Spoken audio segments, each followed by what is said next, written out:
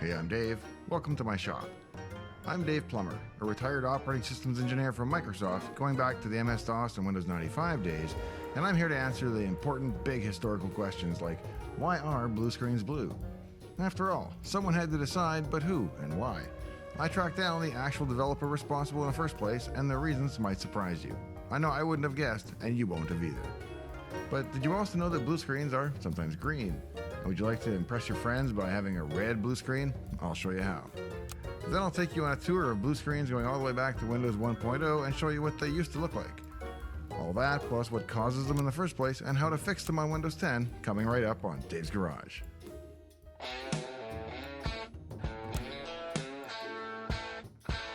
Before we worry about why blue screens are blue and when they're not, we need to talk about why they exist at all. Then we'll look at some infamous blue screens, like the one where Windows 98 blew up live on stage for Bill Gates, and I'll relate a few blue screen stories from the trenches. And so first, we should at least talk about what blue screens are, why they happen, whether they're avoidable in the first place, and how to fix them if not. As you likely know, a blue screen is the end of the line. It's a screen displayed to you when the system instantly locks up and shuts down. If you're not up to speed on the issues surrounding them, it might seem rather drastic of the operating system to completely shut down and lock things up the moment the slightest thing goes wrong inside the kernel, but that's precisely what it does. But what's the alternative and what would the implications be? And by the way, I never once heard the term blue screen of death at Microsoft, only on the internet afterwards. We called it primarily just a blue screen, or more frequently, a bug check. Well, that's the name of the API down in the kernel that allows you to raise a blue screen in the unfortunate event that one is needed, and so that was the internal name we generally used. Like all the great words, it can be both a verb and a noun. When it comes to software demos, a blue screen is synonymous with serious failure. The last thing you want is for your demo to end in a blue screen at a big conference or up on stage. Let's have a look at a famous blue screen. Back in 1998, the nervous-looking Chris Capicella was ready to plug a scanner into a Windows 98 desktop and demonstrate how Plug and Play would automatically detect it. Let's plug it in. It's going to say, hey, I see you plugged in a new device, and it's going to load in the appropriate drivers. You'll notice that this scanner build,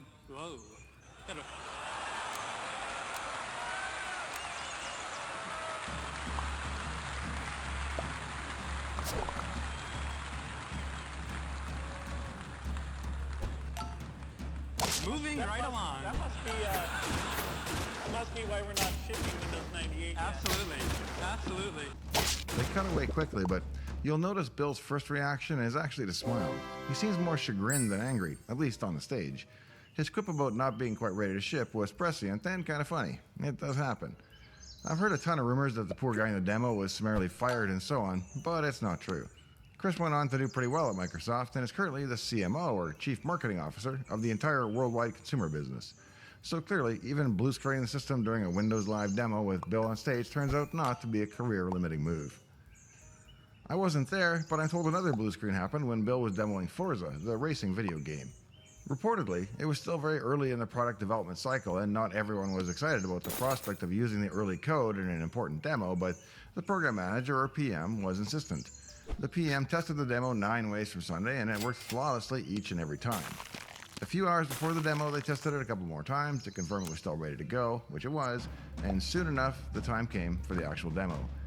Bill grabbed one controller and the PM grabbed the other, but rather than a driving battle royale, the machine blue screened. But how? Why, after testing it so successfully so many times, did it crash on stage? A little investigation turned up a simple explanation. The early code had memory leaks, and so it would work the first time through, but if the machine had been up for too long or they had tested the demo too many times, the memory leaks would have accumulated and eventually a blue screen would result. That's one thing in a very early beta perhaps, but what causes a blue screen when you're using a shipping version of the operating system? Well, as I said, literally it happens when code in the kernel decides it's appropriate or unavoidable for whatever reason to call the KE bug check API. The KE is for kernel. Calling that API is a little like pulling the fire alarm in a theater. It's a serious thing, the operating system's way of tearing the tent down around itself. But what kinds of things go wrong that the operating system is so excited about that it's willing to throw away your work in progress and lock up irretrievably? Well, rest assured, it's only done truly as a last resort when there are no other safe options. In the simplest case, let's say the kernel commits an access violation, by which I mean it reads or writes memory that it doesn't own. As soon as the attempt to write to memory outside the kernel's control is made, a part of the processor known as the Memory Management Unit, or MMU, detects it and raises an exception. Windows catches that exception and ultimately bug checks the system, putting up the dreaded blue screen. Note importantly, though, that this all happens before the memory is actually corrupted. In this case, any such illegal writes are not only detected, but they are also prevented from happening at all. Philosophically, that's important because it means that the system might come to a premature halt, but it's never in a corrupted state. It's alive or it's dead, but it's never a zombie. It's unfortunate that you can lose work in progress, but it's better than corrupting already saved work in the form of data loss. Data loss is always the much greater sin. You can contrast that with the 16-bit days. Back in Windows 3.1, for example, and even continuing on through Win95, the fatal exception screen was also blue, but it allowed you to continue at your option. The system would tell you that it was borked, but if you wanted to keep on driving old Bessie on 5 cylinders, that was up to you. You at least had a shot at trying to save your work before the machine burst into flames or did whatever it was going to ultimately do. With NT, it's not so simple. It's supposed to be robust and secure and trustworthy, meaning borked was not really in our vocabulary. And it really has to be that way if you stop and think about it. What if the system is running inside of an ATM and the memory that's being illegally cleared is also the flag that keeps track of how many $100 bills have been dispensed? Or perhaps it's some important function in a healthcare monitor. Now, I don't even know if the Windows license allows for use in situations where life and limb are at risk, but if you want to know what the reality is, consider this. When the Fukushima power plant melted down not that long ago, 48,000 of their PCs were running Windows.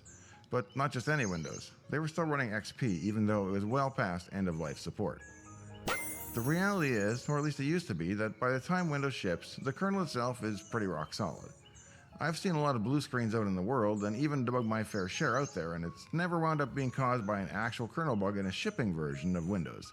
Like compiler bugs, they do exist of course, but in my real-world experience, it's always turned out to be something else, and it's most often a bad device driver. And that's a weakness in most all traditional operating systems. The device drivers run at the same privilege level as the kernel. A device driver acts as though it were part of the kernel itself, and its bugs are the same as kernel bugs. A simple access violation in a graphics driver will immediately blue screen the system. And it has to, because it has access to the same memory that the kernel does, which is to say, every byte of the entire system. A poorly written or poorly tested driver can truly be the Achilles heel of an otherwise solid system. One fix Microsoft has come up with is to move progressively more and more drivers out of kernel space and into plain old user space. It's more work for the driver authors, but a big win for stability. Printers, for example. It was a painful transition at first, but a worthwhile one. Now, if your printer driver crashes, it does so in user space, and worst case, brings down the process that was doing the printing. Sound drivers have similarly been moved. Changes like that have gone a long way towards making software blue screens far less common than they used to be. Ironically, one step backwards in stability came, at least in theory, when the NT video subsystem was moved into the kernel for performance reasons. In the very early days, even the video drivers were in user mode. If your thread wanted to make a call to your graphics card, a kernel thread would copy all the data over to the kernel side and then do the system call for you. It meant the video driver could crash on its side without ever bringing the system down, but at a performance penalty, so they moved those drivers into the kernel around the XP timeframe. One big improvement came with Windows 2000 and the introduction of what is known as the driver verifier, a special version of the kernel that stresses and abuses drivers in strange ways in an attempt to get them to fail. These two changes, the driver verifier and the user mode driver model, likely went further than anything else in reducing the number of Windows blue screens. Let's take a quick look at blue screens over time. We'll start with the Windows 1.0 screen, which, as you can see, does little more than simply show you what appears to be a memory buffer. Perhaps if you're lucky, you'd be able to see whatever corruption was written to it, but it's clearly not much use other than to confirm that the system has indeed crashed. That screen was used on Windows 2 as well. It was finally replaced with something a little more informative by Windows 3.1. And it is in Windows 3.1 that we find the first evidence of a proper crash screen, more correctly known as the Control-Alt-Delete screen. With white text on a blue background and a text message explaining the crash, it turns out that the Windows 95 blue screen was the creation of Raymond Chen. It further turns out that Raymond was responsible not only for the Windows 95 blue screen, but also for the Windows 3.1 blue screen. I should note that he also correctly identifies them as Control-Alt-Delete screens, but I'll let you mentally lump it in with the other blue screens for now. But what's more surprising is that Raymond does not take credit for the text that you find on the Control-Alt-Delete screen, because as he explained, the actual author of the Control-Alt-Delete text for Windows 3.1 was none other than Steve Ballmer himself. As it turns out, Steve was visiting the operating systems division one day and saw an early prototype that was displaying that fatal information screen, but he didn't like the wording he saw. Someone suggested that if Steve thought he could do better, maybe he should try it himself, which of course he did. He went home and wrote it out and then emailed Raymond the text that should appear on the screen, and Raymond dutifully put it into the product almost verbatim, where it was enshrined for the ages. All I had to do then was to find the author of what is now the Windows 10 blue screen code and confirm that he or she had been inspired by the Windows 3.1 Control-Alt-Delete screen, and the circle would be complete. A tidy story wrapped in a ribbon, tied in a knot with a bow, and all of that.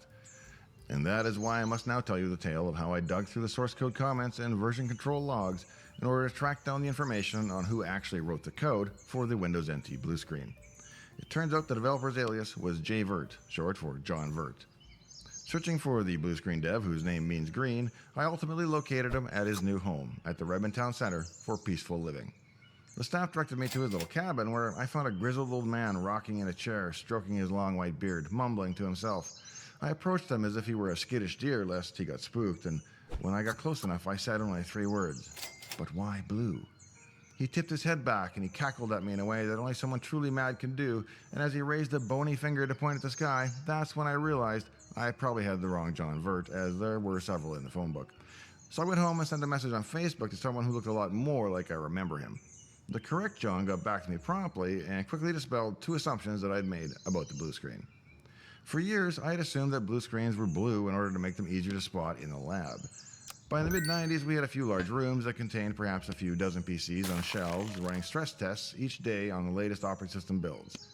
You could walk into a lab and simply by glancing around easily spot where the troublemaker was. Somehow, I long assumed that this was the reason, as if I had heard that from someone authoritative, but now I didn't have to guess. I could hear it first person from the fellow who actually wrote the code to turn the screen blue in the first place.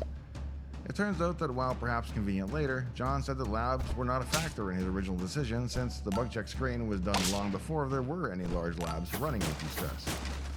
A second assumption I made, one that also turned out not to be true at all, was that because both Windows NT and Windows 3.1 had fatal error screens that were white on blue, that NT had simply followed a precedent that Windows 3.1 had set. John said this was also not true. In fact, most of the early NT guys likely never used Win 3.1. I'll also point out that Windows was not the original UI for NT, the OS2 presentation manager would have been. So, for Windows NT at least, the blue screen is actually older than Windows NT as we know it. If NT and Windows 95 did not have a shared heritage then, that means John Vert is the father of the modern Windows 10 blue screen. So now we have a singular father, and finally, he could tell me why it was blue. The first contributing factor is that the lowest common denominator for the video hardware that NT could run on had a very rudimentary color text mode. The number of color choices were not infinite, and among them, white on a dark color was a pretty natural choice. But even so, why blue? Put simply, because John's dev machine was a MIPS RISC box, and the firmware on that machine was white on blue. Using the same color scheme led to a more consistent experience. And in fact, his favorite editor at the time was SlickEdit, and the default text colors for SlickEdit were also white on blue. You could boot, code, and crash all in the same color scheme, white on blue. And so that's why blue screens are blue, because in the old days, the MIPS firmware screen was. If you want to go back even further, I worked on the MS-DOS setup program which, from about MS-DOS 5 on, used a light gray on blue color scheme. But I think pointing to any of those as the progenitor of the blue screen would be a pretty big reach. If you want to be super pedantic, blue screens are not even pure blue anymore, as in Windows 10 they've adjusted the color tone so as to technically be cerulean, which is a shade of blue ranging somewhere between azure and a darker sky blue. And now the next time your friend's gaming rig crashes, you can drop a cerulean screen reference, because now you know why blue screens are cerulean. Hang in there for a minute, and I'll tell you how to impress your friends and frighten your enemies by making your blue screens bright red. If you enjoyed this particular story, but you're not yet subscribed to my channel, I'd be honored if you took a moment to do so right now.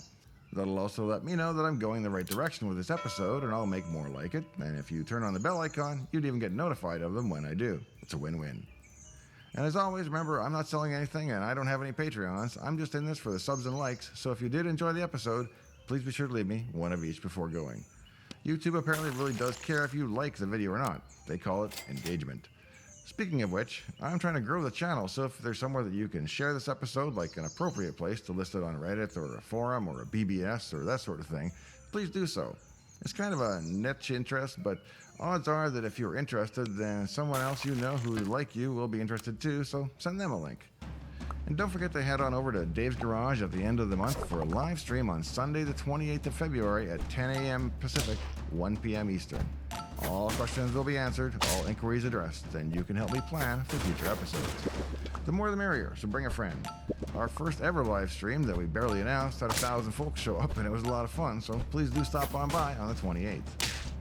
Now on the topic of how to make your blue screens red, I was about to tell you how to hack the 386 enhanced section of the system.ini file, which is the manual. But in talking to Raymond, as is par for the course, he pointed out an easier way that I didn't know about. And that's to download an app called Not My Fault by Mark Rusunovich, one of the guys from SysInternals. As long as you run it as administrator, it will temporarily install a driver that will intentionally blue screen the system with a bug check color of your choice. You can pick red or even a lovely shade of fuchsia if you like, pretty much any color from the VGA color palette. I'll link to the app's homepage in the video description. I can't promise it'll work on the latest Windows 10 without some registry hacks to get you back to a traditional blue screen display without the smiley and all that, but it works well on anything that actually shows the stop message. Thanks for joining me here in the shop. In the meantime and in between time, I hope to see you next time here in Dave's Garage. This little chair will be waiting for one of you, and a rocking chair for another who likes to rock, and a big armchair for two to curl up in. All next time on Dave's Garage.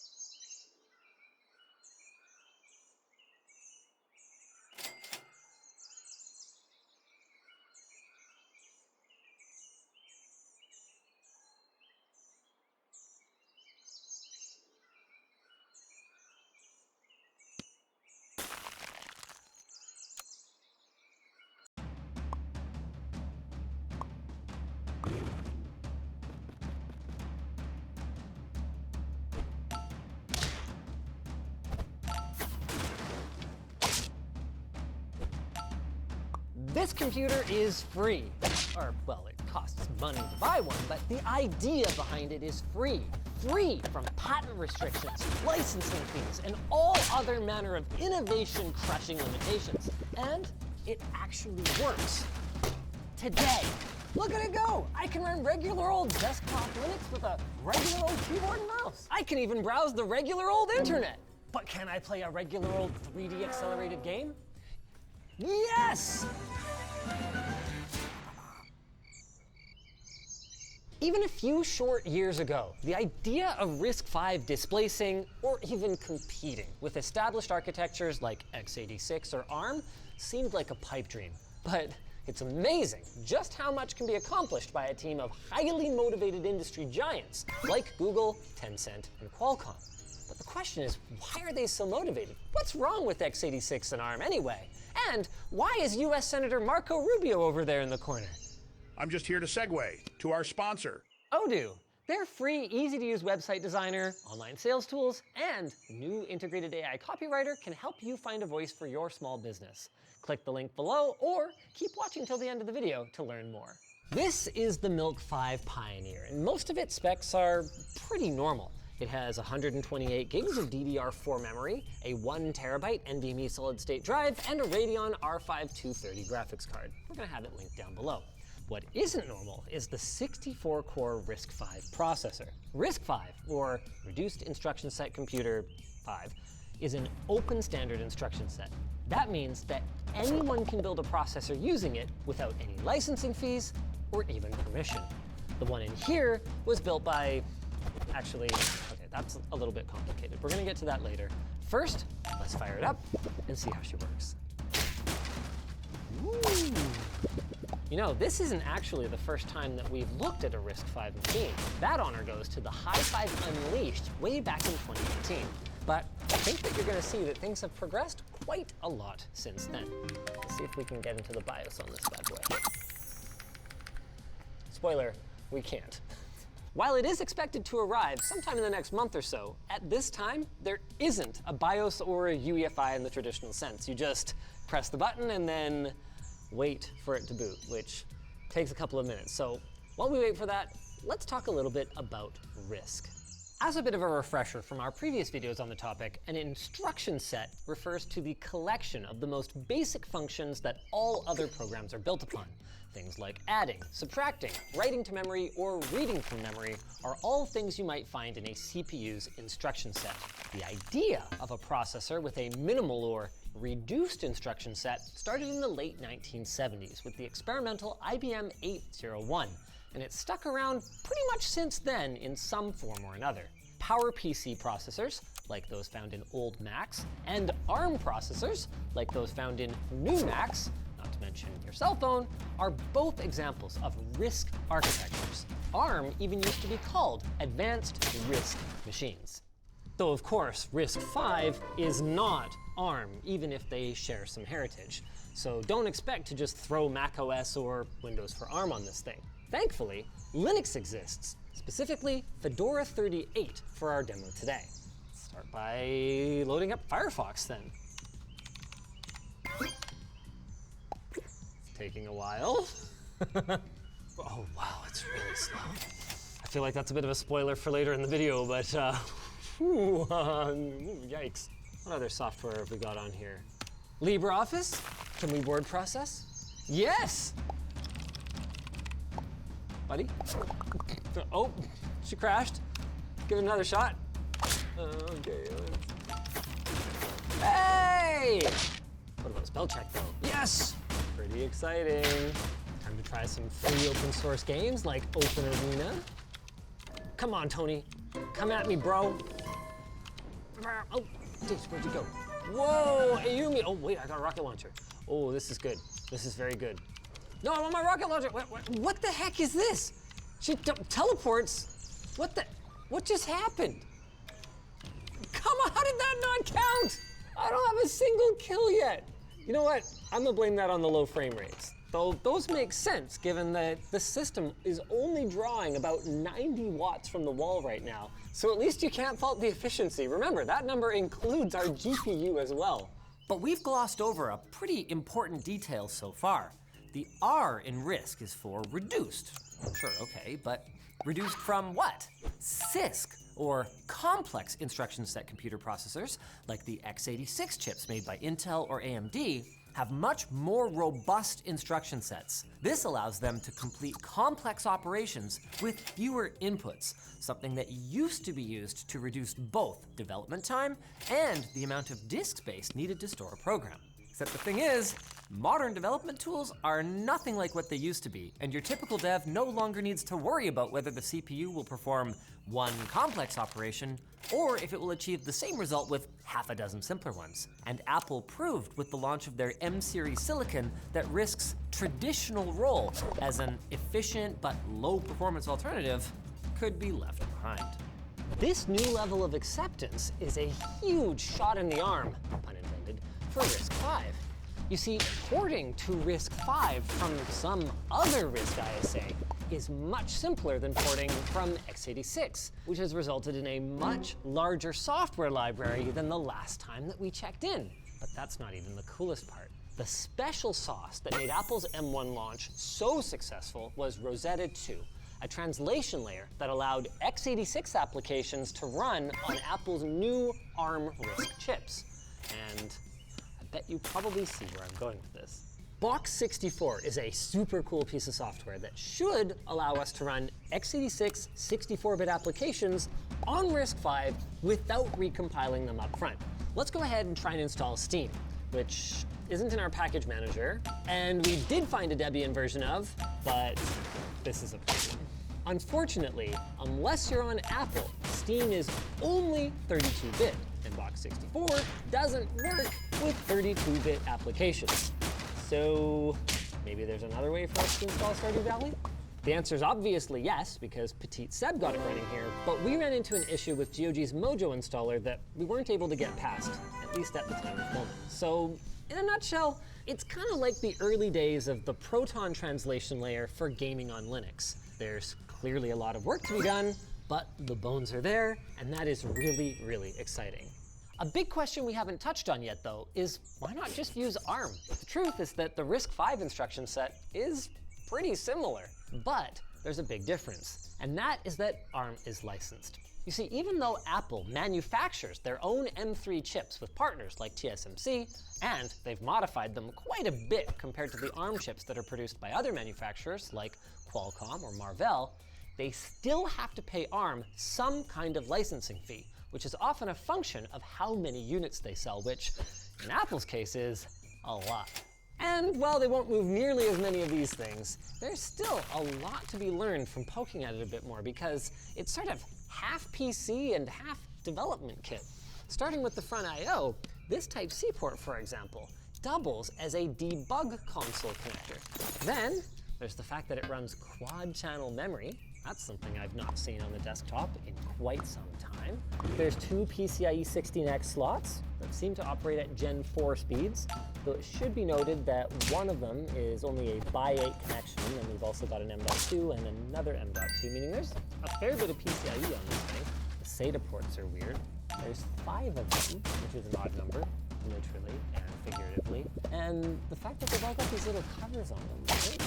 Look at that. According to Milk 5, these are dust covers, and that's not the only odd thing that we asked them about.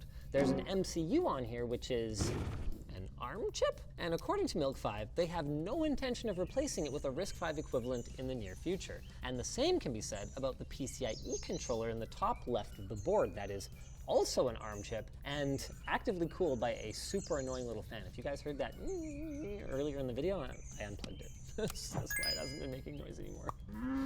Oh wow, this is funky. It only uses a 24-pin power connector. No additional 4-pin or 8-pin or anything for the CPU.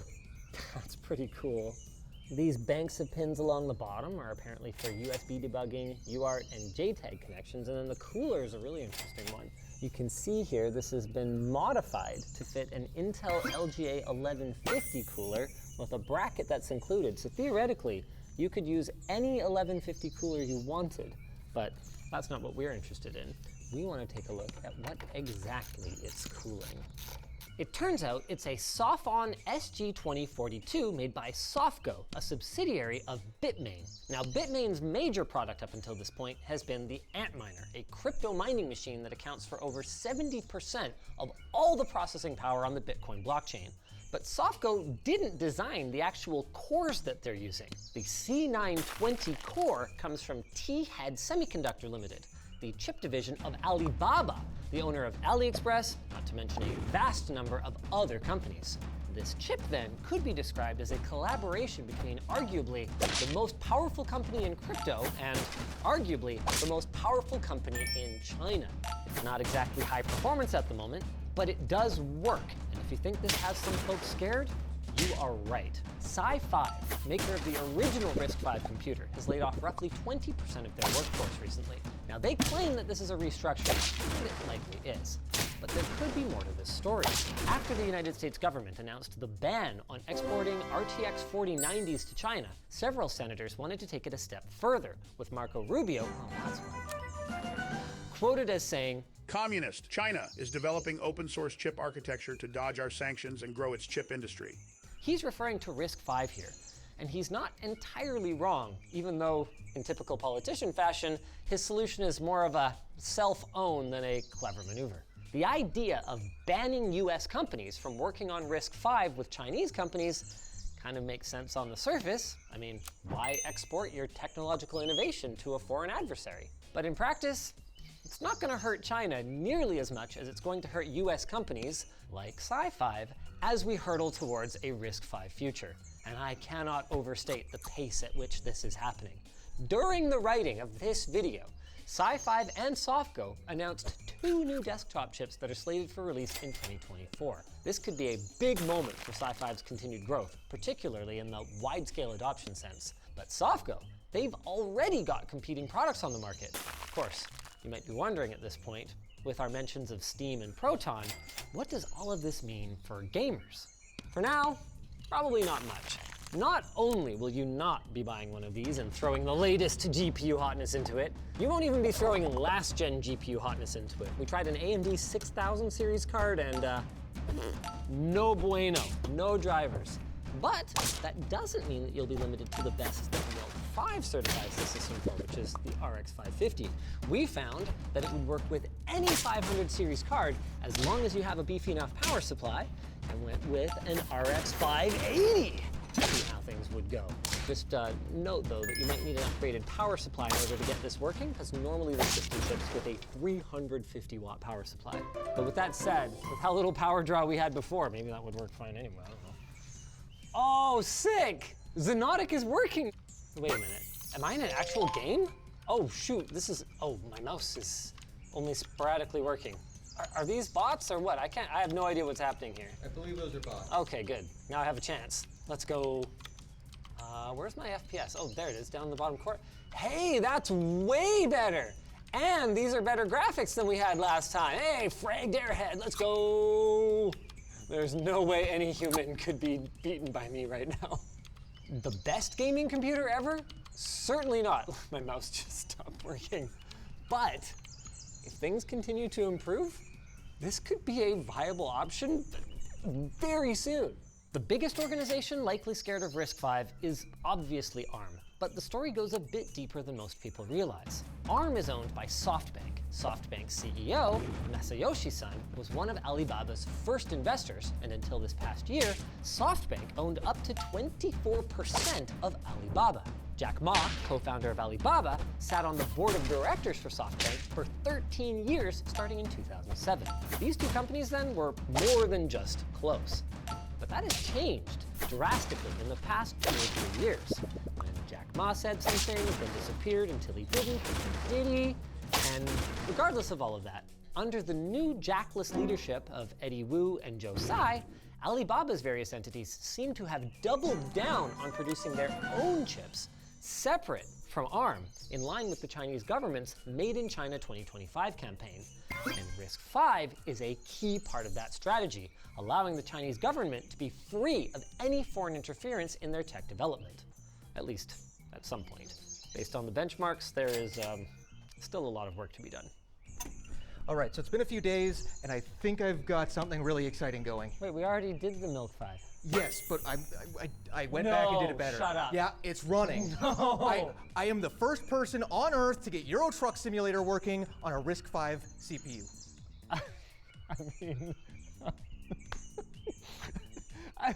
I mean, no, you know what? Yeah, let's go. Okay, shut up, really? We're gonna be standing here for a minute. It's slow, but it actually does like load, and you can almost drive a truck good. Holy All right, I did crash the truck in the last game, so That you may have done. Let's see if I can crash the game. It's running at about 4 FPS, which means the physics and inputs are a little funky. But are you guys seeing this? Running poorly is a big step toward running well. That's why I passed this class. Okay, what happens if you hit a gas station? How is the destructibility of the environments? Not so good. The growth of RISC-V then is all but set in stone, at least for the next few years. Qualcomm and Google have announced that their next line of wearables will use RISC-V. Manufacturer Ventana claims that their upcoming Veyron V2 CPU is the most powerful RISC-V processor ever, and they intend to roll it out to data centers. And GPU startup Imagination Technologies is beginning to roll out their new line of RISC-V GPUs that can do DirectX 11. So these are still early days, but it is a heck of a start. If you remember back to 2012, with the first release of Windows RT for ARM, it was notoriously fairly crap. But then Apple released the M1 in 2020 and people were shocked at how competent it could be at such a low power level. Well, if you ask me, RISC-V is a lot closer than you would think to its M1 moment. With a solid backer deciding they are done paying Intel or ARM for licensing fees, it could be your next desktop or laptop processor virtually overnight. All it takes is one company, like a Google, a Huawei, or an Apple, that implements it into their ecosystem, and boom, you've got a RISC-V processor right there beside you. Just like right beside me is this segue to our sponsor, Odoo. Want to create a website for your small business but don't know how to code? Odoo's open source, intuitive platform makes building a website quick and painless. Simply drag and drop from their massive selection of design elements to make an eye-catching site. Anyone can do it, even if they think the word coding means coming up with passphrases in secret clubs. And now, Odoo has added their own AI copywriter powered by ChatGPT. So in just a few clicks, you can write, rewrite, lengthen, or change the tone of any text on your website. Best of all, Odoo's site builder is free to use, comes with unlimited hosting, and they'll even pay for your domain name for the first year. Need more than just a basic site? Well, Odoo has you covered there too, with over 50 integrated apps to choose from, so you'll have access to the perfect tools to suit your business's needs. So don't wait, click the link below and start creating a website for free today with Odoo. If you guys enjoyed this video, check out our first look at RISC-V and a little history lesson from 2018.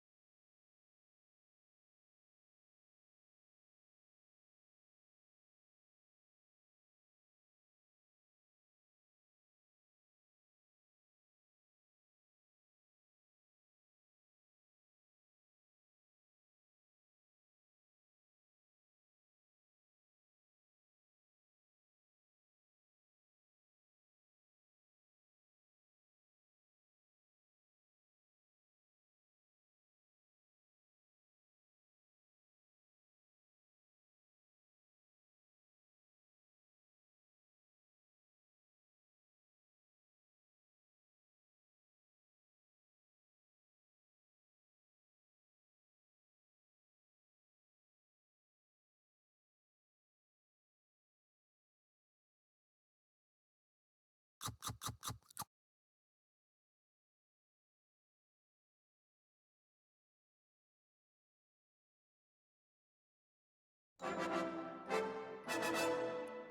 there, News Beetles! It's me, the largest news beetle, the firmest news beetle, here to give you some more of the news. And here's some more of the news.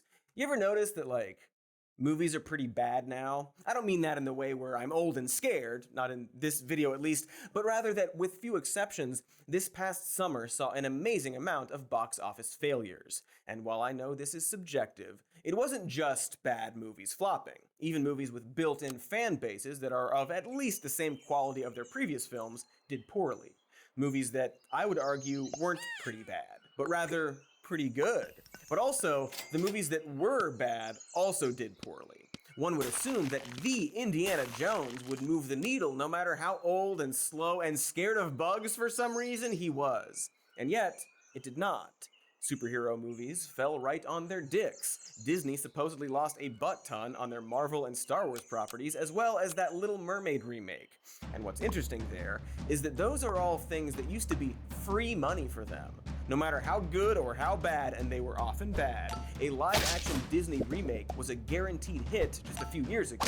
Heck, we watched endless Jurassic World sequels despite, and this is objectively true, every one of those movies being terrible. Generally speaking, the state of blockbuster films, not like films in general, but like big blockbuster movies, has been quantifiably homogenous compared to previous generations. For example, the highest-grossing films of 1991 were an action sequel, adventure adaptation, original comedy, thriller horror, comedy western, drama western, thriller, dark family comedy, slapstick comedy, and comic book movie. In 2001, it was a fantasy adaptation, family comedy, kids movie, action comedy sequel, adventure sequel, historical epic, terrible sci-fi sequel, sci-fi remake, horror sequel, and epic fantasy. Not a bad spread. So let's look at 2021. Okay, so it's a Marvel superhero sequel, a Marvel superhero fantasy, Marvel superhero sequel, Marvel superhero prequel, action sequel part 9, Marvel superhero fantasy, James Bond sequel number 25, horror sequel, Ghostbusters reboot number 2, and The Truman Show but with video games. But hey, Free Guy is technically an original film, so it's cool we got one in there. But now, in this year of 2023, for the first time in 20 damn years, the top 3 movies at the global box office, at least when this video came out, weren't sequels. They were, big quotes, original stories, as original as blockbusters have always been. I mean, even Jaws was based on a book, right? And in fact, from this dismal year, a double feature rose from the ashes, the likes of which we hadn't seen since Alien vs. Predator Requiem and The Bucket List came out on the same day, spawning the famous pop culture event, Bucket Predator. You remember that? Oh god, that was so fun. Remember when throngs of excited fans poured out for that infamous same-day double feature? It was like the 9/11 of Kennedy assassinations of movies about 2 aliens trying to live life to the fullest and 2 old guys trying to kill each other, I think. Bucket Predator was a long time ago. I don't remember everything. But anyway, this episode is mostly about Bucket Predator, obviously.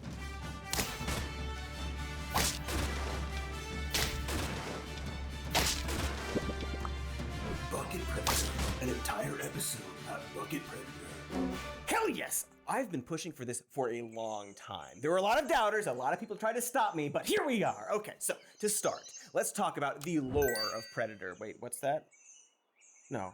No! No! Let's all go to the lobby. Let's all go to the... What's going on with blockbusters these days? Okay, well, I've been told that everything I recall about the success of Bucket Predator was a fabrication, and this actually has to be a video about a larger look at studio films, but I will have my day. Just you wait. So, Bucket Predator was not unlike the real cultural phenomenon of Barbenheimer, which saw audiences across the country flocking to double features of Barbie and Oppenheimer. Those were, along with the Super Mario movie, but not the good one, the top 3 films I was referring to. And it really seems like such an event would be a clear message to studios that audiences likely want well-made genre films more than they are looking for endless sequels or tired superhero spectacles. Oppenheimer mostly took place in very serious rooms with very serious people, but adult audiences were ready to watch an actual adult film and not a four-quadrant behemoth. Barbie, though basically an advertisement for a brand, was still, much like Oppenheimer, made with a great deal of thought and care and craftsmanship and wokeness. You know that old saying, go woke, become the biggest film of the year? Both of these movies were shot on real sets without much CGI at all, which shouldn't be something to have to brag about. They were also, by today's standards, shot on a much lower budget than a lot of films today. For context, if you took Oppenheimer's budget and combined it with Barbie's, the total is less than the budget for The Flash. Then there's, of course, the fact that Barbie and Oppenheimer were very well marketed and even embraced the fact that they were coming out on the same weekend. I think actually start your day with Barbie, then go straight into Oppenheimer, and then Barbie chaser. My suggestion would be Barbie first, Oppenheimer for lunch, and then a Barbie chaser. I saw a poster for Barbenheimer the other day where they combined our worlds, and I think that's just the best kind of friendly competition. How often do you get red carpet stars plugging a different film? So what, if you were a studio executive, should you learn from this? Well, at the very least, you shouldn't shy away from double features. If a meme starts around your film, you should let that happen organically. So you would think that if, for example, another double feature came along, then studios would be extremely happy about that. Like if, I don't know, if Taylor Swift revealed she would be releasing her Eras Tour concert film in theaters the same day as the new Exorcist movie, #ExorSwift! That's perfect. That's even on Friday the 13th of October, and obviously it's less effective if it's not organic and seems incredibly forced, but like Barbie and Oppenheimer, in that case there's no real threat of those two things having to compete. They are totally different genres, and so you can get scared watching The Demon in the first movie and then go see that Exorcist film to cool off afterward. And so the studio heads at Universal, Morgan Creek, and Blumhouse, seeing the writing on the wall for another Barbenheimer-level success, moved the release date of their Exorcist film ahead 1 week, effectively deflating the burgeoning meme like ripping a balloon from the lips of a thirsty clown. Freaking why? Are they allergic to money? Meanwhile, after the runaway success of Barbie, the executive response was to greenlight a bunch of projects based on Mattel toys. Because clearly, what thrilled audiences the most about the Barbie movie was the Mattel logo in the credits. And this goes back to that first thing I said about how movies are bad, because the second recent trend we've been noticing is that the movie and TV executives appear to be completely incapable of learning the correct lesson from any success and failure. They're like aliens with bad taste. Like the aliens in Bad Taste. Every story we hear about their decision seems to be purposefully intended to hurt their bottom line. Warner Brothers CEO David Zaslav seems particularly good at this. Is everyone talking about Brendan Fraser? Ha! Better cancel his Batgirl movie and push forward with the totally beloved Ezra Miller superhero movie instead. HBO is the premier television destination? Quick, let's pull that name from our branding and call it something wildly similar to another brand that's also associated with television. You liked Westworld and Raised by Wolves? Well, go watch them on another streaming channel. It is genuinely impressive how often he's able to piss on his own shoes. Don't get me wrong, studio executives generally have been clueless for a while. Depending on who you ask, Disney changed the title of John Carter of Mars to just John Carter either because they didn't think girls would see a movie with Mars in the title, or, no joke, because the film Mars Needs Moms bombed and they didn't think people liked the word Mars. And we fucking love that word. It's a good word. Mars, Mars, Mars. It's a fine word. I'm also not going to sit here and pretend like blockbuster films in the 90s and 2000s were untouchable works of art. Except, you know, the one. Or that blockbusters in general aren't designed specifically to make as much money as possible. But there's no denying that homogeneity I mentioned before, or that the worst qualities that have always existed in the big budget studio system have now ramped up way more. Because it is different now in ways that it never was before, specifically when it comes to technology and the general state of capitalism. And we are going to explore all of that. But it's important to recognize that we have, and will, always make terrible movies. They made 4 Planet of the Apes sequels in the 70s, and I'm guessing most of those weren't very good. Out of the Forbidden City they roared, to settle once and for all who had the right to rule the planet, ape or man. Ooh, never mind, that actually looks pretty great. I want to see Severin Darden as Cole, just a totally famous actor playing a really iconic role that we all remember. So quality ebbs and flows, and I would argue that in terms of blockbusters specifically, we are in an especially deep slump. Specifically because these stories of clueless and terrible executives have now become the norm and not the exception. Stories coming from studio bigwigs who seem to completely misunderstand why we like movies, and in fact, some of them appear to actively hate them. Entire TV shows and movies are being pulled from streaming platforms before anyone has a chance to watch them. That includes the Willow revival show and an original adventure space movie that had been out for only 7 weeks.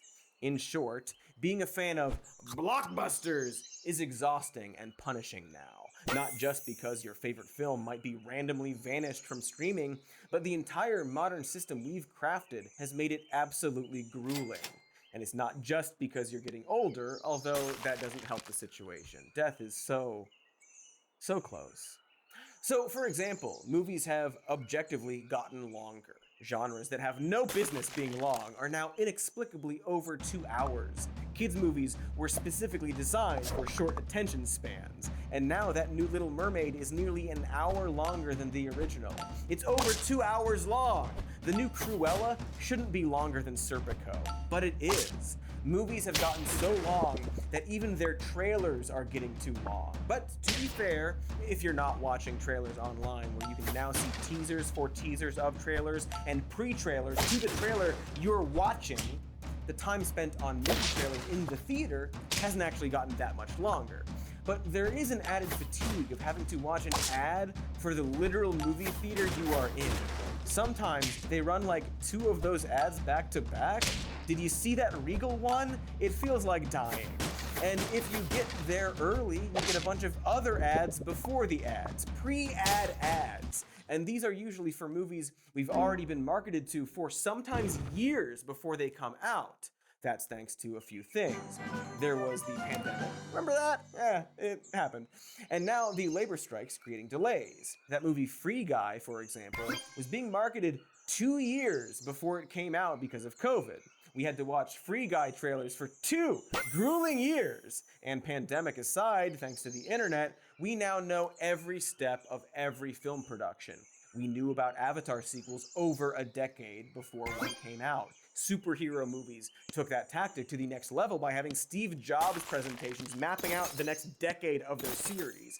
Nothing ever got to be a surprise. It's hard to feel tension while watching a film when you know the studio already announced several sequels. Is Spider-Man gonna survive the snap? Don't worry, they literally debuted a trailer for his next film before Endgame came out. And with the success of the Marvel Cinematic Universe, we got a whole new level of exhaustion. Every blockbuster wanted you to watch 10 versions of it. Side note, if you wanted to do a movie monster cinematic universe, obviously you take Brendan Fraser and Rachel Weisz's characters from The Mummy and have them investigate Dracula and the Wolfman. You fucking morons! But the cinematic universes that did prevail have gotten so convoluted that it's actually work to keep up with it. You want to see that new Marvels movie? You gotta watch 2 TV shows first. No, wait, 3 TV shows first. Are you a Mandalorian fan? Perhaps you stupidly thought that you could go from season 2 to season 3. You rube. You fucking rube. Don't you know that you have to watch this entirely different show first in order to see the resolution to what you thought was an emotional and dramatic narrative choice? Obviously, there's the superhero fatigue, but I genuinely don't think that's the problem so much as the total carelessness and hubris of the storytelling itself. The multiverse continued to lower any stakes or tension in these films, but that isn't to say you can't make a good multiverse story. There's actually a good Twitter thread explaining the difference. The actual problem is when you combine the multiverse with these huge, expansive cinematic universes without any plan beyond finding ways to make the audience point and cheer.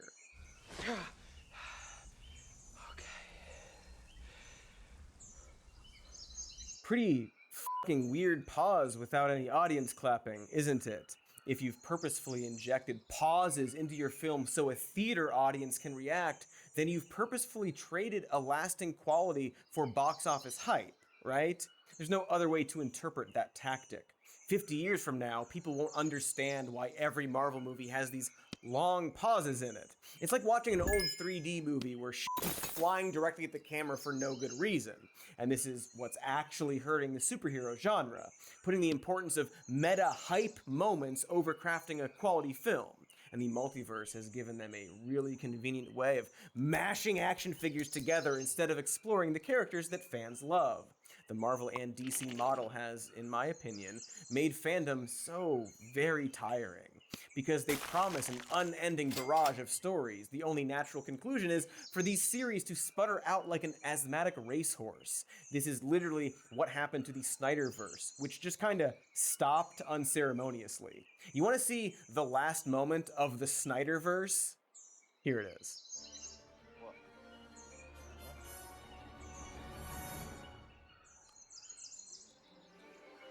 What? The puttering out of these narrative universes in turn angers fans who feel like they've been cheated out of a conclusive story.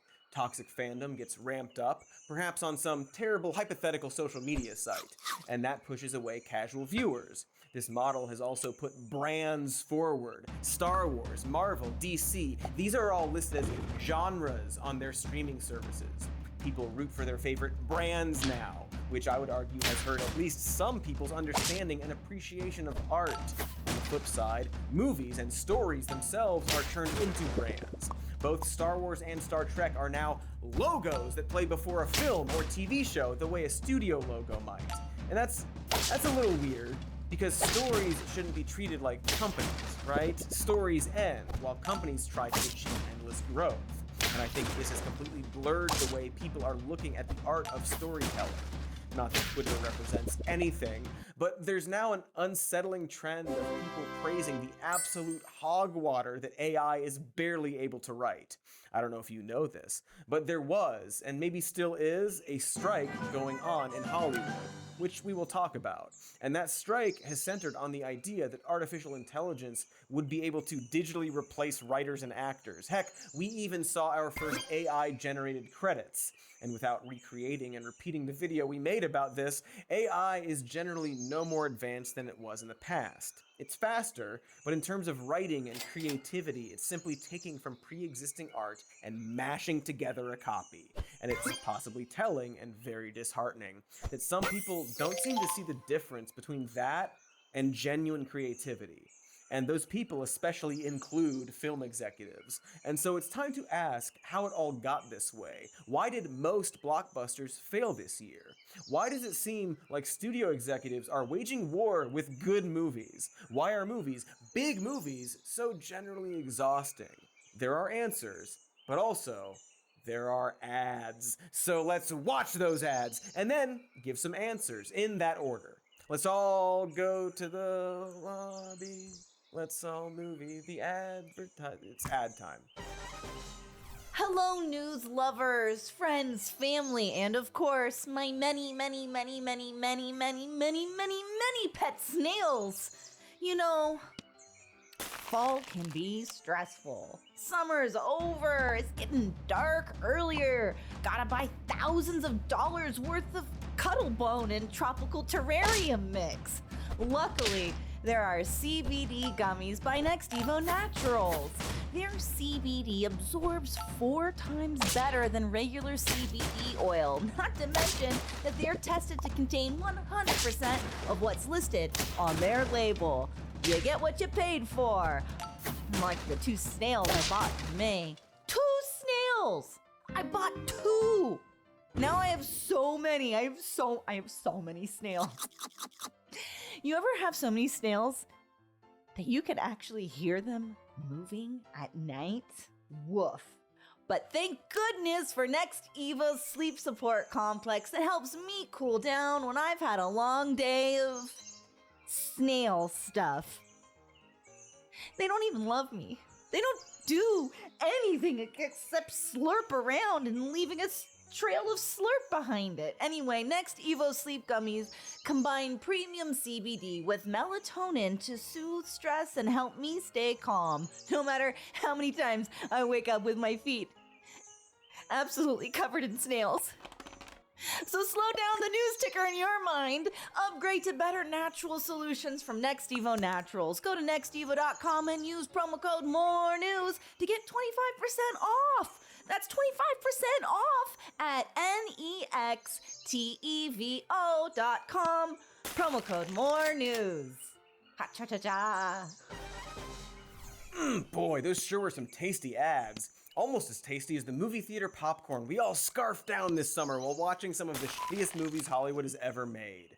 We used the first part of this video to lay out all the various ways it seems like movies have sucked lately. And again, I know it's a little subjective as to which movies sucked, unless it's the Jurassic World films, which are objectively bad films. I also can't stress enough that I'm aware that saying blank sucks now is a clear indicator that one is getting a bit old, yelling at clouds, etc. But what can't be denied is that the cloud has it coming. And this year saw a massive shift in the box office. Something is changing.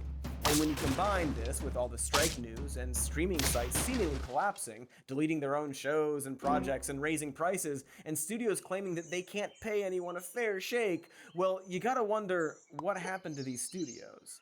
Hey, here's an unrelated clip. From Dimension Home Video, Scream 2, rated R. That was real nice done. Is John Cho about to get blown by the trailer voice guy?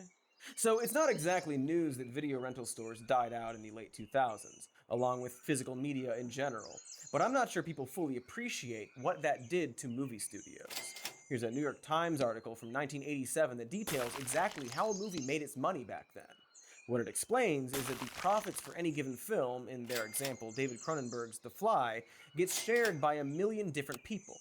Along with the people who worked on the film, they have to share revenue with the theaters themselves, which have to pay their employees. And for this reason, most of the actual theatrical revenue from the film was spent on paying people for the work, making back their budget, plus paying the theaters.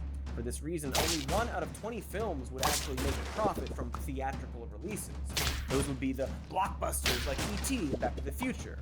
Every other film would have to make their money from the later video rentals and purchases, as well as cable TV broadcasting.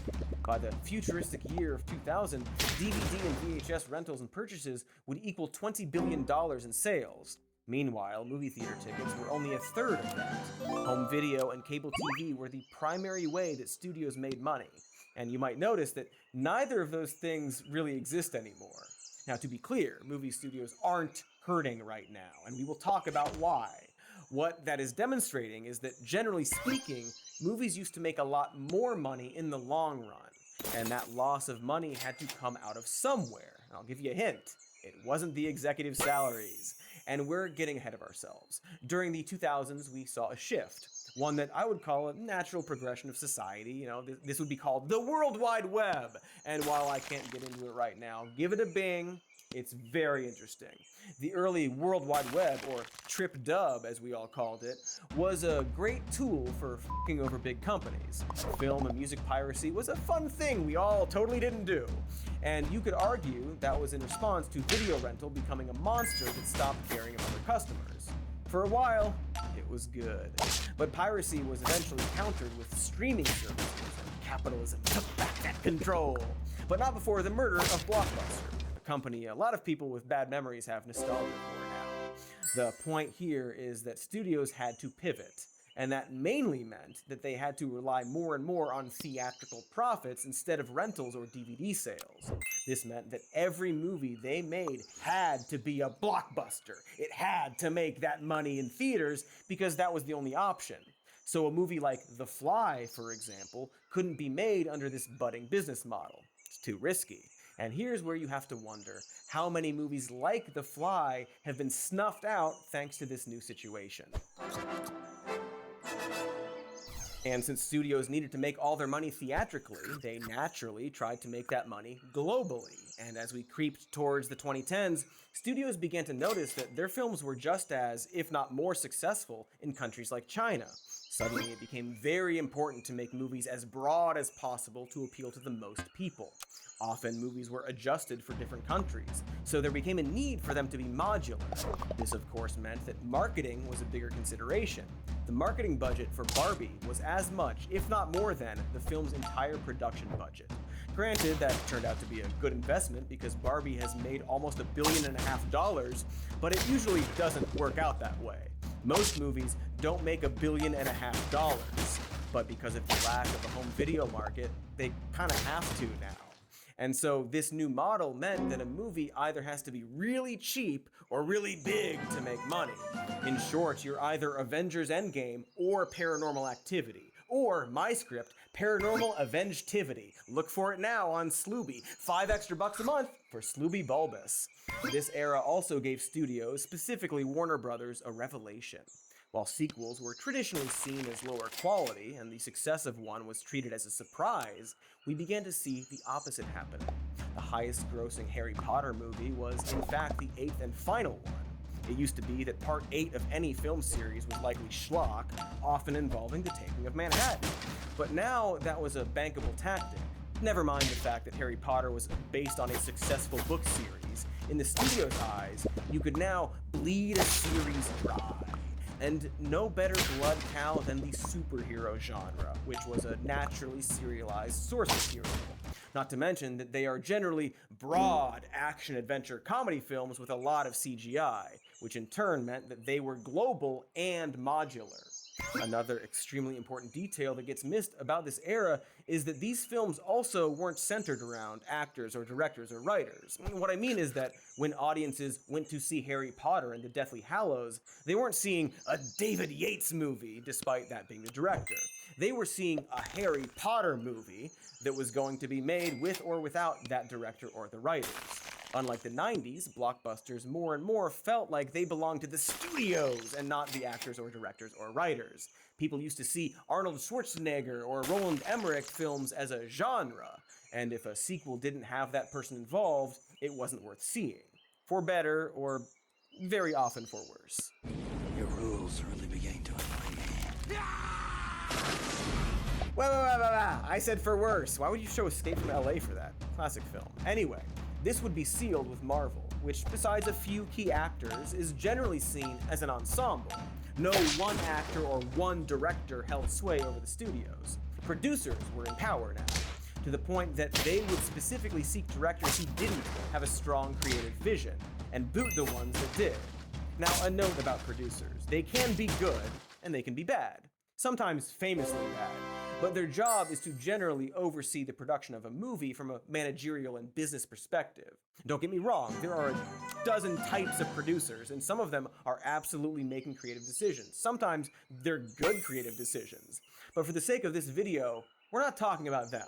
We're talking about the executives and the money people. Rarely do those people think about the artistic intent behind a specific shot or line of dialogue. It's not their job to do that. They are trying to make money. And that's fine until they're given more creative power than the directors and writers. When that happens, they start making decisions solely based on cost-cutting and profit motives. And that spirals more and more until you get scenes like this.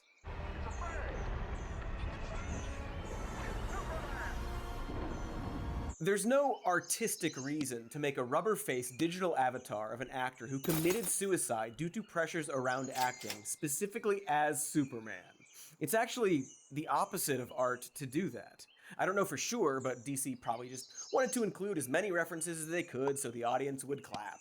Because that's what Spider-Man did, and Spider-Man made money. The Flash is a fascinating end result of what would happen to studios in the 2010s. It's everything right and wrong with modern blockbusters. For example, you might be curious to learn how they made the nightmare that is two Ezra Millers. In the past, movies used to do that with motion capture rigs or by locking down the shot and having the actor do the scene twice, splicing it together. With The Flash, they actually did something completely different. They used a technique called volumetric capture, which is basically a way to 3D scan a person as they are performing. Basically, they would shoot the scene with a double and without having to lock down the camera or plan the shots. Then later, they would have Miller perform the scene again in this 3D scan. And since they had every angle captured, they could just plug them in at the right angle. That's incredible. So hey, there's a question. Why does that movie look like shit? The reason, and the reason why CGI seems worse recently, is the same reason that the technology is so cool. It's a paradox. Like going back in time to move a soup can and now George Clooney or something. You see, it used to be that CGI was expensive and primitive, and for that reason, movies would be very selective about which shots to use it for. Jurassic Park famously has less than 60 CGI shots in it. Meanwhile, the Jurassic World films have roughly 1,000 CGI shots, which is considered low. For reference, Avengers Endgame had 2,500 VFX shots. Now, to be clear, more CGI doesn't equal a worse film. David Fincher, for example, uses tons of CGI. What I'm actually getting at here is the concept of preparation. When films used CGI less, they would have to do a heavy amount of pre-production in order to get things right. This is commonly seen as the normal way to make a movie. You write the script, then you plan all your shots, then you figure out how to do the shots, and then you film it. I'll let the good people behind Terminator 3: Rise of the Machines explain it. It's not just improvising. You have to really, when you have visual effects, you have to do things exactly the way it's planned out, or otherwise it won't work later on when you put the visual effects in. You have makeup effects, visual effects, special effects. All of these departments have to get together and agree that this is how we're going to do a particular shot. Cool music, but as CGI got better, producers discovered that you don't have to plan nearly as much if you just make everything digital. You can just shoot it all on a green screen and make adjustments in post. Film your actor in 3D, and then plug them into any shot you want. No longer do you have to think about your movie before you film it. Literally, the bad movie cliche, we'll fix it in post, is an actual tactic now. Except now I guess it's, we'll write it in post. Even things that shouldn't be in effect are now, as evidenced by this shot from a reshoot for Spider-Man Far From Home. It's a producer's wet dream. If you shoot movies all on green screen, you can add and remove everything you want to make the film more marketable. Remove blood for the TV version, cut a surprise character from the trailer, or adjust for overseas audiences. The producer could potentially decide to change anything about a scene after it was shot. But that power, when wielded by people only thinking about money, can make very bad art. And or very bad visual effects, which is an art, if only for the singular reason that if you don't know what a scene is going to look like, you can't light or shoot that scene in any specific way. It has to be lit evenly in boring wide shots so it can match whatever changes are made afterward. Taking away the pre-production of these films means that the directors don't get to think about artistic intent. They don't get to craft a scene, to carefully plan every shot in sequence. Suddenly it's like shooting a documentary where you're just getting as much coverage as you can and then throwing it together in post. The original cut of The Flash was 4 hours long. That should not be the case, but this is only one reason CGI has become troublesome. This could be its own episode, but visual effects artists desperately need to unionize. Marvel is particularly bad when it comes to treating their artists fairly. CGI has become a buyer's market. The visual effects companies actually have to bid on movie projects, competing with other companies to see who can do the work for the lowest price. The producers naturally pick the companies that offer to charge the least amount of money. Those companies in turn underpay their artists and press them to churn out the effects in time. Meanwhile, the producers might randomly change shots along the way, taking advantage of the CGI company's willingness to play ball. So, for example, a visual effects company like The Mill will underbid for a project, then push their artists to complete it in time. The end result is the film Cats. So now, instead of being the expensive option you have to use sparingly, CGI is seen as the norm. And despite picking the cheapest effects, it has still bloated movie budgets. The average visual effects budget for a blockbuster movie is currently $65 million, which you might recognize as the entire budget for the original Jurassic Park. Even with inflation, that film would have cost far less than most movies today. Modern movies that, even when good, will still end up looking like this.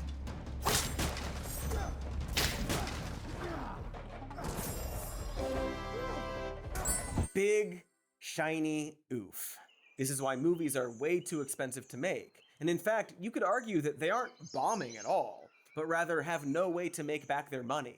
The new Indiana Jones cost nearly $300 million to make, as did the new Mission Impossible.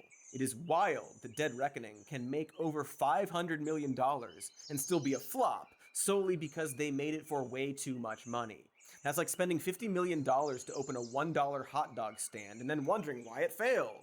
So now, to recap, you have big blockbuster films that cost more to make but often look worse, that are often spearheaded by producers and executives instead of directors and writers, and are seeking to make the most broadly appealing story that can work on a global market, all while receiving zero pushback from fans along the way who for a while would make these projects the biggest movies in existence. Gee, I'm sure that will last forever. So here's an idea. We're gonna take our final and best ad break and then talk about where this is all headed.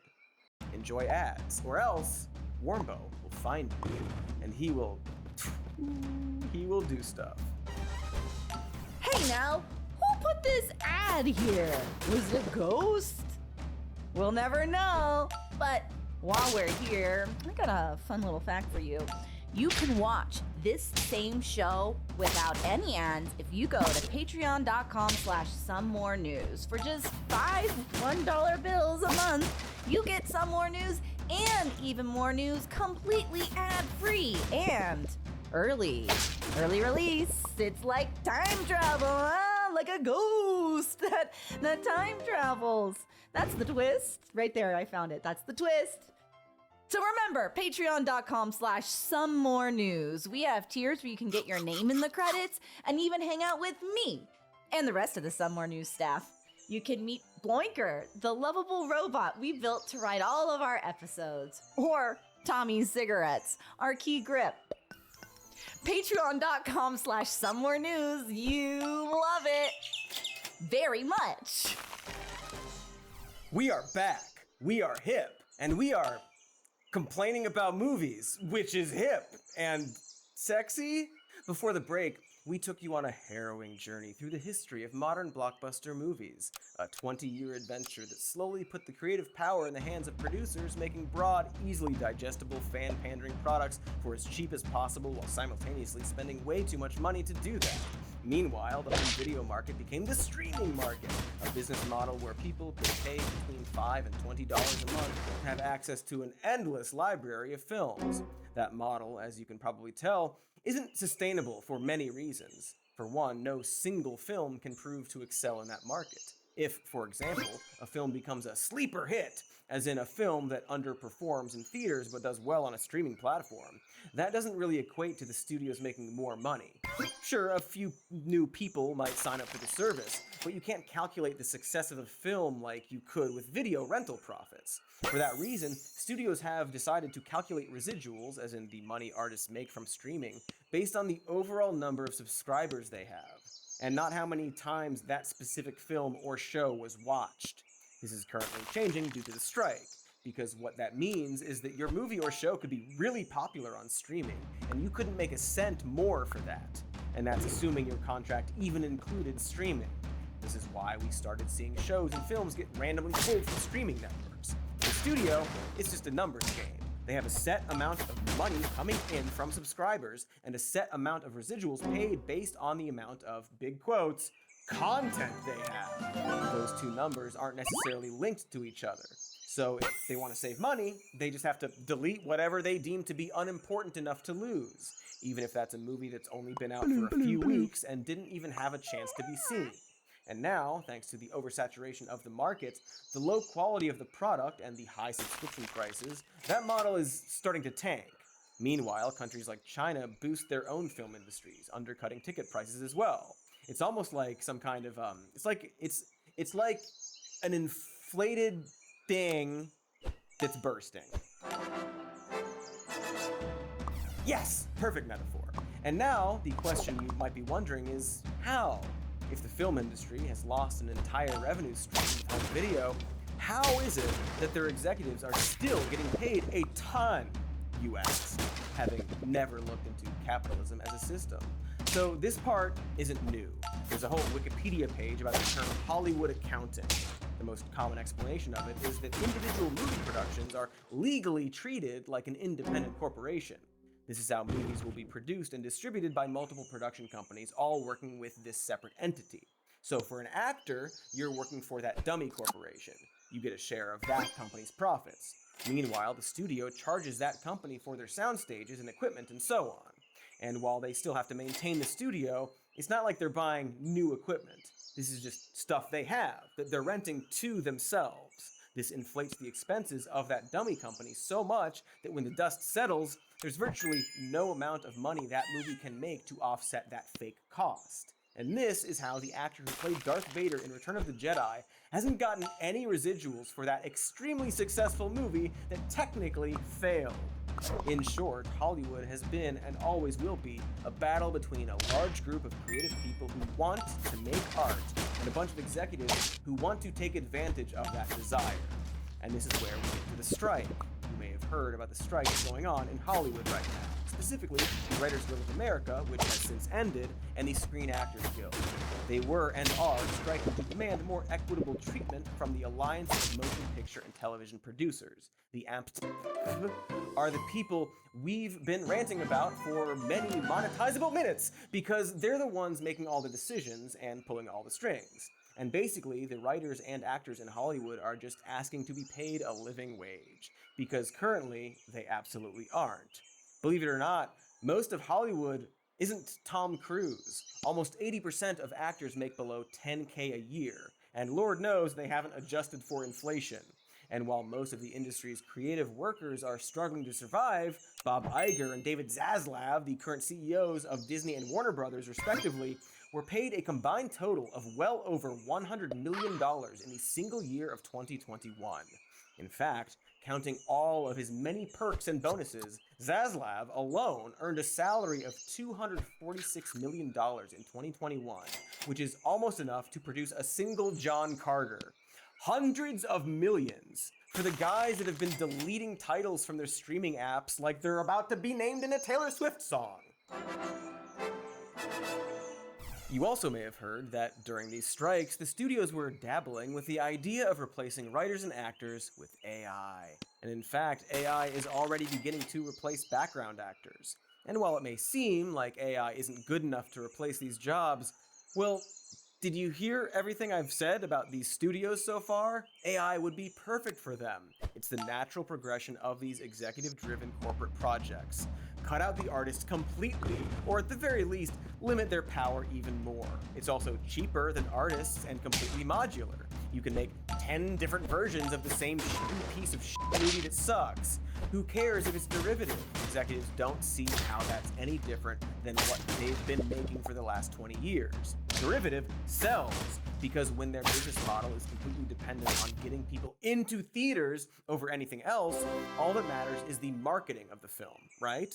If home video sales don't exist, that means a movie doesn't have to stand the test of time. It just has to be successful for a few weekends. That's it. And what better way to get people into seats than a sequel, a remake, or spin-off of a previous hit? It's worked for so long now. Marvel, Terminator, Ghostbusters, Jurassic World, Star Wars, Harry Potter, Batman, Fast and Furious. They've all been paraded out like gussied-up elephants in some kind of fanciful elephant parade. And who isn't going to go see the elephant parade? But the thing is, that was only going to work for so long. I have no, science to back this up, but people ultimately tend to like things they haven't seen before, like, I guess, an elephant parade. This is actually why it seems like studio executives learn the wrong lessons from successes. Not because they don't see the right lessons, but because those better lessons aren't marketable or safe under their business model.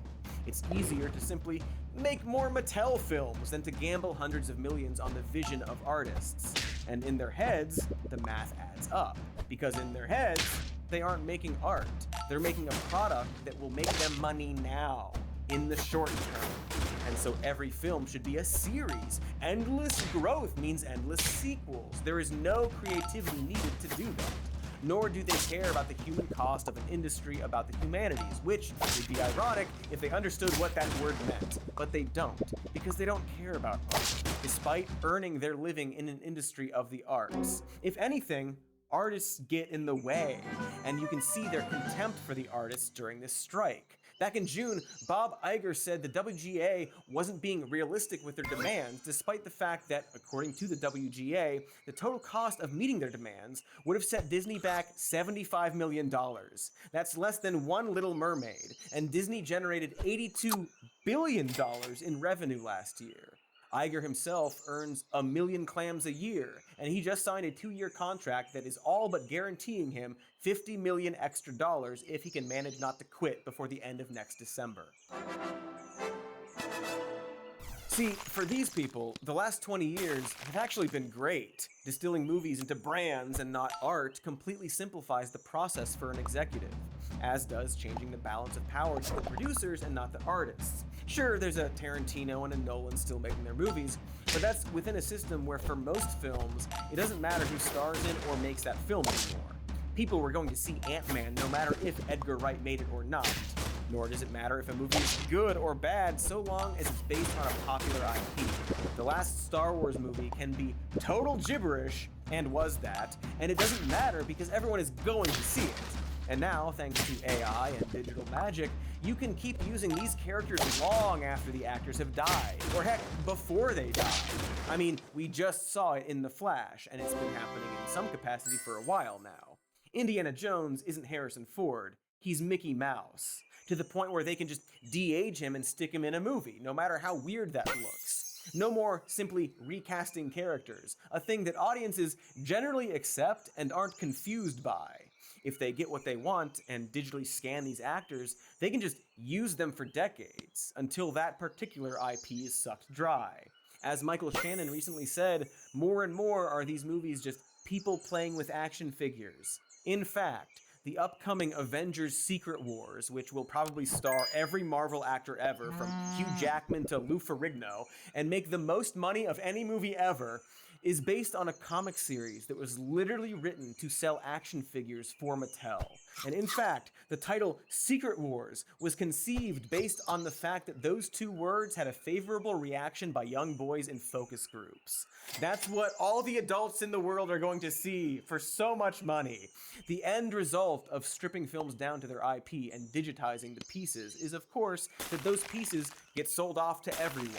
AI is now promising a future where anyone can just make their own Indiana Jones or Star Wars movie using digitally scanned actors and AI writing. What is essentially the plot of Ready Player One, a film specifically about a pop culture dystopia where you can inject yourself into The Shining or use the Iron Giant as a big gun, which he was specifically not. I am not a gun. Yeah, bro, I told him. So you might be wondering why this all matters.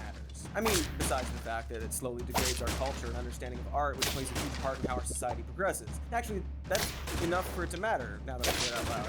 Also, I just think blockbusters should be better, and that's enough. And art matters a lot. That's why we do it and pay money for it. And for a while, the deal was that artists could be paid to make this thing that we all need. But now, the people handing out the checks have no interest in art. And that's for a few reasons. One being that we kind of let it happen, not on purpose, but the last 20 years have given studio executives no incentive to actually make good films that stand the test of time. Fandom got so out of control that the brand became more important than the artists. But as this episode mentioned at the beginning, things might start getting better. Everything I just said about sequels and remakes and reboots being successful, at least this year, wasn't true. And in the last few years, we've seen that model begin to break as audiences looked for other stories that weren't Star Wars or Marvel. Since the strike, studios have largely been seen as the villain of this story. And I think they are now hopefully realizing that this tactic isn't going to work anymore. Again, I hope. But of course, that doesn't solve streaming, and I don't know, maybe we need to think about a resurgence of physical media? Just an idea that is kind of impossible, or maybe film will fundamentally change. Maybe people will get more of their satisfaction from other places, and blockbusters will just turn into big rides, and every theater will be converted into those 4D pieces of shit that throw you around so hard you don't notice that the movie's bad.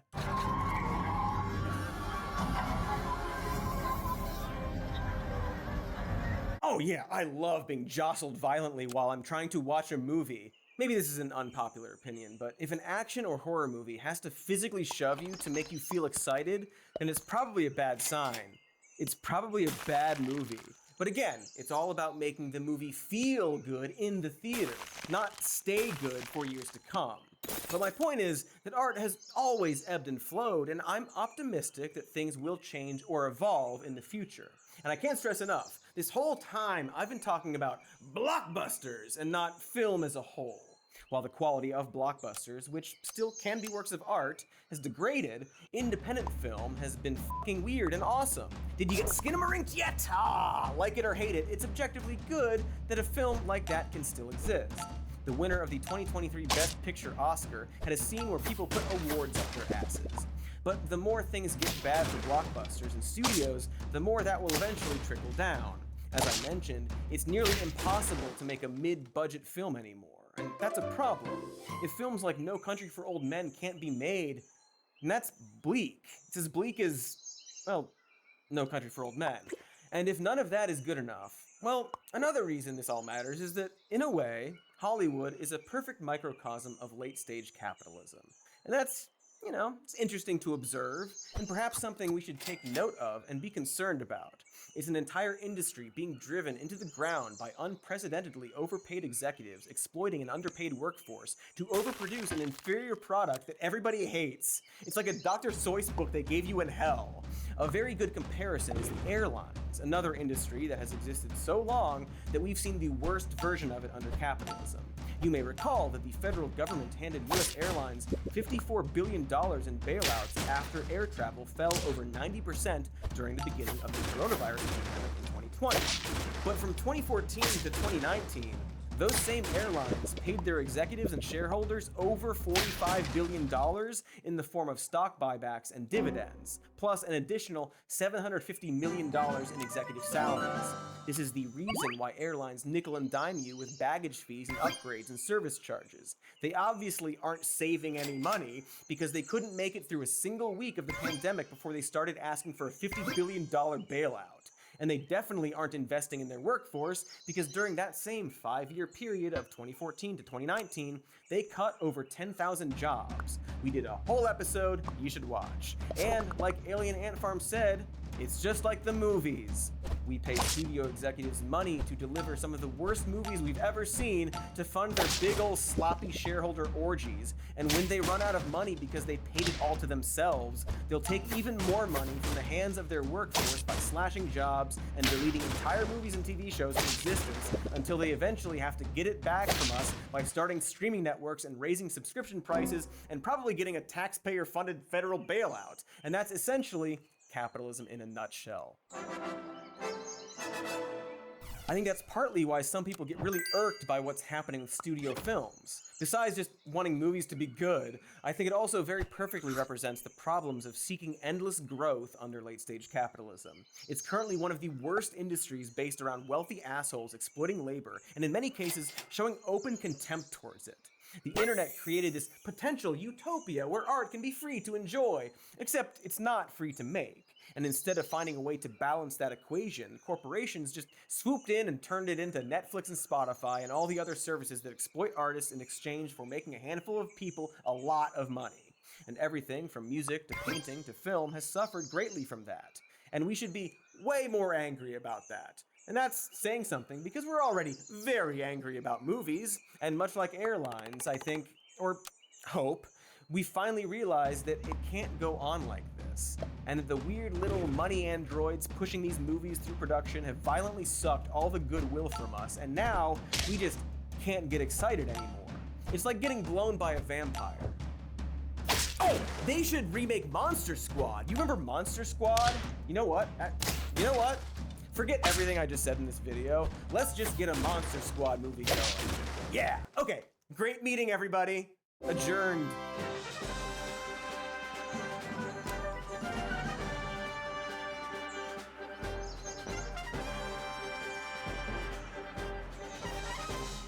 The Monster Squad Cinematic Universe. The Monster Squad 5. The Secret Monster Squad Wars. Those are words, right? Just jam them together. Perfect. Can't wait for the one movie. They're gonna make in like 10 years. They're gonna make a movie, and it's gonna be everybody. You're gonna get your Harry Potter. You're gonna get Indiana Jones. You're gonna have Luke Skywalker there. Every character that's been in any movie ever. They're all gonna be hanging out, fighting each other for stuff, and it's just gonna be called All Movies. And then we can just stop making movies. No more movies, everybody. We did it. In a world where you just watch the video, you liked and subscribed and commented, and check out our patreon.com/somemorenews. We've got merch at a merch store with Warmbo on it. He's obnoxious. We've got podcasts going to more news, and you can listen to this show, Some More News, as a podcast. It's where all the podcasts go. Get ready for that.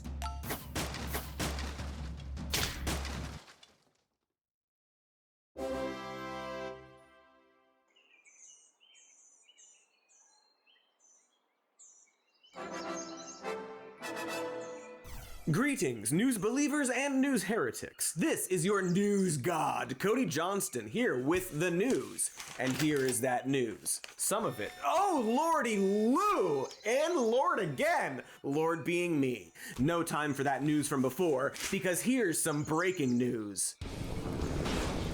Hollywood woke apocalypse. Oh dear Christ, oh dear sexy turned up Christ, it's happening. We here in Hollywood have gone woke, and now all of us Hollywood elites, that's me, are now broke. Why does Hollywood lean so far to the left?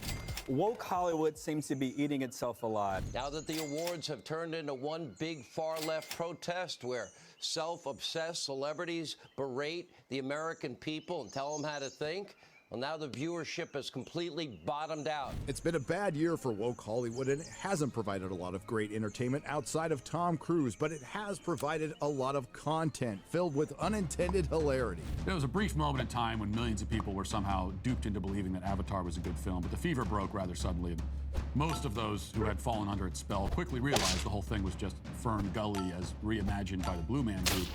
Not exactly a plot twist, therefore, to tell you that the sequel fizzled at the box office on its first weekend of release. On top of that, Cameron happens to be one of the wokest directors currently working in Hollywood. Avatar is, of course, an environmentalism allegory about the perils of colonialism. Oh dang! I can't believe the new Avatar movie bombed at the box office. I'm definitely gonna assume that the thing that Matt Walsh said is true and not easily look it up to see that it was actually one of the highest grossing movies of all time. Anywho, I guess it's time to pack it in now that myself and all the other Hollywood elites are broke, because I'm a Hollywood elite. And we went woke, you see.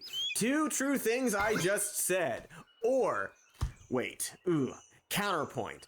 Maybe I should actually check to see if Hollywood is actually woke, and by extension, broke, which I guess is the metric we're using to determine brokenness. Because here's some news.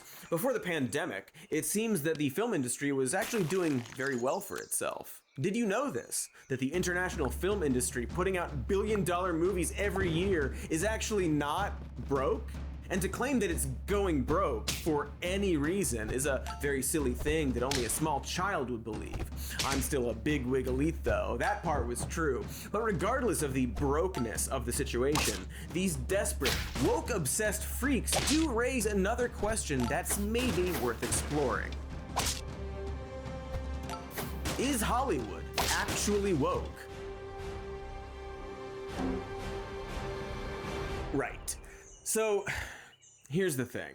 Hollywood has, in some form or another, been accused of being woke or politically correct for a long time now. The original Avatar, for example, got heat from conservatives for its dastardly environmental message. Same for Wall-E, which was accused of being liberal alarmist propaganda. Even The Sum of All Fears, a freaking Jack Ryan pro-CIA movie, was accused of political correctness. And don't get me started on Disney. Too late, I'm started! Here's a 1994 article about The Lion King that specifically addresses the, quote, culture war around the film. Here's an LA Times article from the following year that claims that the film Pocahontas, quote, gives new meaning to the phrase politically correct because they dared to hire Native American actors to voice the Native American characters. Which seems reasonable. I mean, how could they be so reckless? Grrr! Of course, none of that answers the question as to whether Hollywood is actually woke or not. But before we figure that out, we first have to define what woke actually means. By now, you might have realized that the term is kind of a catch-all for whatever conservatives have decided to hate that week, or day, or minutes, honestly. What are they mad at now? The woke cranberry sauce. Whatever. And like a lot of honky goings on, this phrase was of course stolen from people with darker skin. It turns out black Americans have been saying woke for a very long time, since at least the 1920s and 30s. And throughout pretty much the entire 20th century, it had a single, standard, relatively fixed meaning.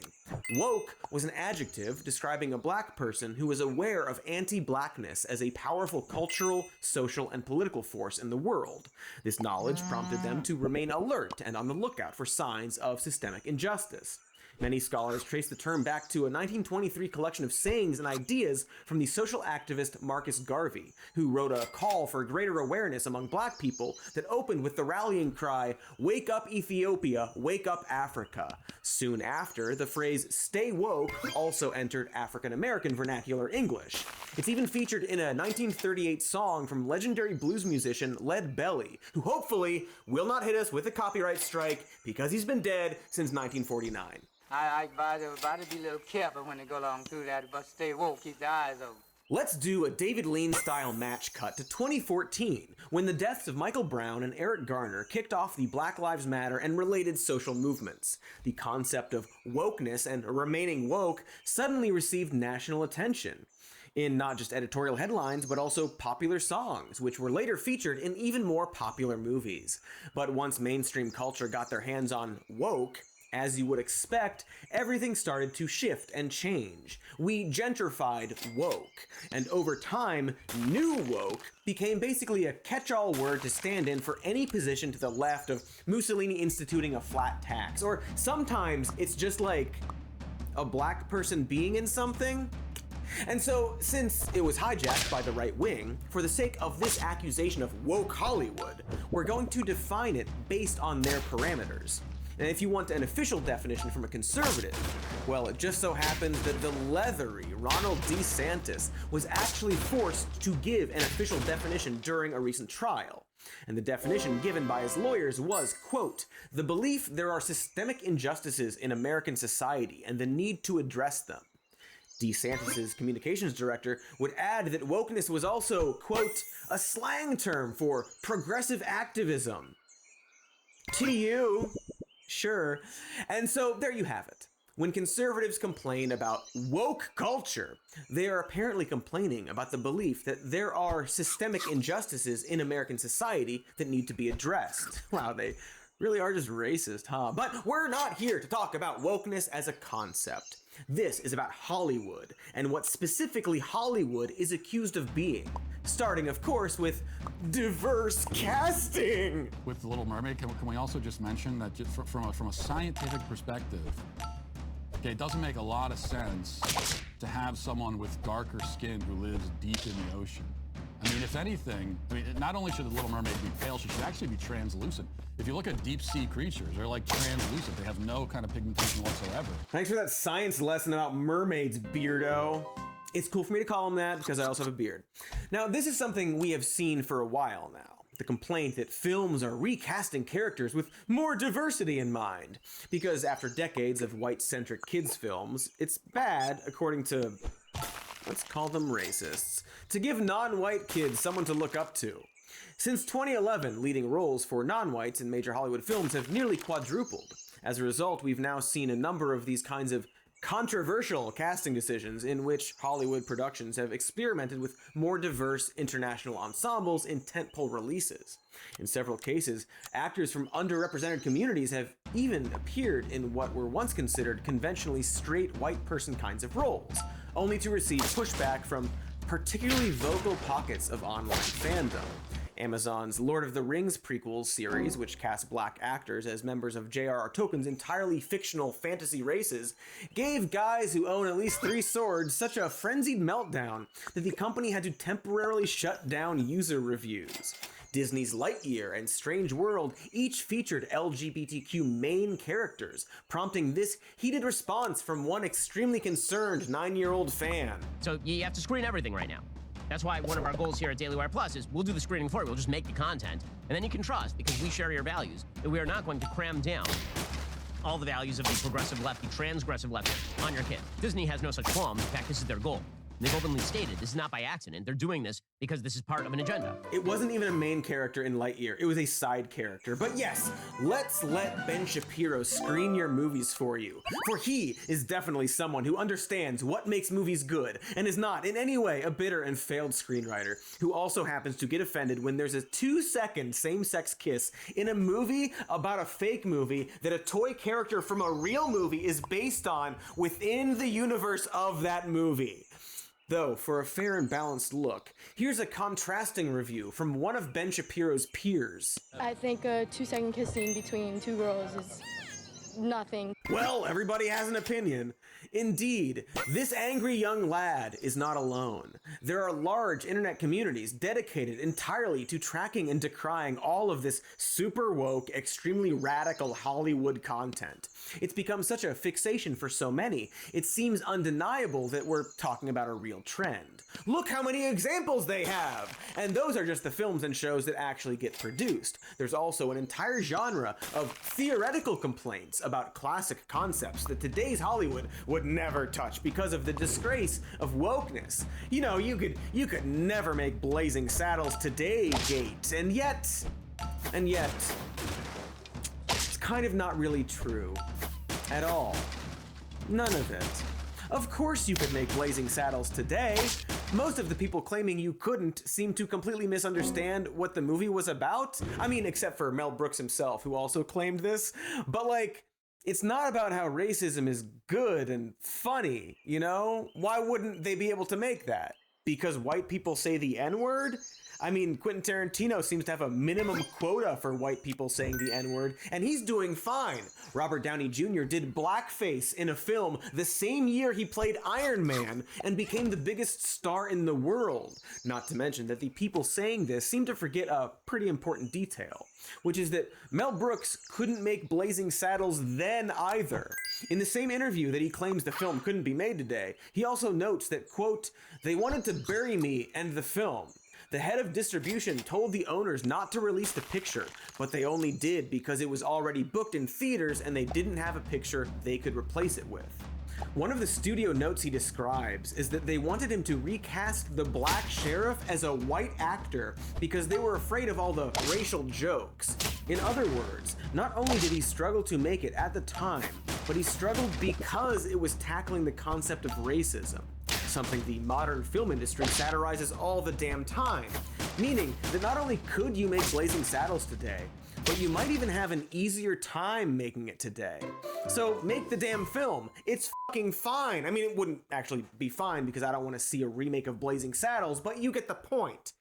I mean, I would be great for the Gene Wilder part, but that's, you know, maybe if Mel was doing it himself, I'd be interested. But generally, no thank you, but thank you for the offer regarding my talents. Very gracious.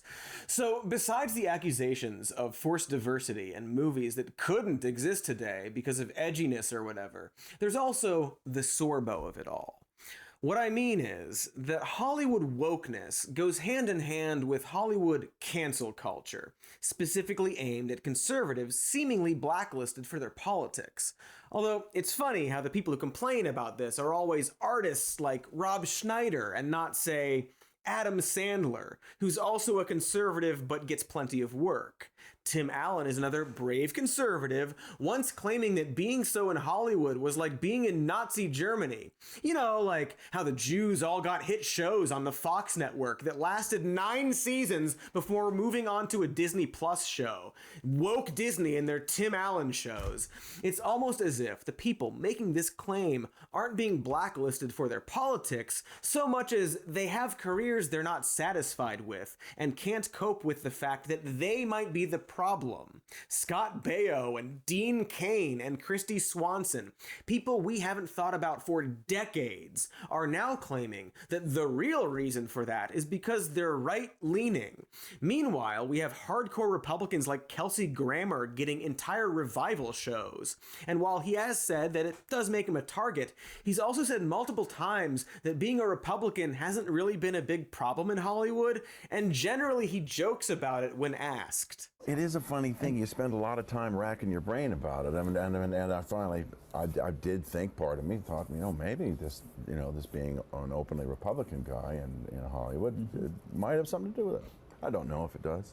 I mean, I do know that there's a hallmark of tolerance in my community out there that may or may not be true. I don't know. It's so strange because the idea is that like being a Republican's a dirty secret when half of the country is. It is the worst thing you could be there. But you know what? It's also it's in my nature. The thing is, I have always been a rebel. If you ever tell me the way to think, I'm bound to think the other way. So I live in Hollywood, so what else would I be? Hey now, what a charming guy. He should be a successful comedic actor or something. The idea that Hollywood is somehow blacklisting conservatives is a big silly pill that's very hard to swallow, considering that, right now, in 2023, a giant superhero film is coming out starring a vocal anti-vaxxer Jordan Peterson-loving right-wing weirdo, Mel Gibson, a man who has gone on record saying horrible shit about Jews and minorities, has been making mainstream movies for decades after saying those things. He was up for a Best Director Oscar in 2017. So, I don't know, it doesn't really seem like Hollywood is all that woke in the hyperbolic way that conservatives treat it. It still makes edgy movies and casts tons of conservative actors, and really, I guess the only woke sin is that they have more diverse casts now, which I would argue is only a thing to be mad at if you don't like other races. But of course, we're not even at our first ad break, which means that we have more to say about this. And in fact, when you look at how often Hollywood continues to cast people like Mel Gibson, you kind of have to wonder if it's even woke at all. Perhaps it's actually pretty fucking conservative leaning. How's that for a pre-ad hook, huh? Stick around, suckers! Hello, it's Dr. Cody Johnston here. Are you suffering from phone-itis? You can't stay away from your phone even though you know that your mobile carrier is collecting your data. Sadly, the only way to cure this is through expensive brain surgery that only I can perform. But in the meantime, you can use ExpressVPN. That's an app that prevents your phone carrier from seeing which sites you visit and sell it to third parties. That's why I use ExpressVPN. Plus, my medical practice isn't exactly legal, so it helps to limit who gets my information. And it's not just your phone. ExpressVPN works on all of your devices too. So don't let some big corporation steal your data. Go to expressvpn.com/more news to get 3 extra months free. Tell them your doctor sent you. Don't tell them it's me though. Then mail me $5 because that referral isn't free, but don't tell them it was me. Please don't, but still send me the $5. That's expressvpn.com/more news. One more time, expressvpn.com/more news. Hey, welcome back, woke moralists. That's of course what we're talking about here. Wokeness, and the accusations that Hollywood is filled with woke lefties brainwashing our children into having big Satan-loving abortion orgies. Aborgies, as we call them in the biz, because I'm in the biz, I'm available and in the biz. But as I teased before the break, what if, perhaps, not only is Hollywood not that woke, but what if they're actually kind of unwoke? Let's start with the idea of diversity being shoved down our throats. Having a diverse movie actually, according to nerds, makes that movie more successful. But that's of course an oversimplification of what makes a movie a hit. Marvel, for example, is the current baseline for the Hollywood blockbuster. People will see a Marvel movie no matter how diverse or undiverse the cast is or how shitty the plot is, it seems. It's a tri-yearly blockbuster event. And while I'm not gonna deny that they've been mindful to include a lot of walks of life, those movies are, to be gentle, an Alaskan cracker factory. Alaska because of the snow, you get it. Let's take a look. Phase 1 was 5 movies starring white men leading to a final film starring all of those white people plus a token white woman. Phase 2 was 5 movies starring white men, but got really woke by adding a black man and black woman as side characters.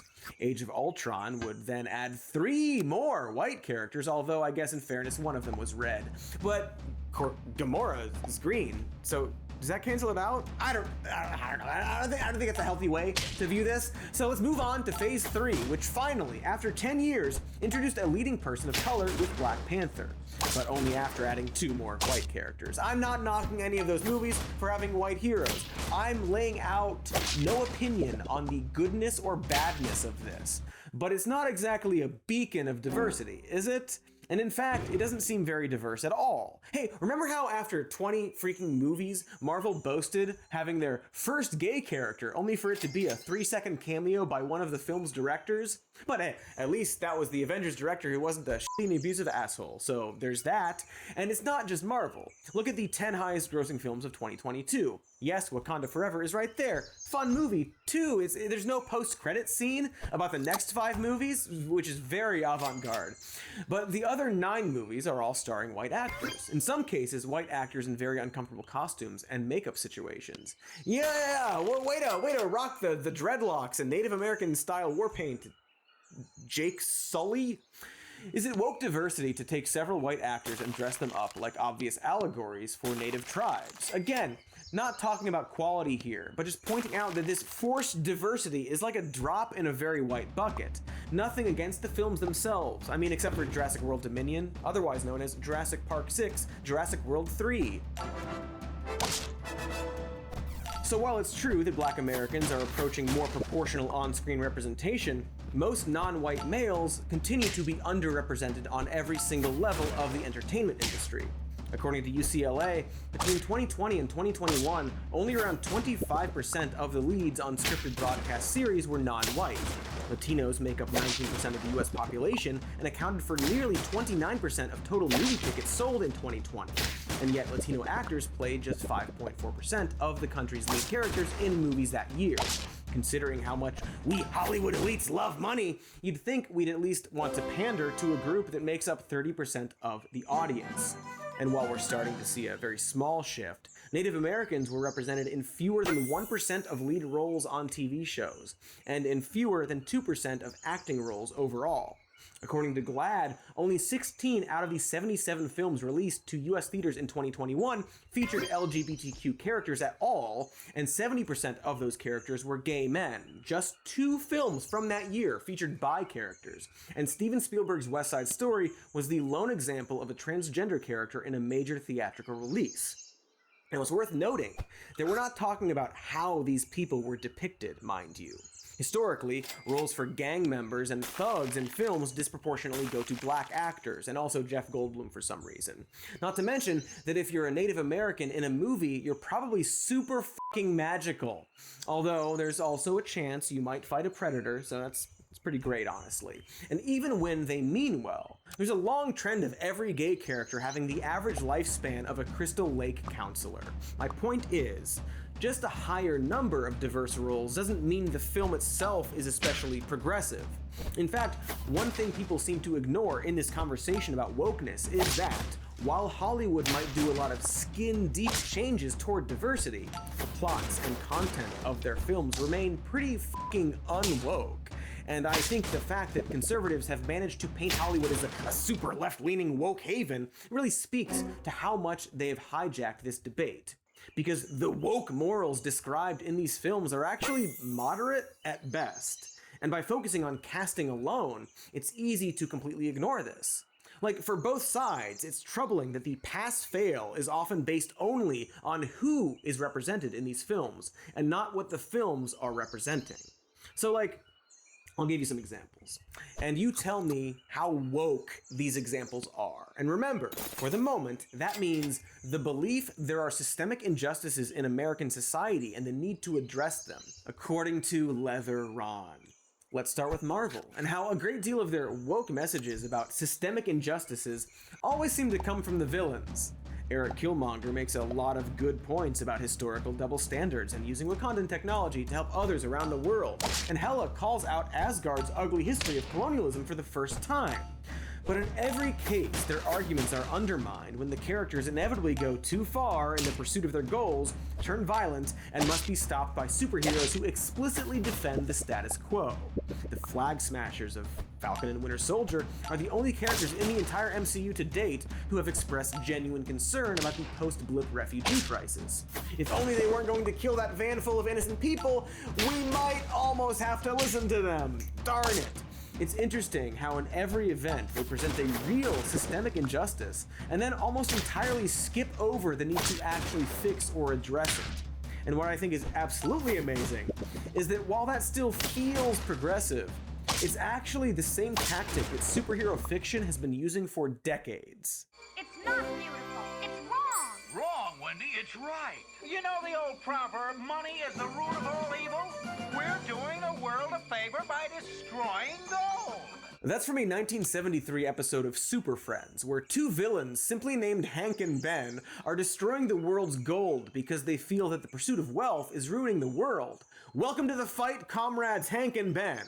But in the end, they're stopped by the superheroes who condemn their actions as noble but misguided. And this is actually a running theme of that show. Villains who take drastic measures like shrinking people or moving stars or terraforming the planet, all in the specific interest of helping the world with things like resource management and wealth inequality. It's actually a real bummer how this 70s show seems consumed with the exact same issues we haven't solved today. And the lesson is always the same. It's not what the villains want to do that's wrong, it's how they're doing it. And so ultimately, it's a cowardly tactic used by writers who don't want to appear politically extreme. You're right, Thanos! Resources are limited. If only you weren't a genocidal asshole. Oh well, back to the status quo. After all, the main goal of these films and shows isn't to shift political attitudes in any single direction. It's to sell tickets. Plus Disney Plus subscriptions, Funko Pops, and a wristband that gets you in line for a ticket to buy the pass to get the exclusive merch from the exit line of Disney World's new 3D VR Zootopia experience! And you don't make money by pointing out systemic injustices in American society and then proposing a dramatic way to address them. Again, their words, systemic injustices. Some examples of that would be police brutality, economic inequality, gun violence, corporate wage theft, that one Waffle House that doesn't let me eat there anymore, climate inaction, and the white Christian nationalism baked into our government. And yet, not only do we rarely see those types of injustices renounced in this woke Hollywood, but actually supported and celebrated with films about how corporations and rich people are worthy of reverence, or how vigilante justice is cool, or how heroes are special people who are often predetermined from birth, while other people really gotta pull themselves up by their bootstraps, or better yet, find a rich person to impress and or bone. Films about the good old days and how they were rough, but also super great. Oh, and you gotta have cars and guns. We love those cars and guns. And America. And our founders were really cool and hid a lot of treasure for some reason. Hey, how about the fact that one of the highest grossing film series is balls deep in Christian and family values? It's actually pretty wild how Western, specifically Christian religion, is casually baked into most major films. There's an entire genre just around Christmas. Heck, almost every horror movie about demons or vampires out there is supposing a world where the Catholic views on God and the devil are 100% accurate. Except for the Babadook. He was actually a Mormon. Ah, that Babadook. You know, everyone's always saying that I could be a Babadook if there was like another Babadook film.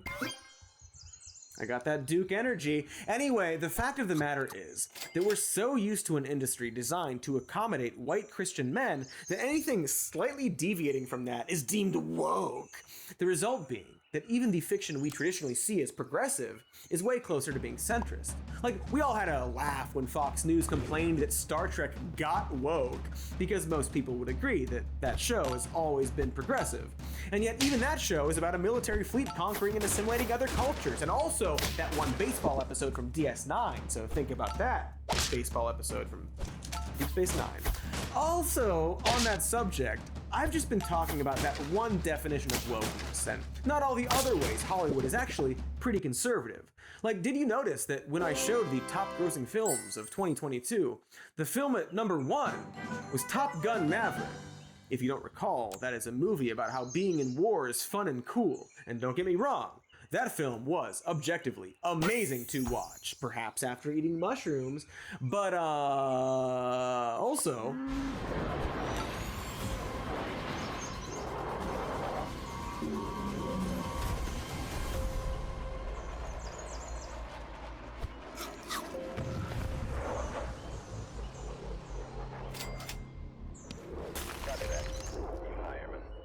Damn, so cool. Wish I could have watched that after eating mushrooms, but alas, I didn't do that. That's an ad for the US Air Force that ran in movie theaters before the new Top Gun film, the highest grossing film of last year. And this is pretty unsurprising. After all, the original Top Gun, also awesome, famously led to a surge in Navy recruitment rates, and this new one was aiming to be no different. But what might be surprising is that it doesn't stop at that one franchise. The US Department of Defense and military have worked hand in hand with the American film industry since its inception over a century ago. In fact, the very first Best Picture Oscar winner, 1927's Wings, centers on combat pilots in World War I and was produced with help from the US War Department, which had been initially consulted by screenwriter John Monk Saunders before they'd even started filming. By the end of World War II, the Army had an entire office dedicated to collaborations with Hollywood, sometimes even producing their own films. And this continues to today. The US military sometimes even providing their own weapons to use in the film under the specific requirements that the movie in question will, quote, uphold the integrity of the men and women in uniform and the ability to do their job. That's a direct quote from the Defense Department branch chief for entertainment media, a job that exists. Super woke stuff is the point. Woker than Captain Marvel, of all things. A film that was especially attacked for having a woke message. Do you remember that? Do you remember how woke Captain Marvel was with their direct partnership with the US Air Force? The Air Force is such a huge part of this movie. We wanted to take a moment to spend some time with some real servicemen and women who are joining us here tonight at the premiere. Patooey! Disgusting, woke garbage the military is. No, really, they think the military is woke now, which really gives you an idea of either how far to the right conservatives have moved, or how nonsense the word woke has become. When Captain Marvel teamed with the US Air Force on that movie's 2019 release, the military went all in, purchasing pre-show recruitment ads in 3,600 theaters nationwide, space on nerd-friendly internet sites and videos, and even sponsoring the film's red carpet premiere. See, this is why these films punt the extreme politics to the villains, or always blame government misdeeds on a group of bad apples. These movies are never going to speak out against the military-industrial complex or the larger system itself as a problem, because they can't. Like, literally can't under contracts with the government. It's the same with spy movies, or films about the surveillance state, most of which are produced with the direct involvement of US intelligence agencies like the CIA and NSA. Again, this goes back to the earliest days of American cinema. But in the mid-1990s, the CIA took a more active interest in these collaborations and formally opened up an office to liaison with the entertainment industry. In the years since, they've worked closely with the creators of dozens of films and TV shows, from Black Hawk Down, to The Americans, to Zero Dark 30, to Homeland. In 1996, clandestine officer Chase Brandon was engaged to work directly with Hollywood studios and media companies to improve the agency's image. A big part of his strategy, big budget, very visible adaptations of Tom Clancy's books about daring yet brilliant CIA analyst Jack Ryan. That's weird. Amazon has a new Jack Ryan TV series on TV right now, starring the allegedly charming news show thief John Krasinski.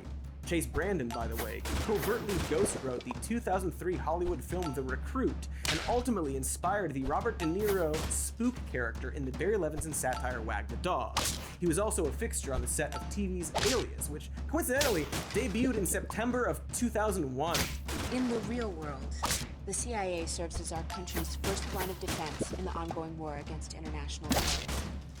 CIA's mission is clear and direct: safeguard America and its people. Wow. Woman? In a video? That is so woke. Speaking of TV, we could probably do an entire episode just on how television shows treat law enforcement. Law and Order franchise creator Dick Wolf famously has a close relationship with the NYPD, especially after years of employing officers as consultants on his many cop shows. He's fairly outspoken about which side of the defund the police argument his shows come down on. In 2002, Wolf boasted to the Houston Chronicle, "Before Law and Order came along, it was unthinkable to have a prosecutor as a lead character. But as far as I'm concerned, they are doing God's work. However, when asked about engaging with the George Floyd protests and the Black Lives Matter movement in 2020, Wolf responded, "We have always adapted to current events in a non-political way. Prosecuting? Next to godliness. Should police kill people? Wait, oh, yeah, we gotta stay non-political. No comment." In a recent interview with the Hollywood Reporter's Top 5 podcast, SVU showrunner Warren Light noted that Wolf won't allow any Law & Order shows to feature scenes in which police officers do anything illegal. Pretty f***ed up. Also, not exactly woke of him to be named Dick Wolf. Super problematic name, my guy. We're getting into the behind the scenes bit here, which is actually an entirely different can of worms. 2 cans even. So let's take a break, maybe eat some more mushrooms, and then more show. You love more show. Hi. If there's one thing everyone definitely knows about me, it's that I'm very big into playing sports. That's why I invented my own sport called Putty Wacky. That's where you whack slabs of putty at each other until one of you passes out. And as a sports star, I'm here to endorse Bombas and their activewear designed to support whatever fast-paced putty-related activity you are doing. Their lightweight t-shirts are designed to feel cool against your skin. They have socks that both cushion and increase airflow, and their underwear is so breathable it's like you aren't even wearing them. Which is good since there's no underwear allowed for Putty Wacky. Oh hey, and since they have a 100% happiness guarantee, you can reach out to their team anytime for returns, exchanges, or replacements. So go to bombas.com/more news and use code more news for 20% off your first purchase. That's bombas.com/more news and use code more news at checkout. Be a sports star like me, Putty champion Cody the Puds Johnston. Oh man, I ate so much spinach mushroom strata during that break. Love eating mushrooms. Also mescaline. Okay, so we've talked about what's on the screen. Now it's time to talk about what's happening behind the scenes. After all, if Hollywood was some kind of woke dungeon blacklisting Republicans and jamming diversity down our throats, studio boardrooms would probably look like a Black Lives Matter rally f***ing against me concert. Diverse and wealthy liberals talking down to the heartland of America, and etc. Except it turns out that, despite a push for diversity in front of the camera, behind that camera, the film industry is rotten with honkies. Swarms of them. Roland Emmerich could make a disaster movie about all of the white people. That'd be fun. I have to check with my people, but I think I'm available to be in that. Give me a call, Roland. 2020 research from UCLA confirmed that 92% of TV network CEOs and chairpeople were white and 68% were men. Among senior executives, that total drops to 84% white people and 60% men. And sure, that's an improvement over UCLA's 2015 numbers, when 96% of senior TV executives were white and 71% of them were guys. But that's still pretty darn weak, and the numbers are even worse in film. The lack of behind-the-scenes diversity seeps into creative suites and writers' rooms as well. People of color represented less than a quarter of credited writers and directors on TV shows in the 2018-2019 season, although it should be noted that this number is going up. Meanwhile, only about 30% of TV shows are created by women. On the film side, white male writers got an estimated 80% of all film jobs in 2019, while just 5.6% went to black writers. According to numbers from a San Diego State University study, just 11% of 2022's 100 top-grossing American films were directed by women. That's down 1% from 2021. Overall, women comprise just 24% of all directors, writers, executive producers, editors, and cinematographers on the year's 250 top-grossing films, also slightly down from 2021's numbers. A similar survey from USC found that just 2.7% of the top 100 highest-grossing directors were women of color in 2022. If you look at the last 16 years collectively, women of color made just 1.3% of the big-budget mainstream Hollywood films.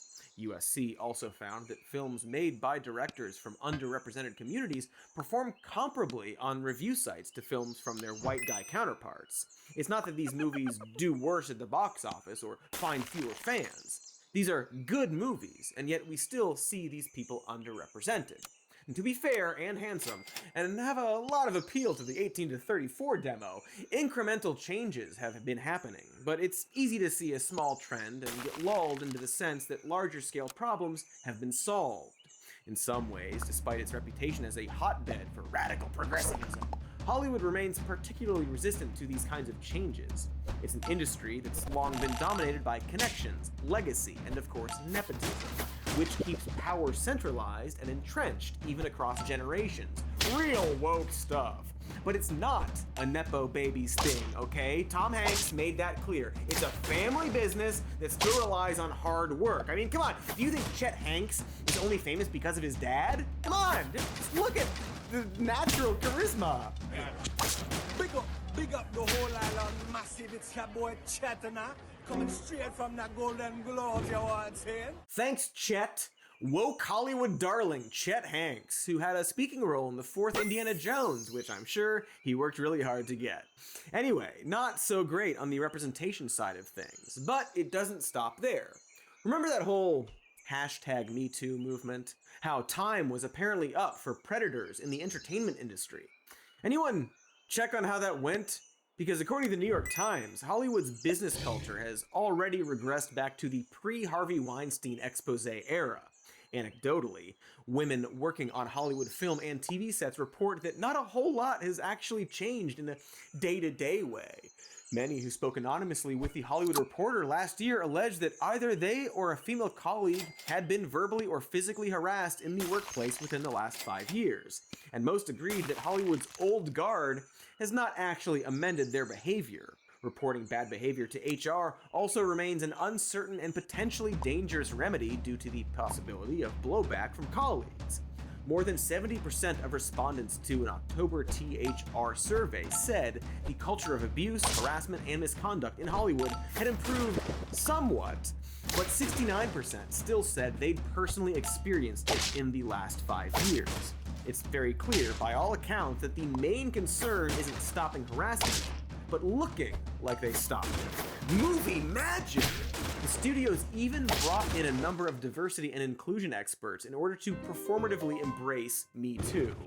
Those experts would go on to tell The Hollywood Reporter that they were largely used as a scapegoat or shield to defend upper management from criticism. Some complained about facing pushback when they tried to institute meaningful changes, or being siloed in human resources departments without access to primary decision makers. Many discussed a sense of fatigue or frustration at the inability to actually make the changes they were hired to oversee. That's funny. People always say that I look fatigued. So, well, you know, if there's ever a film about this, that might be a good project for someone like myself.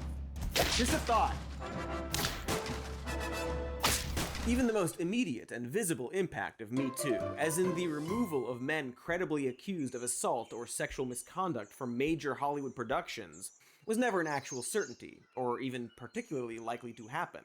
You don't need an article to know that David O. Russell has a police report against him for molesting his 19-year-old niece, as well as a long history of abusing his actors.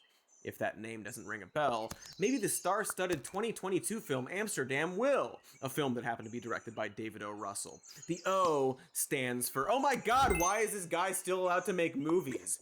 That film featured Margot Robbie, who was also in the recent film Babylon, which stars Brad Pitt, a man currently accused of spousal abuse by Angelina Jolie. Roman Polanski and Woody Allen, still making movies. Jared Leto is, by all accounts, a pedophile cult leader, and he is still getting major acting work and starring in the highest-grossing film ever made. And that's just assault and misconduct. There are also the many canceled people who seem to be doing just fine. As I mentioned before, Mel Gibson is still getting work and is slated to appear in the John Wick TV show. J.K. Rowling is still getting her work adapted. Alec Baldwin is currently on trial for involuntary manslaughter due to his grotesque disinterest in safety protocol that resulted in him shooting and killing someone. And he has 9 films in production right now, including the film that he shot someone making. And this is all still just the film industry. I haven't mentioned musicians or comedians. Boy, it's almost like a single hashtag wasn't enough to solve the systemic problem with a billion-dollar industry run by rich white men. I mean, don't get me wrong, it is a start.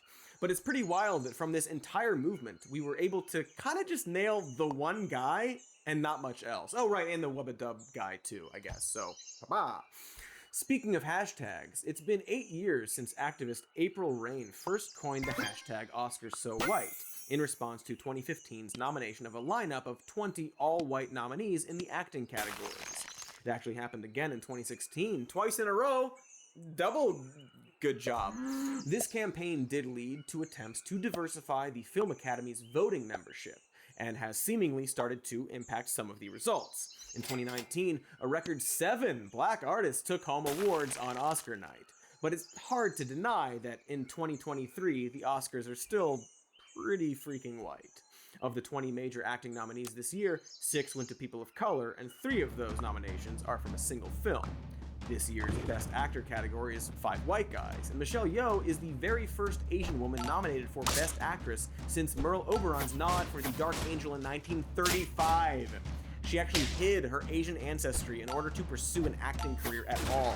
So they're sometimes calling Yeoh the first openly Asian Best Actress nominee. How depressing that is.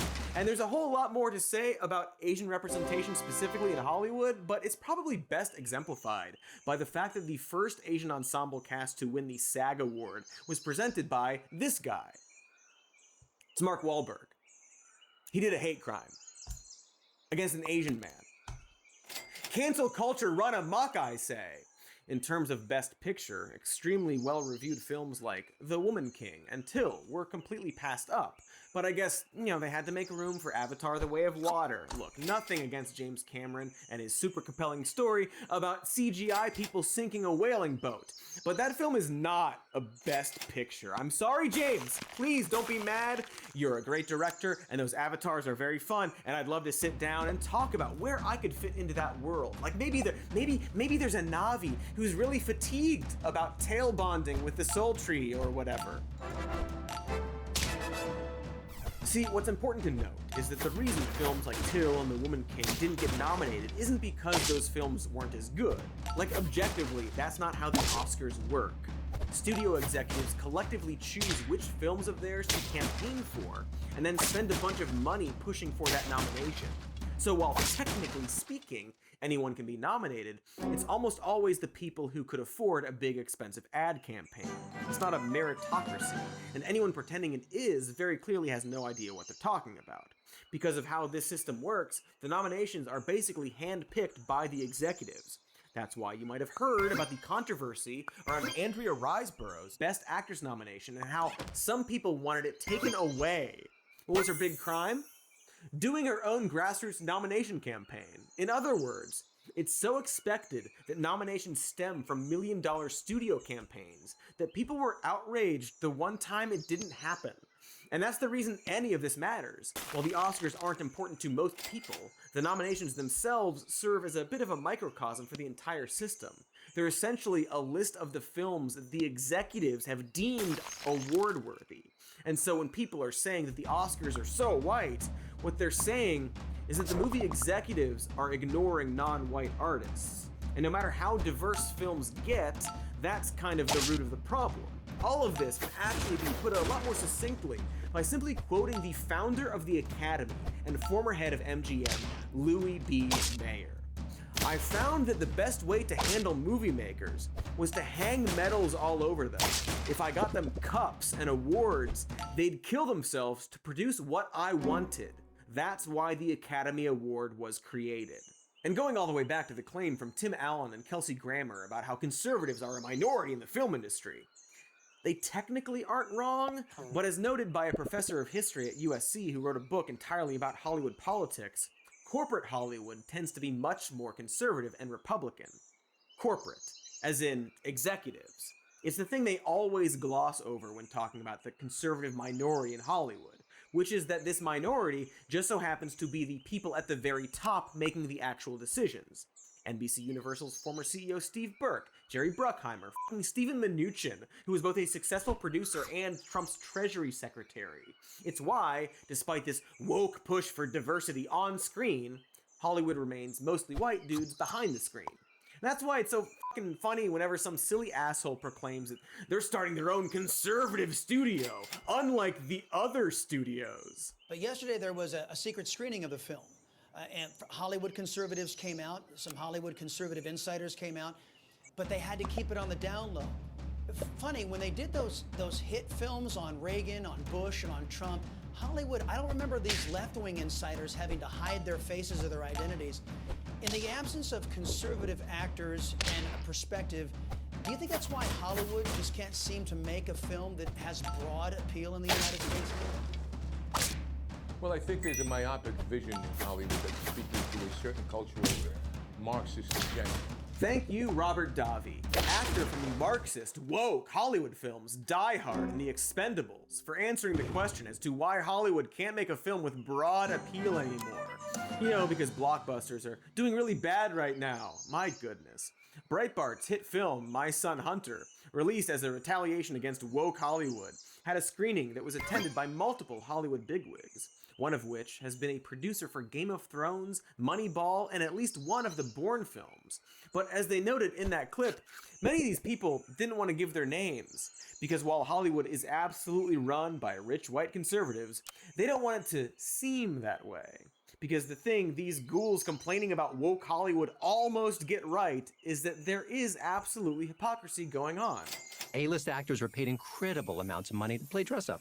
They're ridiculously fortunate, and they know it, and they feel guilty about it. That guilt must be assuaged. And what better way to assuage it than to speak up for the less fortunate? No one should own guns, but they have private security. Nobody should have an SUV, but they are chauffeured around in Suburbans. CO2 emissions are destroying the planet, but they fly to Cannes or just across town in their private jets. That's from the first video I showed you, courtesy of woke experts PragerU, not a university. And while I'm not about to say that video is in any way correct, they're circling the same point here. That while Hollywood loves to do performative wokeness, it is in fact very rich, very white, and very conservative behind the scenes. Disney loves to push their first gay characters appearing in recent films. At various times, Disney has identified between 8 and 17 different individuals as the company or a subdivision's first openly gay character, including Artie, the dressmaker from Cruella, Phastos, the Eternal, Officer Spectre from Onward, Josh Gad's LeFou from the live-action Beauty and the Beast, and almost every time they're a background or side character that can be easily trimmed for international releases. In fact, whistleblowers from within Pixar told Variety back in March of 2022 that Disney executives demand the studio cut nearly every moment of overtly gay affection from its films so as to not scare away the straights. Because at the end of the day, it's just about money and pandering to whoever has that money. If Republican values were popular, which they aren't, but if they were, then that's what we would be seeing on the screen. So is Hollywood woke? Not only is the answer no, but also that Hollywood should actually be more woke, considering the pro-military, pro-cop, pro-gun, pro-corporate messages they put out, considering all the monsters still getting work, the lack of diversity behind the scenes. Well, in my opinion, they need to crank that woke meter to 11. That said, it's worth noting that even performative wokeness is better than nothing at all. I sort of glossed over this, but we've absolutely seen that representation in film matters. It matters to kids watching these movies, finally seeing a hero with the same skin color as them. It matters to LGBTQ people who might feel a little more included by even the side characters representing them. It's something. It's not much, but it's something. And if Hollywood, an industry only concerned about pandering to the most popular ideas, actually finds itself leaning into progressive stories and characters, well, at least that means those ideas are popular. They've been market tested and approved by soulless money ghouls. Neat! Neat for us! So, there you have it. Not woke, and by extension, not broke. Which is weird, because I have no money. And as a Hollywood elite myself, you'd think that I would, right? The hell is that about? Is there like a web page where I register and then they mail me a check? If like Kevin Feige or whoever is watching, can you shoot me an email about that? Thank you, Kevin Feige. Also, I do a great Groot voice if you, I don't know, if you need a second actor for that. Or like, if Ryan Johnson's watching, you may know me from my old Looper sketch that you've seen. You tweeted about it. Ryan, remember the sketch that you liked? Well, Ryan, maybe I could be one of the poker faces or whatever. I haven't seen it yet, but I have range is my point. Please. Please, I need a win.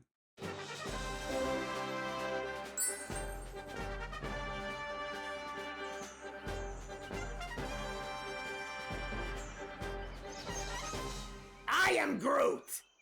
Ah! Ah, Jafar! I'm Groot! Ah! Pretty good. This is my impression of a hot dog. I'm Groot. Somebody Groot me. Hi, I'm Groot. Thanks for watching. Make sure to like and subscribe the video and to the channel. Leave a comment that says whatever you want because you are in control. We've got a patreon.com/somemorenews. We've got a podcast called Even More News. And this show, Some More News, as a podcast called Some More News, where all the podcasts are. Go where the podcasts are. Go to them and find us. We'll be there. We got merch. Stuff's on the merchandise. And I'm Groot. You know? I am.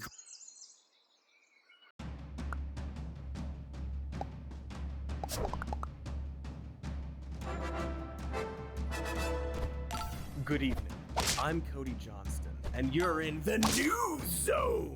Some more news, that is, where we talk about the news. Some more of it. News, but with a Z. Zzz. And here's some more news with a Z. Everybody I don't like is a pedophile.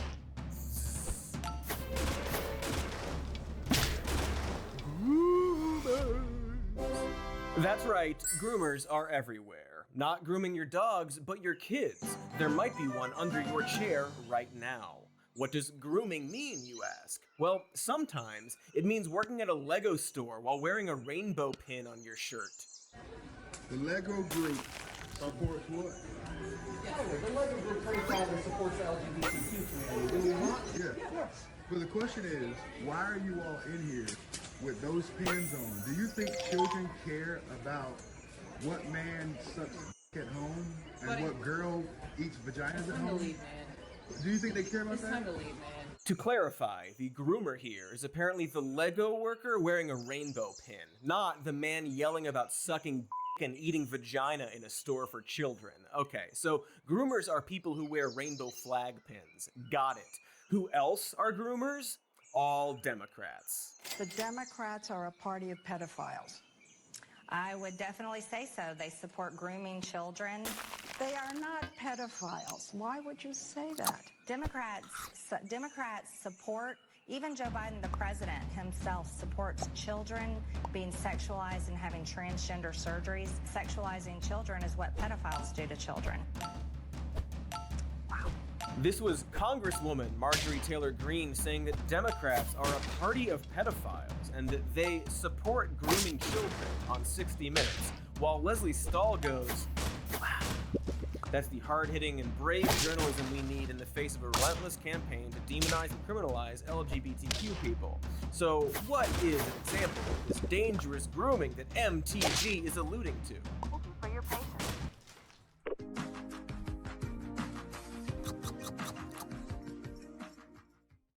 This is Dylan Mulvaney. He's an actor, and he has a very specific role that he is playing, and it's the grooming and sexualization of children. Ah, yes, Dylan Mulvaney, the trans woman who is the latest target of conservative cancel culture.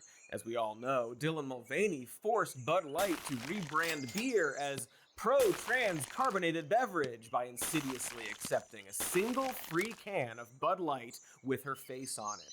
Conservatives claim that Mulvaney is grooming children, a well-known beer-drinking demographic, by publicly chronicling her transition on TikTok. While her TikTok isn't really aimed at kids, she does have one video where she directly addresses youth, with the bone-chilling message of, "It's day 249 of being a girl, and this video is to all the queer and trans kids and teens out there who have been following along on my journey. Hello! First of all, I'm kind of honored that you've accepted me as one of your own since I'm on the Gen Z millennial cusp. But most importantly, I am in awe of you. You give me so much hope. I'm like enamored. I wish that I could be as strong as y'all are being right now. You are my heroes. And I know that you probably want to rush into adulthood. I get that. That was so me growing up. And I don't know what your home life looks like. I hope that your family's accepting. You know, that's how every family should be. And congrats if yours is. But a lot of families are not. And to those of you who don't have an accepting family or safe space, I get how frustrating it is to not be allowed to step into your true self. But believe it or not, your parents think that they have your best interest at heart. They do. They think they are protecting you from something scary. But that's because adults fear what they don't know. You know, they might not have a lot of gay people or trans people in their lives. Just remember that there are so many of us out here ready to celebrate you. And I know that you're excited to be an adult. I couldn't wait to turn 18. But please don't feel rushed in any of this. Enjoy your childhood. Ask for what you need when you need it. I grew up too fast. Terrifying stuff. So yeah, apparently telling kids to not rush into adulthood and that they should seek out friendships with other kids who support them is grooming? Why? Because she's saying it's okay to be gay or trans or queer? Is that it? I bet that's it. Her other videos are basically an online public diary and pretty much just as tame as this video. Seriously, go watch. The most sexual she gets is talking about dating, her sexual orientation, not wanting people to stare at her crotch, all things that never get blinked at if done by a cis woman. But according to conservatives, publicly existing while being trans is apparently grooming, as is offering pride-themed clothing or clothing for trans people, because the LGBTQ agenda is so powerful, a rainbow on a t-shirt is enough to knock the straight right out of your innocent child.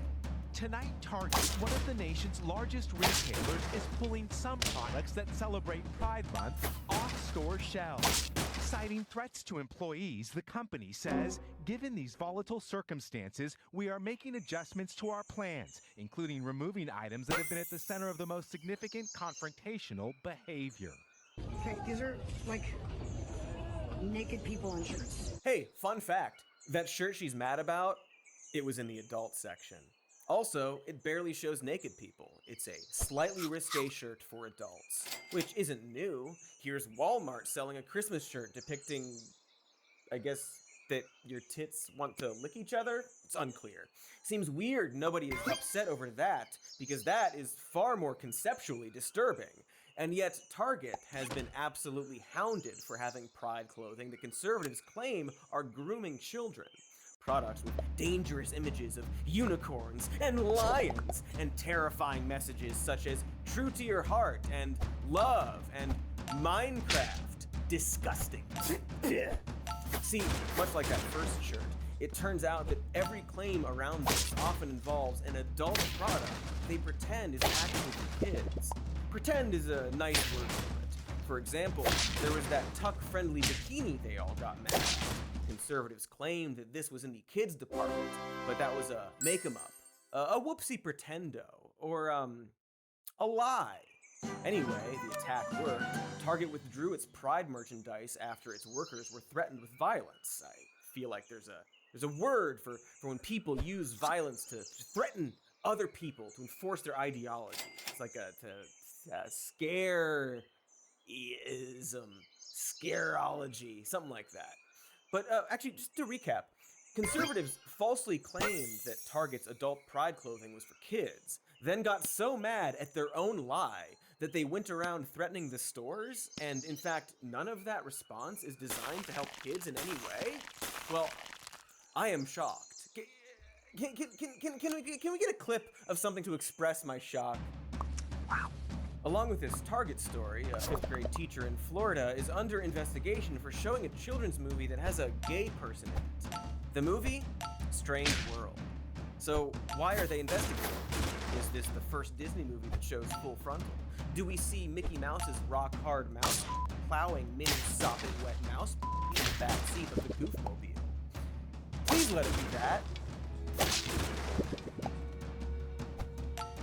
Wait, did I miss the penetration? Damn, you always miss it! So that's weird. Why is there no outrage over the many, many, many, many, many other kids movies that feature teen crushes or even teen kisses? In Shrek, kids were exposed to implied donkey and dragon copulation, and we actually see their hybrid donkey-dragon offspring from the donkey-dragon fucking. Donkey came in that dragon. But people are upset over a movie where a teen boy has a crush on another teen boy? Seems like they just don't like gay people, or seeing gay people, or being reminded that gay people exist. After all, the knee-jerk reaction to LGBTQ people with cries of pervert and child predator isn't new. It was directed at gay people, particularly gay men, in the 1950s and other eras as well. We talked about this a bit in our drag queen episode too, but it's worth mentioning again. It was a moral panic known as the Lavender Scare, where people in the LGBTQ community were branded as anti-American, threats to the country, and child predators. What Jimmy didn't know was that Ralph was sick. A sickness that was not visible like smallpox, but no less dangerous and contagious, a sickness of the mind. You see, Ralph was a homosexual, a person who demands an intimate relationship with members of their own sex. Public restrooms can often be a hangout for the homosexual. One never knows when the homosexual is about. He may appear normal, and it may be too late when you discover he is mentally ill. So keep with your group, and don't go off alone with strangers unless you have the permission of your parent or teacher. That's from a 1961 propaganda PSA from the Inglewood Police Department and School District, and boy, sounds pretty familiar. You might have seen that video before, but it really speaks to how unserious the grooming and anti-LGBTQ crowd is, how their entire playbook is decades old, specifically that they focus on bathrooms and kids, and they simply adjust the perceived threat to whoever they want to scapegoat. We also saw this exact same thing with anti-integration propaganda as well. They're so uncreative that it's all they can come up with, and every time we actually expand human rights, it never comes true. When we legalized gay marriage, for example, there wasn't an epidemic of child molestations. The kids are fine. I mean, unless you scream at them for having short hair at a sporting event. Then that kid is scared of you. So why does this idea keep persisting? How are they able to keep moving the goalposts, or in this case, the slippery slope, and claim for the last 70 years that the gays want to groom your kids? It might have to do with how a lot of them define grooming. Someone doesn't need to be an active child rapist to be grooming children. They just have to believe two things. Number one, that they know better than you. And number two, that you have no rights to your own children when they are not in your presence for that period of time. And number three, that these hypersexualized issues should be introduced to children, whether they're engaging in them or not. Okay, so according to Captain Two Mugs, grooming is also when they believe that they know better than you and that you have no rights to your children. Basically, Steven Crowder believes grooming is when you don't give parents total control over a child. Whether or not he realizes it, this is a big piece of the puzzle, and ultimately kind of a confession about the Conservative Party and religious fundamentalists. Because, spoilers, we're going to be talking about child marriage later, and maybe it's relevant to bring up how a large proportion of sex abuse cases are actually perpetrated by parents or trusted family, or friends or partners of the parents. But according to Crowder, it's child grooming to not allow parents complete control over their kid. So is that even if the parents themselves may be sexually abusing their children or enabling sexual abuse? In fact, 34% of child abusers are family members, whereas only 7% are strangers. So, hey, I have an idea. Before we continue, maybe we should get into what child grooming actually means. Because before Liz of TikTok became governor of Florida, it used to have a specific set of definitions. Grooming was first used in the 1200s to describe a knight's squire, then in the 1600s to describe a stable hand, someone who took care of horses. It was also used in the 1600s as a term for a husband-to-be, and in the early 1800s, again, to describe taking care of horses. Then it started getting applied to people in the mid-1800s, meaning taking care of a person's appearance, or to prepare someone to perform a role, such as for a leadership position or some kind of profession. Then, in the early 1900s, probably horse stuff again, but in the 1980s, grooming was used in the context of child psychology as a specific term to describe befriending or influencing a child in order to later sexually abuse them. And now, apparently, the definition of grooming has expanded to include anyone I don't like or someone brushing a horse in order to turn the horse gay. Of course, words change definitions all the time, but maybe equating sexual abuse to "this store sold a shirt" is quite possibly a bad, incorrect, and dangerous thing. So, what is child grooming, really? Also, hey, this part of the episode is pretty rough and not funny since we're talking about child abuse. I don't know, maybe we'll put wacky music over it to make it fun, though I doubt it, and I hope not. But given that the term child grooming has been thrown around everywhere, I think it's important to describe what actual grooming is.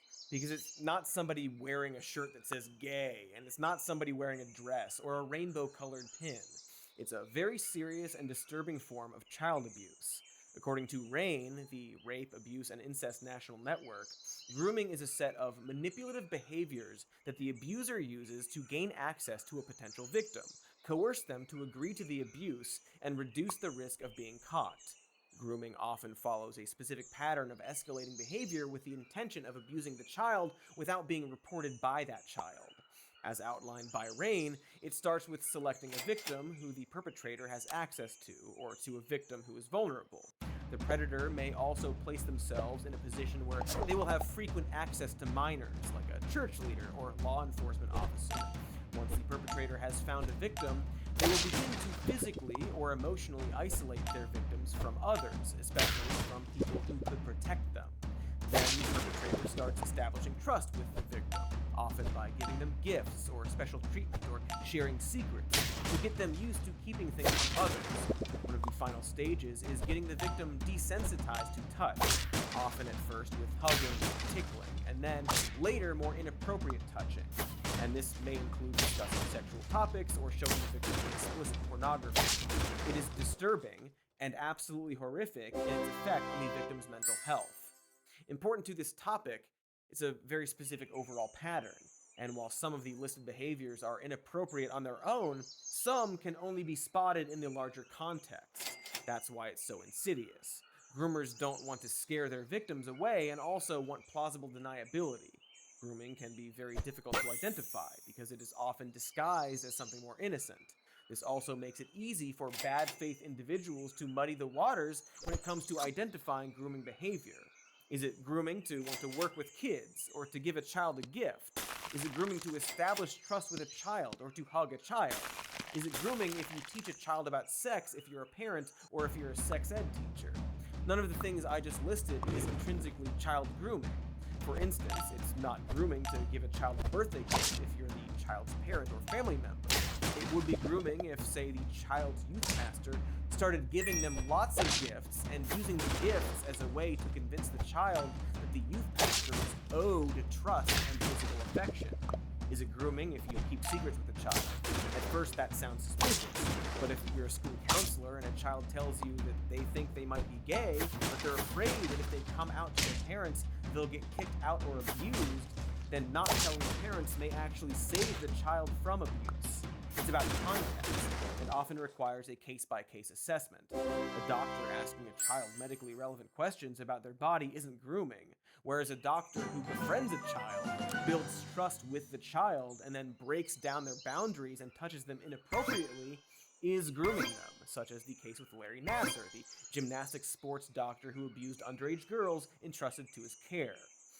So, yeah, bummer segment. I'm glad we didn't do the wacky music. Actually, maybe it would have helped. Cue the music. Okay, no, stop it. I see now how that would have been a mistake. But it's important to actually define what grooming is, because notice how none of that involved hanging rainbow flags in the classroom. And after the break, we're going to take that definition, break it down some more, and then talk about which demographics are actually likely to groom children. Sounds fun. We're having fun. Hey there, it's me, Cody, from a moment ago. But now I'm Ad Cody. How you doing? How's that thing on your foot? Did you cut it off finally? Don't. It's your toe. Now listen up, Pete. I want to tell you about the Some More News Patreon, as in patreon.com/somemore-news. The slash leans to the right. It's one of those right-leaning slashes you hear about so much. If you go to patreon.com/the right-leaning slash some more news, you get access to a bunch of cool stuff you can't get from our regular smelly videos, along with ad-free versions of this show and even more news. You can also get access to our Discord, producer credit, and even a Google Hangout with the Some More News team. And you know, we're pretty cool. We're all right. Anyway, Pete, I got a jet. Good luck cutting your toe off and eating it. And remember, patreon.com/somemore-news. As we always say, the slash leans to the right, I'm pretty sure, I think. It's one of the two slashes, that's for sure. The URL slash, the slash that's used for URLs. Oh yeah, such lucky ads for our video with grooming in the title. Oh, we had no ads this week, so we just did one for our excellent. Good episode. All right. Before the break, we outlined the exact definition of grooming and pointed out that the conservative accusations of LGBTQ people have very little to do with that definition, but rather fit a pattern of anti-gay rhetoric of the last 10,000 or so years. And in fact, as we move on to talking about who is actually grooming kids, you might not be surprised to hear that we're not really going to talk about LGBTQ people that much, because here, in reality, they really don't have much to do with grooming. Unless it's a dog show, which in that case, yeah, big LGBTQ presence, I assume. I don't know. So who are the people actually doing the grooming and committing the abuse? Rain explains that this is something that can happen in person or online, and, as we noted before, that it's most often done by somebody within the victim's circle of trust, such as a family member or someone in a leadership role within their life. In fact, 93% of underage victims of sexual abuse knew their attacker, 59% were acquaintances, 34% were family members, and only 7% were strangers. Meanwhile, being in the LGBTQ community is not associated with higher rates of child sex abuse. UC Davis professor Gregory Herrick notes that many child abusers can't be given a label for adult sexual orientation, as they are unable to form healthy sexual attachments to adults and exclusively target children. This type of predator is known as fixated, whereas a child predator who also has sexual relations with adults is known as regressed. In a 1978 study on child sex abusers, Professor Herrick explains that of the 175 adult male child sex abusers, quote, none of the men had an exclusively homosexual adult sexual orientation. 83, 47%, were classified as fixated. 70 others, 40%, were classified as regressed adult heterosexuals. The remaining 22, 13%, were classified as regressed adult bisexuals. Another study found that fewer than 1% of cases of child abuse being fielded by a Denver hospital between 1991 and 1992 could be attributed to a gay perpetrator. I shouldn't have to quote studies to demonstrate that gay people are no more likely than straight people to abuse children, but when people are making threats against Target for having pride clothes, I guess here we are, defending Dayton Hudson Corpse Target. And hey, just to be super duper clear, being a parent in the LGBTQ community is not associated with higher risks of child abuse. And in fact, based on that same Denver study, risk of child abuse committed by a relative's heterosexual partner is over 100 times that of someone who identifies as gay or bisexual. And you know all the hysteria about young people coming out as trans? Well, transgender teens are less likely to commit acts of sexual abuse than their peers, but trans people are 4 times more likely to be victims of violent crime, and are at greater risk of sexual assault at schools where they're not allowed to use the bathroom that matches their gender identity. That's interesting, isn't it? That obsession over the genitals of children and which bathroom they use is actually harmful. Okay, so literal grooming isn't really prevalent in the LGBTQ community, but of course the word grooming is often used by conservatives very loosely, when the real word I think they actually mean is indoctrination. At least sometimes. Or rather, when you point out that there's no literal grooming, they often pivot to indoctrination. That way, they're able to slyly propagate the idea that gay people and trans people are all pedophiles or predators, but have plausible deniability at the same time. So let's address the idea that teaching kids about gay people existing, or trans people existing, or that it's okay to be gay or trans is indoctrination. Firstly, we have to define the word, which boils down to the act of teaching someone to believe something uncritically. That's what makes it different from teaching, because when you teach somebody, you could allow them to question what you're teaching them. While often seen as bad, indoctrination is ever present.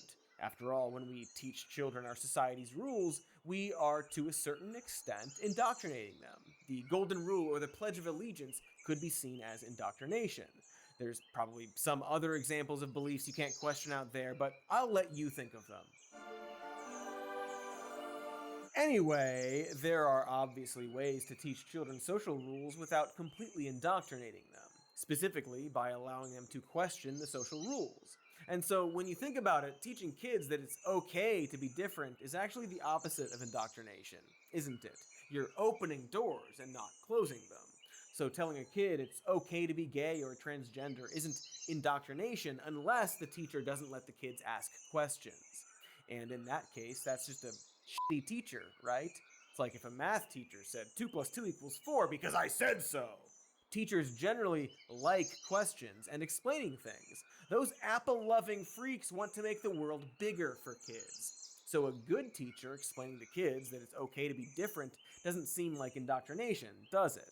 And in fact, it's extremely ironic to accuse teachers of practicing indoctrination by giving kids more options. It's like saying that enjoying different ice cream flavors is indoctrination, whereas saying vanilla or you're a pervert is freedom?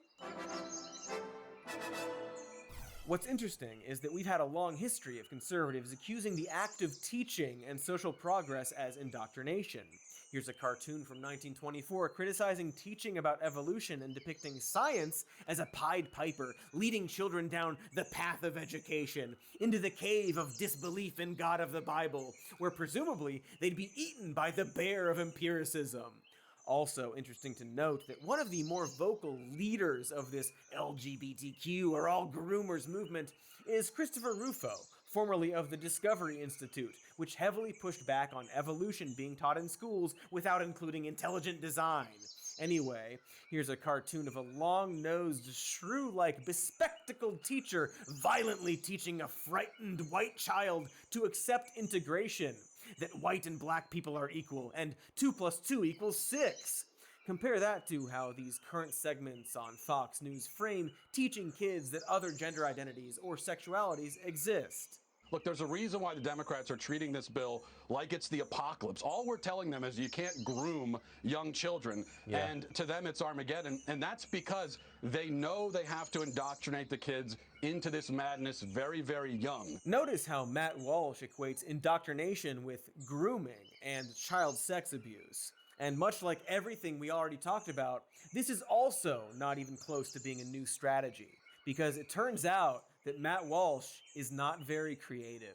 I honestly think it's the biggest threat, even that our nation has, even more so than terrorism or Islam, which I think is a big threat, okay? Because what's happening now, they're going after, in schools, 2-year-olds. You know why they're trying to get early childhood education? They want to get our young children into the government schools so they can indoctrinate them. I taught school for close to 20 years, and we're not teaching facts and knowledge anymore, folks. We're teaching indoctrination. That's a clip of Republican Representative Sally Kern being mocked on Ellen 15 years ago. It was a joke then, and it's a joke now. If you think there's some new reason they're making these accusations, there isn't. Amazingly, the fear that gays and trans are taking over is reflected in polling. Every estimation that the average American has of the proportion of trans or gay people is always much higher than the actual statistics. Americans think 21% of the adult population are transgender, while the real number is much lower. This is likely in part because of the lack of trans acceptance over the years, which would also explain why trans adults only account for 0.5% of the adult population, whereas trans youth, 13 to 17, account for 1.4% of the youth population. But conservatives see this slight increase in youths identifying as trans, again, only 1.4% of the youth population, as some kind of mass indoctrination of kids, as opposed to a mass, slightly more acceptance. But this also supposes that you can indoctrinate kids to be trans, or to be gay, which, when you think about it, for even a moment, is nonsense. Do we have to actively indoctrinate kids to be straight or to be cisgender? I mean, kind of actually, in that we often indoctrinate specific and so-called gender norms that were artificially created by our society. And in fact, most of the actual indoctrination around kids and sexuality is almost exclusively done to LGBTQ kids. After all, have you ever heard of parents forcing kids to go to camps to make them gay? No, you haven't. But you have heard of the opposite. You have heard of Pray Away the Gay camps and conversion therapy aimed at forcing kids to be straight. And you might have even heard that it super doesn't work, unless the goal was to make the victims twice as likely to attempt suicide. A review of studies on conversion therapy to turn kids straight examined research since the 90s, which came to conclusions such as, quote, "There is no evidence from any of the studies reviewed here to suggest that sexual orientation can be changed, and that it's unlikely that individuals will be able to reduce same-sex attractions or increase other sexual attractions through conversion therapy." So, if a concerted effort to forcibly turn a kid straight doesn't work, why would the mere mention that it's okay to be gay or okay to be trans turn a kid trans or gay? Do they really think kids are that impressionable? The only thing it would actually do is make an already trans or gay kid feel comfortable being who they are. Could there be cases where a young person explores their sexuality or gender and later realizes they're not gay or trans, just like some kids later realize they're not straight or cis? Sure, we've all seen Your Preferred Chris and had impure thoughts. But that's what happens when you give people the freedom to explore their identity. And it's weird, it's very weird that the conservatives are strictly against giving kids that freedom and are calling it indoctrination when it's, by definition, the opposite. What are they afraid of? Perhaps if being cisgender and straight is so fragile that you can turn a kid gay with a few rainbow flags, then it's not as natural and normal as conservatives claim it to be or crave it to be. Just But maybe I'm being reductive about what they're trying to say. After all, often the claim from conservatives is that kids are being shamed into accepting LGBTQ people. That was certainly the narrative about critical race theory, hello again, Rufo. The idea that there's some kind of punishment if you don't go along with the trans agenda, that kids have to fall in line or else. But here's a question: what does that even mean? Do we have widespread examples of teachers punishing students for not accepting gay people? It's far more likely that a student would get in trouble for being mean to another student, period. And one imagines sometimes that involves a trans or gay student.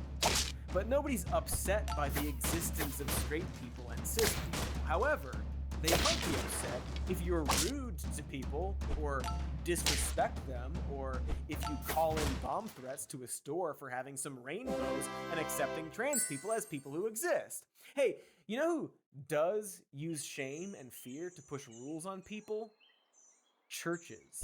A lot of them, at least. Religious institutions are very good at the existential threat, claiming you'll go to hell, or you'll be kicked out of the church, or your family will disown you. Or second, hey, you ever heard of a gay parent kicking a child out for being straight? You see a lot of that on the news? You don't. Maybe never, actually. Maybe that's literally never happened.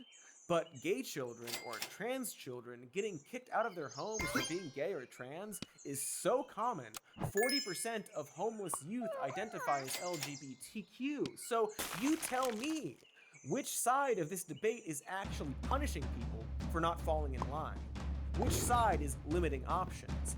Putting kids in camps to change who they are? Pushing kids to uncritically accept specific norms while demonizing anyone asking questions? Sure seems like the indoctrination isn't coming from LGBTQ people. And this is where I identify how institutions tied to conservatism, such as Churches are often hotbeds for child grooming. The Catholic Church obviously has a huge child abuse problem, but so does the Mormon Church, Protestant Church, Baptist churches, evangelical churches. It seems like there's a theme here where when you give someone the authority to interpret God's word, you put them in a position of massive power, allowing them to abuse that power to victimize the vulnerable and get away with it. If you're indoctrinated to believe that those authority figures should not be questioned, then you can't question them when they start to abuse you. And you may not even understand what's happening to you if you're kept away from any education that would teach you that you're allowed to have control over your body and what sexual abuse looks like. So here's a fun idea. We're gonna cut to some ads, and then when we come back, we will perhaps look at who is actually grooming and indoctrinating kids. I mean, literally, using the actual definition of the word. Let's look at who is actually enabling that behavior. I will give you a hint. It's not them gays. Okay, BRB. Hello, sexy ad watchers. You know who you are, because you're you. That's how you know. We tend to not be other people most days, unless you're a demon. Demons can enter your body through your many holes. And speaking of holes, I want to tell you about the Some More News merch store. That's tpublic.com/stores/somemore news. We got shirts, mugs, tote bags. Heck, we got tapestries. You can hang a 6-foot Warmbo banner in your home or work, or both. Maybe you work in a nursing home, and so why not hang giant Warmbo in every room for the olds to see? Our elders love Warmbo, who, much like a demon, can squirm through most things. We have other designs too. Not just Warmbo, but mainly it's all for Warmbo. All for Warmbo! Shirt sales is how he gains his power, and you can feed Warmbo by going to tpublic.com/stores/somemorenews. Inflate a demon puppet with the souls of elderly people. Once again, that's tpublic.com/stores/somemorenews. Do we have tapestries? Oh, a duck. We are back. Don't actually a duck. But dang. Hot damn. Poop. Hot damned poop.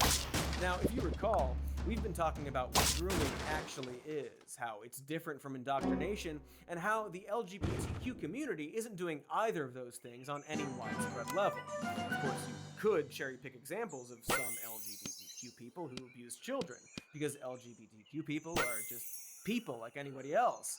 But it's extremely disingenuous to take a handful of examples and pretend they're evidence of a systemic problem, because the statistics say otherwise. After all, conservatives wouldn't want me to, do the same thing with stories of anti-LGBTQ people who turn out to be creeps and abusers, right?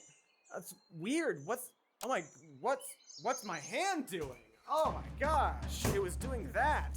Holy shit, wow. What's all this stuff? Cool, let's see. A QAnon leader who made money by claiming Democrats were groomers and pedophiles tried to sue a newspaper for defamation, but accidentally revealed that he himself had groomed and sexually abused a 15-year-old girl. Far-right Trump supporter and Stop the Steal organizer Ali Alexander has now apologized for asking underage teenagers for pictures of their genitals. Founder of the far-right wing Liberty Action Coalition, Patricia Kent, an anti-LGBTQ activist who has claimed that drag shows are grooming children, lost her teaching license in 1998 for forming inappropriate and overly familiar relationships with female students. Republican Texas State Representative Brian Slayton, who has accused drag shows of grooming and sexualizing children, is under investigation for giving a 19-year-old intern alcohol after inviting her to his home at night and having a sexual relationship with her. A far-right anti-grooming organization, which has railed against sex education books in schools, platformed a convicted child sex offender. A man who was accused of spray painting groomer on a public library ended up being arrested for having child porn. A QAnon influencer, different from the earlier one I talked about, who called Democrats pedophiles, turned out to be a convicted sex offender who victimized an 8-year-old. And so on. You get the idea. Actually, wait, found more. Charlie Kirk just appeared at a youth pastors summit where one of the sponsors was a sex offender. Here's professional weirdo Nick Fuentes talking about marrying a 16-year-old when he's 30. Let's say I get married to an 18-year-old now. 6-year age difference. When I turn 40, she's gonna be 34. What if I'm 30 and she's 16? 14-year age difference. When I'm 50, she'll be 36. When I'm 40, she'll be 26. Then now we're talking here. Now we're cooking with gas. Hey, gross. But again, even though it's surprisingly easy to find a ton of examples of conservative pedophiles, no, the GOP isn't the party of pedophiles just because these specific people I listed are pedophiles. What you would need in order to make a case like that is perhaps some kind of systemic evidence of them supporting pedophiles or grooming behavior of some kind. You know, like if the Republican-appointed Arizona Supreme Court ruled that the Church of Jesus Christ of Latter-day Saints could legally withhold evidence of child sex abuse. Or similarly, if Fox News went out of their way to gloss over child abuse in the church, or if Wyoming Republicans opposed a bill that would raise the state's legal marriage age to 18, because as of now, a child under the age of 18 can be married, even to adults, if the parents ask a judge to allow it. If you innocently think this is just something that allows two 17-year-olds to get married, nope. According to anti-child marriage advocacy group Unchained at Last, 1,260 children were married in Wyoming between 2000 and 2019, 98% of which were underage girls being married to adult men. Now, you out there might think, hey, isn't it kind of fucked up to marry a child to an adult? Well, sure, if you just focus on the whole child marrying an adult part, it sounds bad. But according to the Wyoming Republican Party, maybe it's wrong to not allow child marriage. They sent out an email to their constituents saying, this bill may seem harmless, but there are concerns about constitutional rights. You know, the constitutional right to marry children, as written by founding father Jared Fogle. The Wyoming Republican Party also directed people to read the succinct analysis of the bill on a blog called Capitol Watch for Wyoming Families. This succinct analysis advises that since children under 16 years can get pregnant, it should be legal for their parents to make them get married so they aren't having a child out of wedlock. The problem isn't that they may have been raped and forced to have a child while still being a child themselves. No.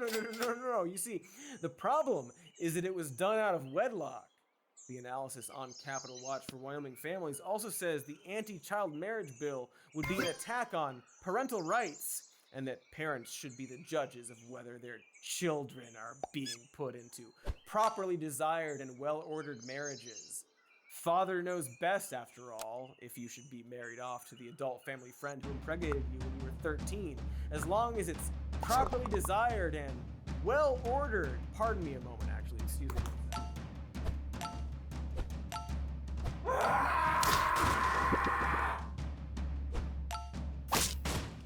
Sorry about that, that's something stuck in my throat, some kind of chunk of despair. Anyway, I guess this group is really into parental rights, so it's kind of odd they also support bills banning gender-affirming care for trans kids, even with parental consent. Hey, weird. What happened to parental rights? I guess those only matter when trying to force your kid into a child marriage.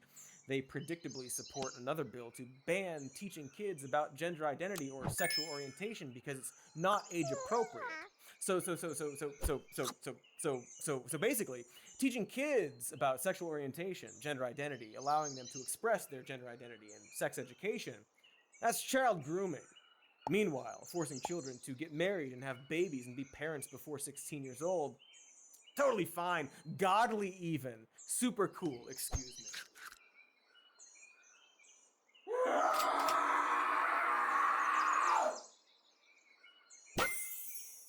Sorry, I had a little bit left in there, but it's gone now.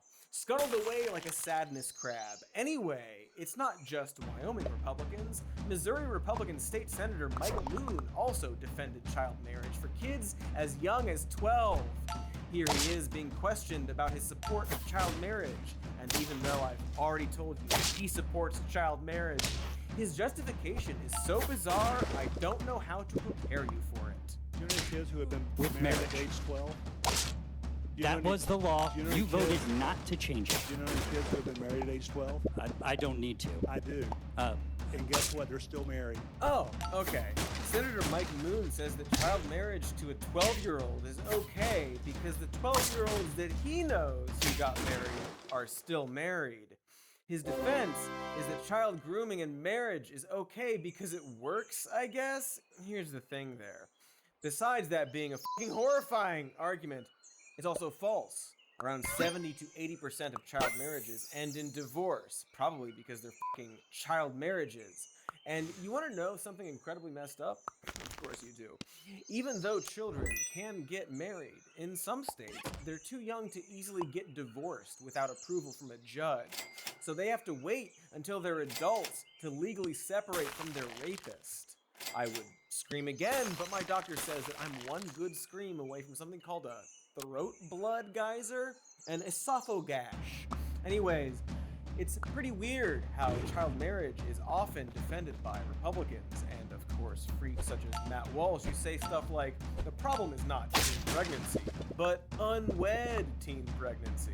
So what I'm saying is that the problem is not per se teenage pregnancy, it's unwed pregnancy. That's the problem in society. So I have a question. Are conservatives groomers? Or rather, are they supporting grooming? Remember the actual definition. I'm not calling them groomers because they did something I don't like. I'm talking about an authority figure, often a family member, isolating a child, sharing secrets, and slowly training that child to be accepting of inappropriate touching until they can be abused. By that real definition, who is actually enabling or supporting that behavior in our country? Who is pushing for a climate where grooming is more allowed and accepted? The people barely putting gay characters in Disney films? Or the ones openly supporting child marriages and saying stuff like this? If I was a little kid, if I was like 6 years old, and my grandmother came to visit and said, hey, give me a hug, and I said, nah, I don't feel like it, Granny. I cannot imagine what my dad's reaction would have been. It would not have been pleasant, I can tell you. My reaction with my own kids wouldn't be pleasant in that situation. Yes, I tell them. I guess let me tell you something. I violate my kids' consent all the time in the sense that I force them to do things they don't want to do. That's Matt literally getting upset over a book that teaches kids consent. See, it's not just that they are pro-child marriage, but actively against tools that can help a kid identify grooming. Researchers in Spain found that even a brief educational session on what online grooming is would result in kids being less likely to report having sexualized interactions with adults. Sex education in general also appears to help prevent child abuse. A review from the Department of Public Health at Montclair State University looked at 80 studies spanning over 30 years of research on sex education. They found that sex education, including education on bodily autonomy, helped improve skills that children need to protect themselves from sexual predators, and children who suffered sexual abuse were more likely to disclose the abuse after the educational programs. Remember earlier how we talked about the strategies that groomers take to try to prevent their victims from disclosing their abuse? Education seems to be part of the antidote. So it's really weird that so many conservatives are against sex education and often demonize it as perverted perversion for perverts. If you don't want to hear it in the school board meeting, why should children be able to check it out in the school system? See, we are That's a Christian pastor ranting about a 1994 book called It's Perfectly Normal that contains frank descriptions of what sex is. You know, as one must do if you are to educate someone about what sex is. It also features some art that shows depictions of people's nude bodies in a way that's somewhat realistic. It has a cartoon depicting how the menstrual cycle works. It talks about what masturbation is and explains that it's a normal urge to have. It also contains topics like online safety and sexting, consent, and the sorts of educational interventions that the studies we discussed earlier mentioned as helping prevent child sexual abuse. But the fact that It's Perfectly Normal bluntly talks about sex has caused the author to be accused of being a pornographer.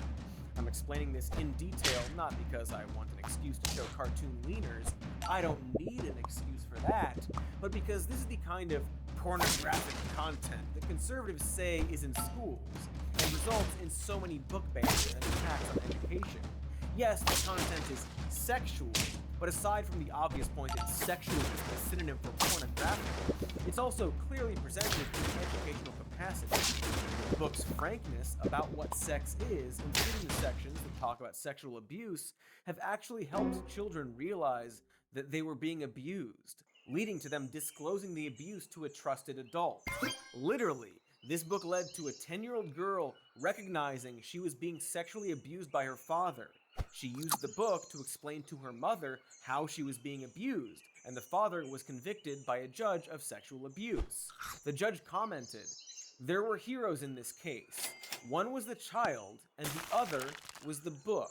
The author of It's Perfectly Normal, Roby Harris, explains why she's so motivated to offer kids a book on sex education despite the abuse she gets, saying, "I have been called a pornographer, a child abuser, every name in the book, as the saying goes. But whenever I am called one of those names, I think of that 10-year-old girl. I wish we never had to talk with kids about any of these aberrant behaviors. But we have to do so because they already know about them to some extent, and because kids have a right to have the accurate information that can keep them healthy and safe. They need to know how to get help to make any abusive behavior stop. So, why would anyone be angry at this book unless they wanted to keep kids in vulnerable and powerless situations? For the record, the answer isn't that they are all literally groomers or pedophiles. That pastor, for example, might be fine. No idea. It's more that they are enabling the group, which would explain why we have so many stories coming out of religious institutions. The church has, whether or not they meant to, built a culture designed to do exactly the opposite of helping children. Conservatives, often being religious and supporting traditional family values, are right there with them. Sex education seems to have fallen victim to this really obtuse view of what counts as grooming, specifically when it comes to any explanation of LGBTQ sex. Like, there are things in this book children should not be told about. But they explicitly say it. They say that straight sex is presented as the norm to make 5% of the population feel abnormal.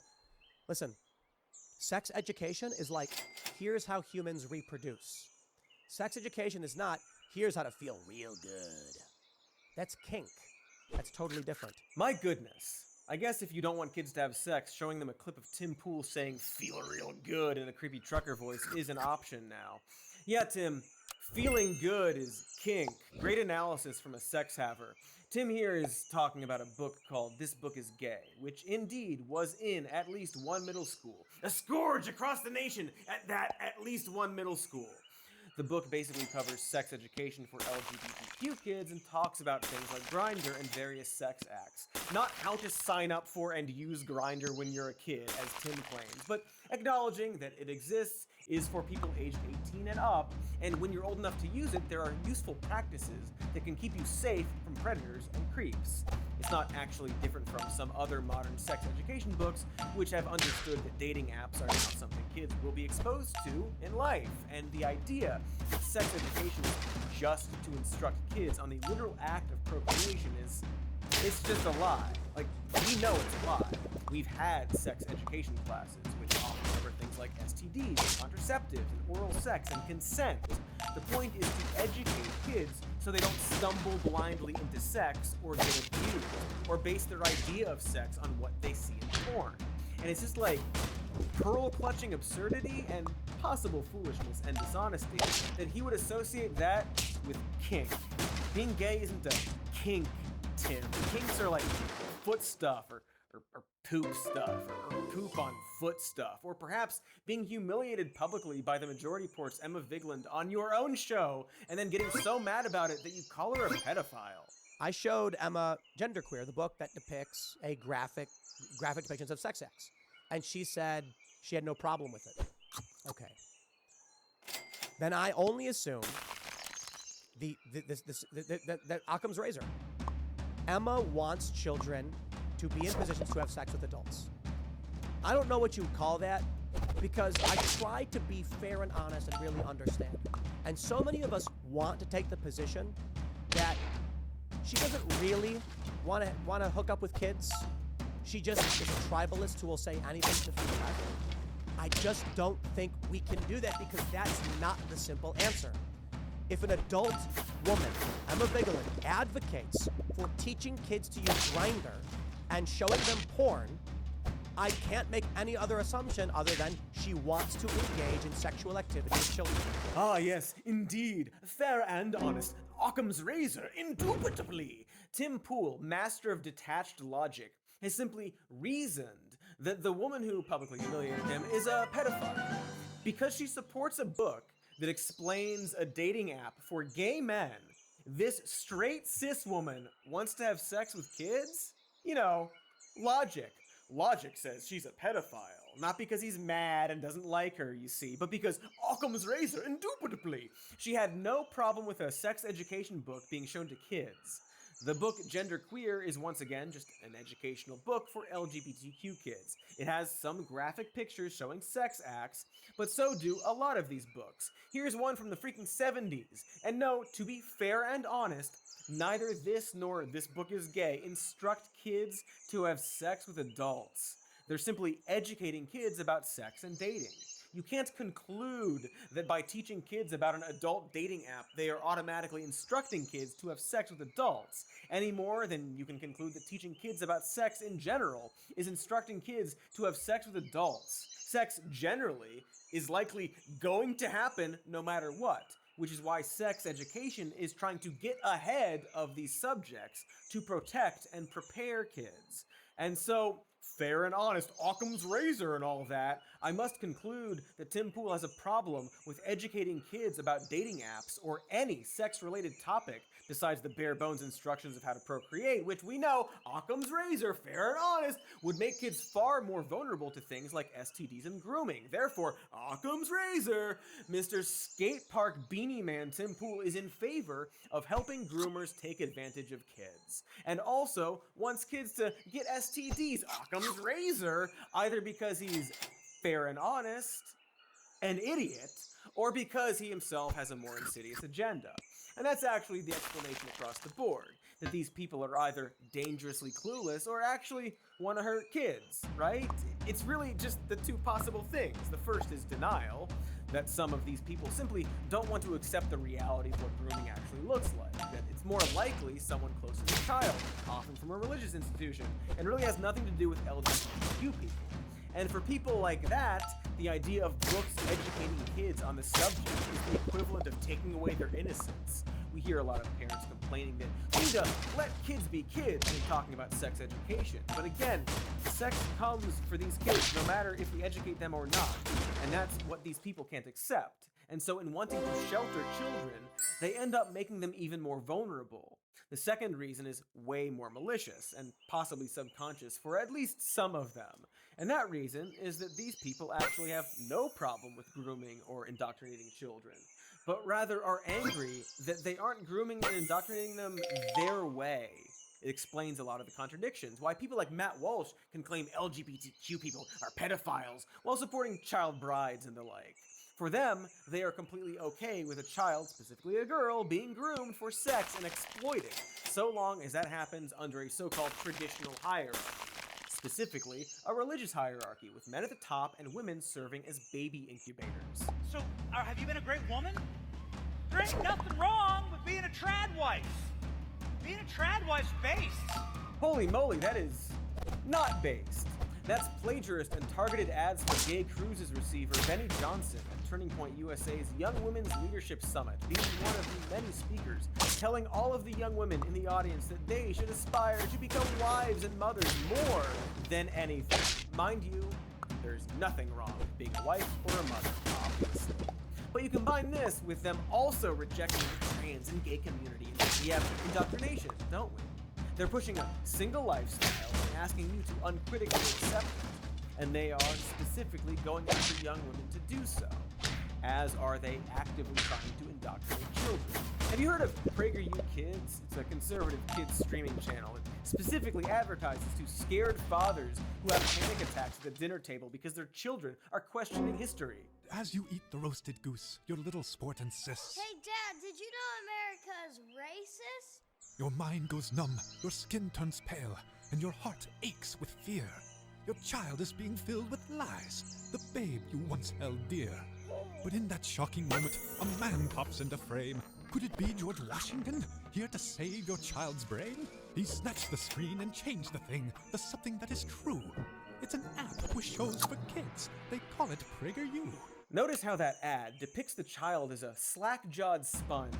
What does it say that this kids program isn't even advertising to kids, but also seems to actively show contempt for them? Frames them as easily indoctrinated goofs who never ask questions. And do you see left-leaning groups announcing their own political kids shows like this?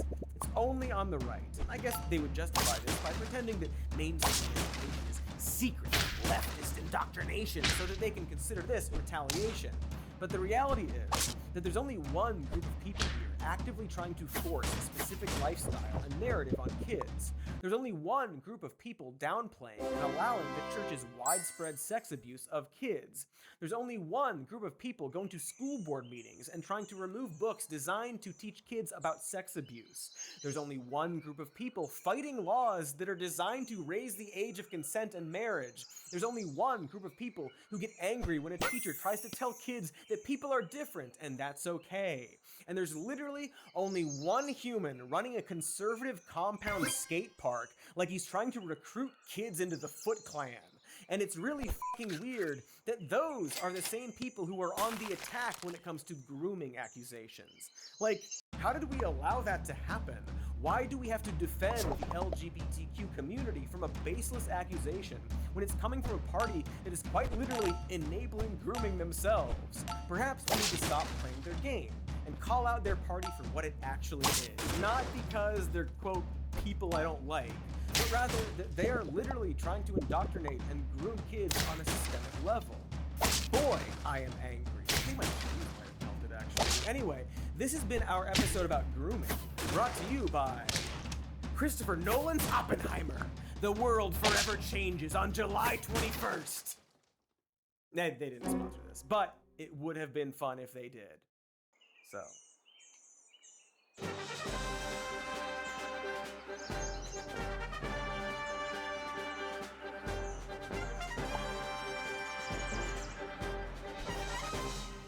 Cody's Exploding, the Oppenheimer story, brought to you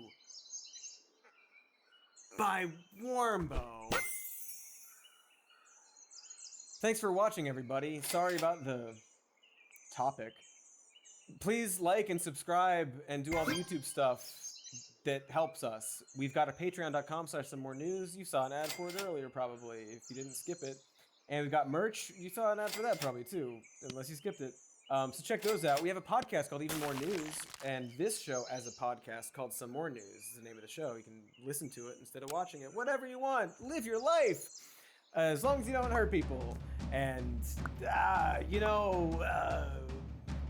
go with God.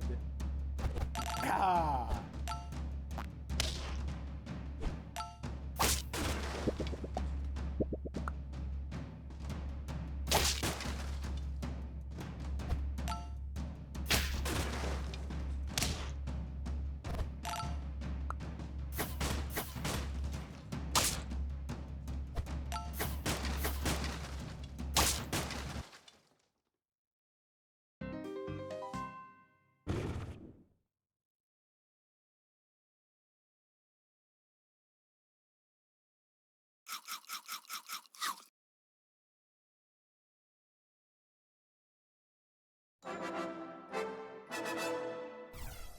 Let's see.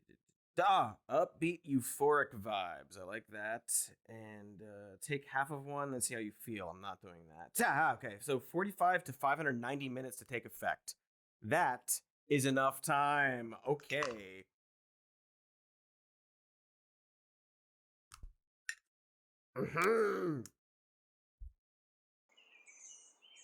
Oh, they're so sour.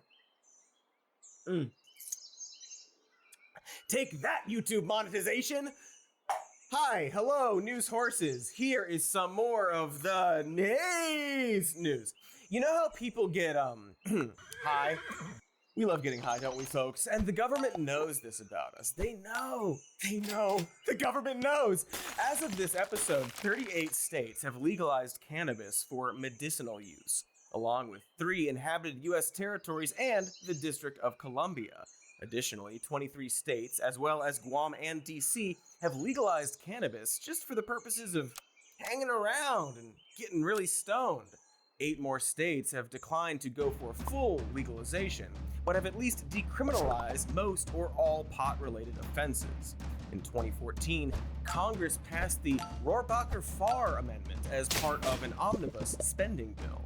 While this didn't change the federal legal status of cannabis, it prohibits the Justice Department from spending any funds to interfere with the state's implementation of medical weed laws. Big picture, the federal government agreed to get out of the way of states and let them make decisions on this stuff for themselves. That law has to be renewed each fiscal year to remain in effect. It is currently active through September 2023, the current month and year. Congratulations to laws and months and years. So with all of this movement in the last decade or so, the US should be well on its way to become a stoner's paradise, like the first half of a Cheech and Chong movie before the local highway cops figure out what they're up to, or an ad for Cheech and Chong weed gummies under every single post on Twitter. It's everywhere. And culturally, we have seen a major shift in terms of pot use's mainstream cultural acceptability. While the archetypal pot smoker used to be a lazy, slovenly slacker with zero motivation like knocked up Seth Rogen, today's pot smoker is a sexy, ambitious go-getter who's coming to steal your girl like the fableman Seth Rogen. But despite weed being so much more acceptable and available in more varieties and assorted products than ever before, not all of the promises we were made about decriminalization and legalization have actually come to pass. And that's what today's episode is all about. Weed. Legal weed, to be specific. And to be more specificer, how is the legal weed industry doing in America? Buckle in for this hard-hitting, in-depth, oh my god, it's kicking in. It's kicking in too much. It's kicking in too much. It's kicking in too much. It's kicking in too much. It's kicking in too much. Am I bleeding or sweating? It's kicking in too much. Checking in with legalized weed. I should watch Beyond the Flux. You guys remember that show? Oh, okay. What? Get it together. Okay. I should watch Beyond Flux.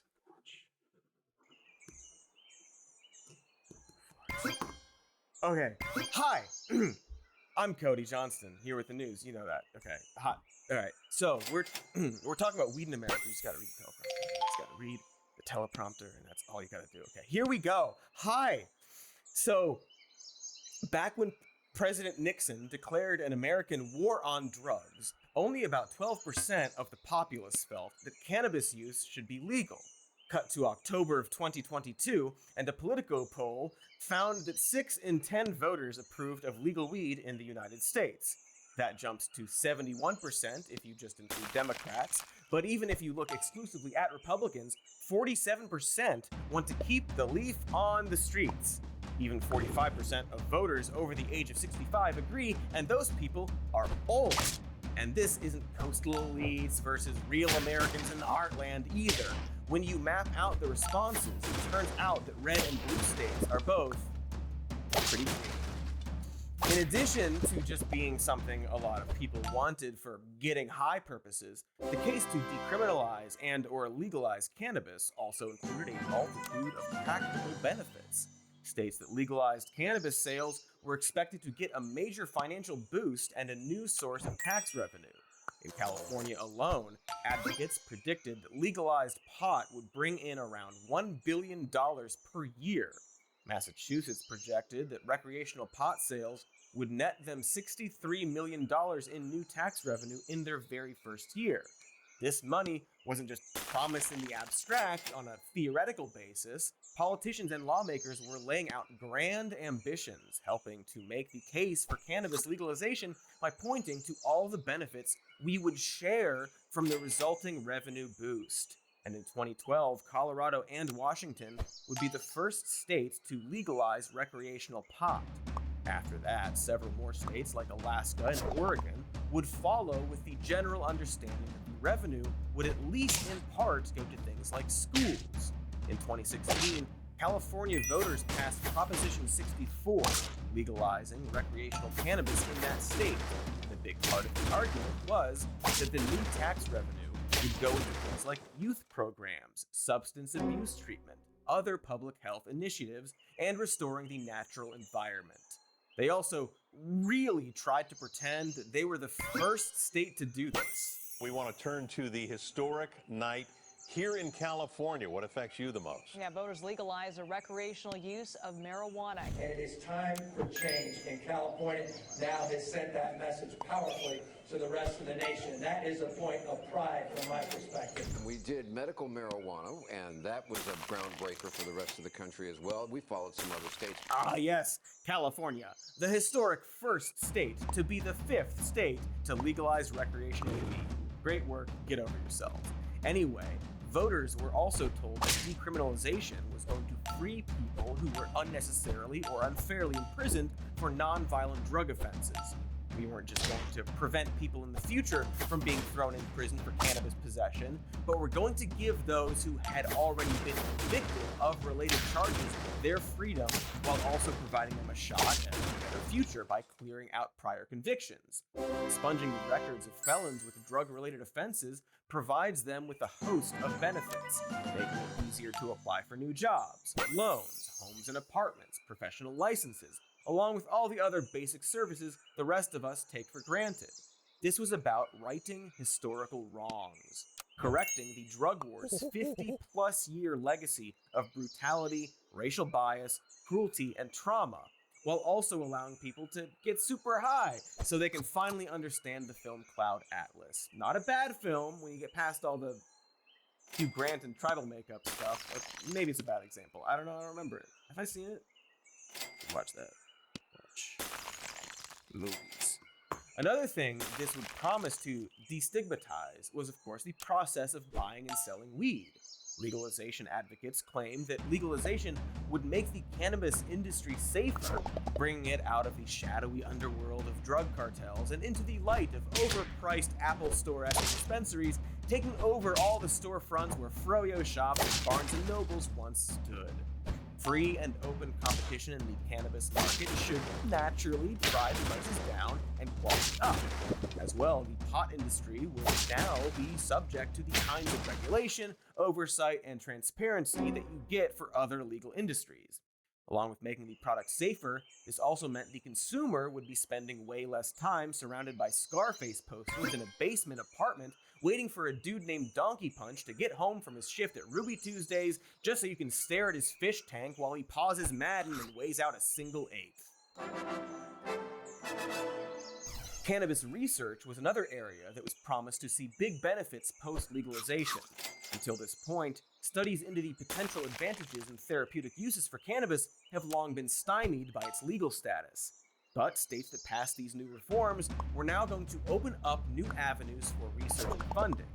In 2019, NBC News health policy analyst Dr. Vin Gupta pointed out that the FDA can't evaluate cannabis products for their health and safety impacts because the federal government continues to view cannabis as a Schedule I drug, the same classification as heroin, which is wild and something we will circle back to because despite all the progress we've made, it seems that currently remains true. Weed and heroin are on the same tier in the eyes of the federal government. And for that, and a lot of other reasons, spoilers, most of the promises we're outlining here did not pan out. That is why we're doing this episode. But before we go any further, it's worth noting that it's okay to want to legalize weed just for the sake of doing that. There doesn't need to be an added benefit. Everyone likes getting high, even nuns and bears. So it's super okay to simply celebrate that the weed doors are slowly opening. But you should also want that industry to be thriving and effective and safe. Otherwise, those doors might shut once more. In fact, in terms of state legalization, the process has slowed. Part of that is because there are only so many states and a lot of them have already legalized it. But there are still many holdouts, specifically red states, because they're squares, you see. And despite its national popularity, most people seem to agree that we're a long way off from any federal legalization, because Joe Biden is also a square. I mean, they all work in the government after all, bunch of nerds. Except for Ted Cruz, who is rugged and loves his beers in a very natural way, and not at all desperate kind of way. The taste of beer. Aside from politicians, the weed industry itself also stalled in 2022, and in some places, weed sales even reversed. In California and here in the salad bowl of the world, crops are thriving, according to the Monterey County Crop Report released on Tuesday, except cannabis. The report shows that cannabis values saw a decline of 54% from 2021 to 2022. If you ask the business owners themselves, they'll point to the same stuff a lot of retail shops complain about. Lack of foot traffic, oversaturation and competition with bigger fish, taxes, and of course, regulation. But that's on top of a lot of additional problems unique to this industry. Problems we will be getting into, along with looking at what exactly cannabis legalization has done to the industry as a whole and where those taxes are going. It's all not great. So that's where we will be coming from here. But to do a second, cooler disclaimer. I'm not saying these new legalization and decriminalization laws have not done any good, or that we're never going to see any of these positive benefits. If you care about smuggling at the border, you might be happy to hear that legalizing the pot has likely reduced the flow of illegal cannabis into the country. And if you care about the precious jerk children, a March 2023 paper from the Journal of Economic Literature also found that minors weren't using cannabis at any higher rates post-legalization. Plus, they also noted that teens seem to consume less alcohol when medical weed is also available. Some early data also suggests legal weed may be having an impact on the levels of opioid deaths, but the researchers haven't reached firm conclusions yet. Authors Mark Anderson and Daniel Reese suggest that everyone's predictions about dispensaries were spot on, specifically that it's trickier for teens to access cannabis now that licensed dispensaries requiring proof of age have largely replaced independently operating drug dealers. Some studies have also linked wider access to legal weed with a drop in suicide rates, particularly for males between the ages of 40 and 49. But again, we don't necessarily need any benefits here, because we like getting high, except when we get way too high right before filming. But what was I to do? Not eat the apples? I mean, I had them, so... Oh! From Katie. Hey, buddy. That's nice. Watching on the hidden cams that you got too high, too high, too high, too high. Yeah, too high, tooth die, tooth die. Do you want me to call the cops so they can come help? If you don't text back, I'll call the cops and or the FBI. Happy Honda days. That's... Oh, 1 second. Okay, please, don't call the cops. Thank you. She's not texting back. Man, I can't deal with the cops right now. Oh, okay, thank God. It's just an emoji of a tooth. What is that? Damn it. Okay.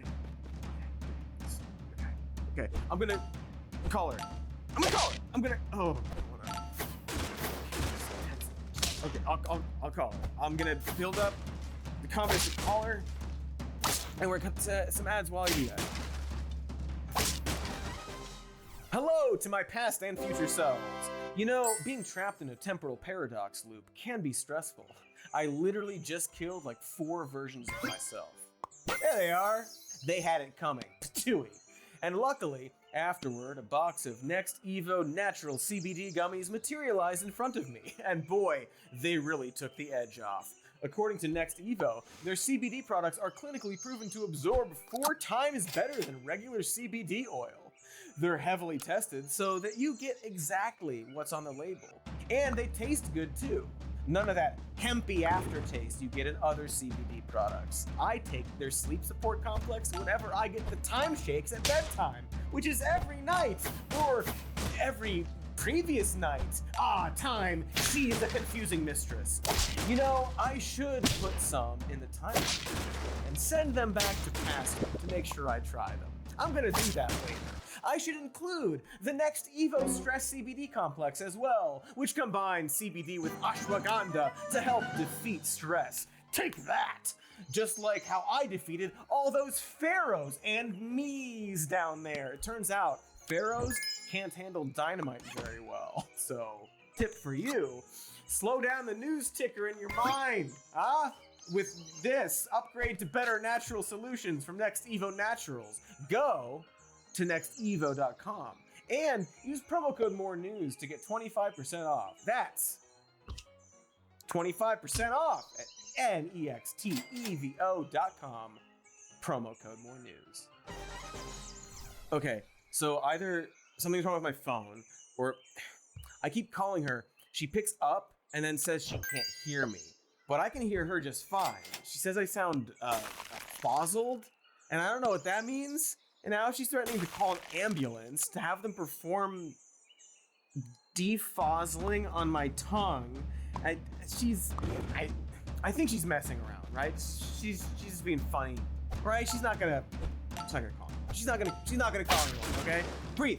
Just gotta breathe. Like Prodigy. All right, let's keep going with the weed stuff. All right. Before the break, we were outlining the current state of the cannabis industry and foreshadowing that a lot of the promises linked to legalization didn't come to pass. Now, here, after the break, we will dig into that, starting with the tax of it all. As Max Lord might say, legal weed is good, but it could be better. From Wonder Woman 1984. That's the bit from Wonder Woman 1984. You can rewatch it on Max. If you don't believe me, it's probably still on there. 90% sure, the hit Wonder Woman 1984. It's true that many states are now collecting a new kind of tax that has very quickly become a key source of revenue. In fact, in some states like Colorado, pot taxes are already generating more revenue than their boozy counterparts. In 2021, aggregate revenue for all states that had legalized recreational cannabis sales hit $3.7 billion. Nonetheless, actual revenue from weed taxes has fallen well short of the wide-eyed pre-legalization projections. As we pointed out, many states have recently seen sales drop, but that's not new either. In 2019, California's cannabis excise tax revenue came up short from their projections. Early in the year, Governor Gavin Newsom's proposed budget expected $355 million from the industry. And just a few months later, that prediction would be brought down to $288 million. And while not the highest, California taxes the shit out of their weed. In fact, one of the theories why sales are down is because the state simply made its cannabis tax rate too high, driving some consumers back to the illegal market. This stumble robbed residents of the initial financial boost that a lot of other states have seen in the immediate post-legalization period. Same thing apparently happened in New York State, which brings in less cannabis tax revenue than Montana, Illinois, Massachusetts, Oregon, and Michigan, despite a significantly larger population. Still, by 2022, cannabis tax revenues were down essentially nationwide. And while voters and taxpayers were told that this revenue would go to things like education or rehabilitation programs or other projects that would benefit them and their communities, in reality, these funds are largely going... This is going to cops. We're giving our weed money to cops? The ones who had already spent decades profiting greatly off of weed in America. Those cops, surely Surely this is a different Cops we're talking about, like the TV show Cops, or maybe stripper Cops, Cop Rock. Please tell me that the money is going to a second season of the musical TV show Cop Rock. I want to know if LaRusso finally gets what's coming to him.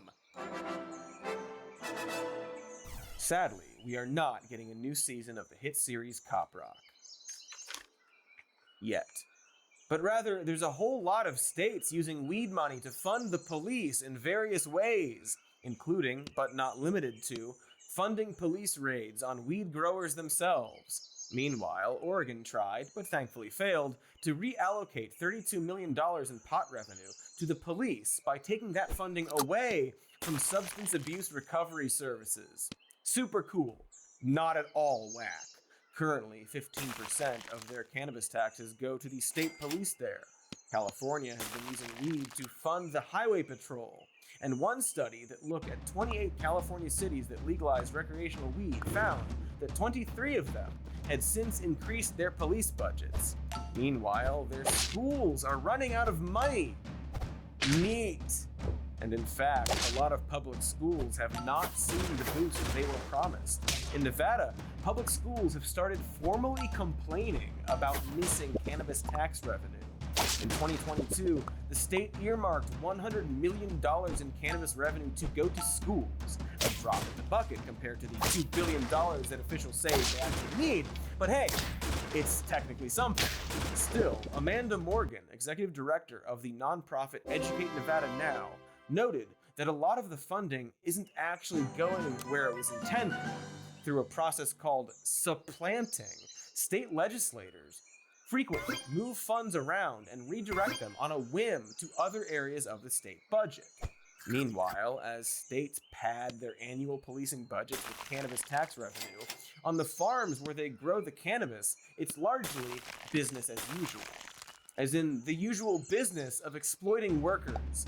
A series of 2022 exposés by the LA Times found that cannabis workers across California continue to face abuse, wage theft, hazardous and squalid conditions, and even violence while working on the state's weed farms.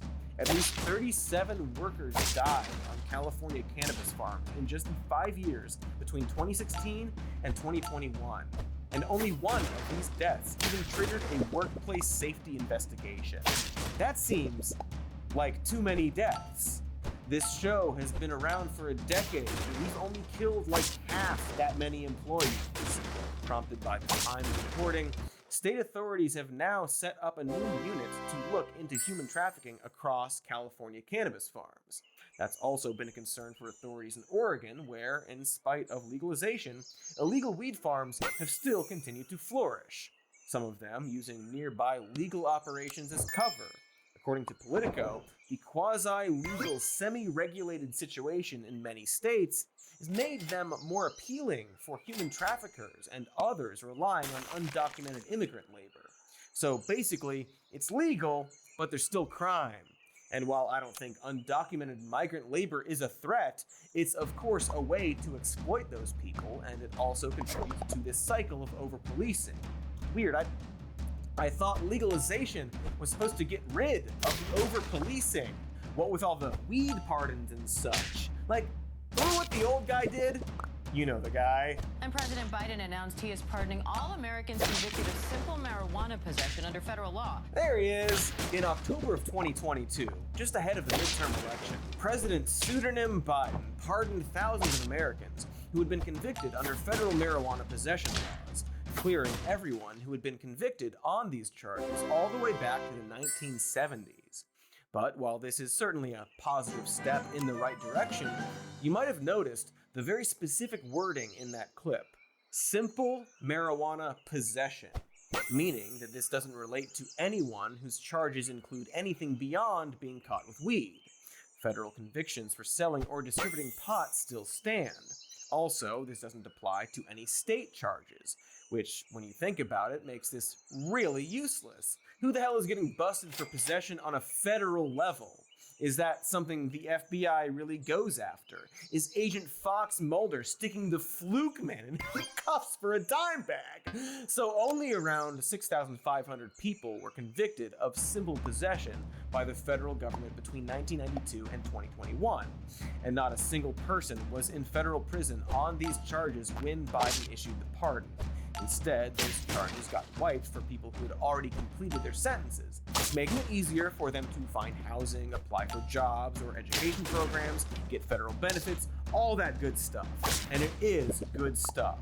In fact, generally, if you've served your sentence, maybe it shouldn't still be hard for you to get housing or apply for jobs or education programs or good federal benefits. That's like the whole point of serving your time. It's in the phrase. You served it. But also, this is not really the kind of sweeping reform you would expect. The president also urged governors on the state level to follow his lead, and that would certainly have a lot more impact if they listened to him. But it's more likely that they are just gonna do whatever they feel like doing. It's not like they need Biden's blessing here. In fact, back in 2019, Illinois Governor J.B. Pritzker granted more than 11,000 pardons for low-level cannabis convictions, all by himself. In Illinois, the expungement process was actually baked into the legalization law, easing the process for Pritzker specifically. You could argue that Biden recommending pardons will actually do the opposite in some states like Florida, where the meaty governor is specifically seeking to undermine the current president. But even Democratic governors face a number of obstacles that have kept these thousands of cannabis offenders in prison, even as people on the outside enjoy the very same activity for which they were convicted and jailed. In Massachusetts, former Republican Governor Charlie Baker has said the pardon process is too complicated to use for the scale of cannabis convictions. In Louisiana, Democratic Governor John Bel Edwards praised Biden's decision, but said he lacks the authority to do likewise in his state. State law blocks the governor from issuing bulk pardons, so the Louisiana Board of Pardons would need to sign off on each individual case, which, unfortunate and tedious, but also still do that. Oh no, extra paperwork. But basically, Biden urging governors to issue pardons is like if I urged everyone to buy a horse. Maybe some of you could do that, but for others, it's logistically impossible, and that's assuming you even want a horse, which you should. Horses are very useful. So by most estimates, there are still 30,000 to 40,000 Americans behind bars on state-level possession crimes. Remember, that's not selling or distribution, that's just having some cannabis on your person.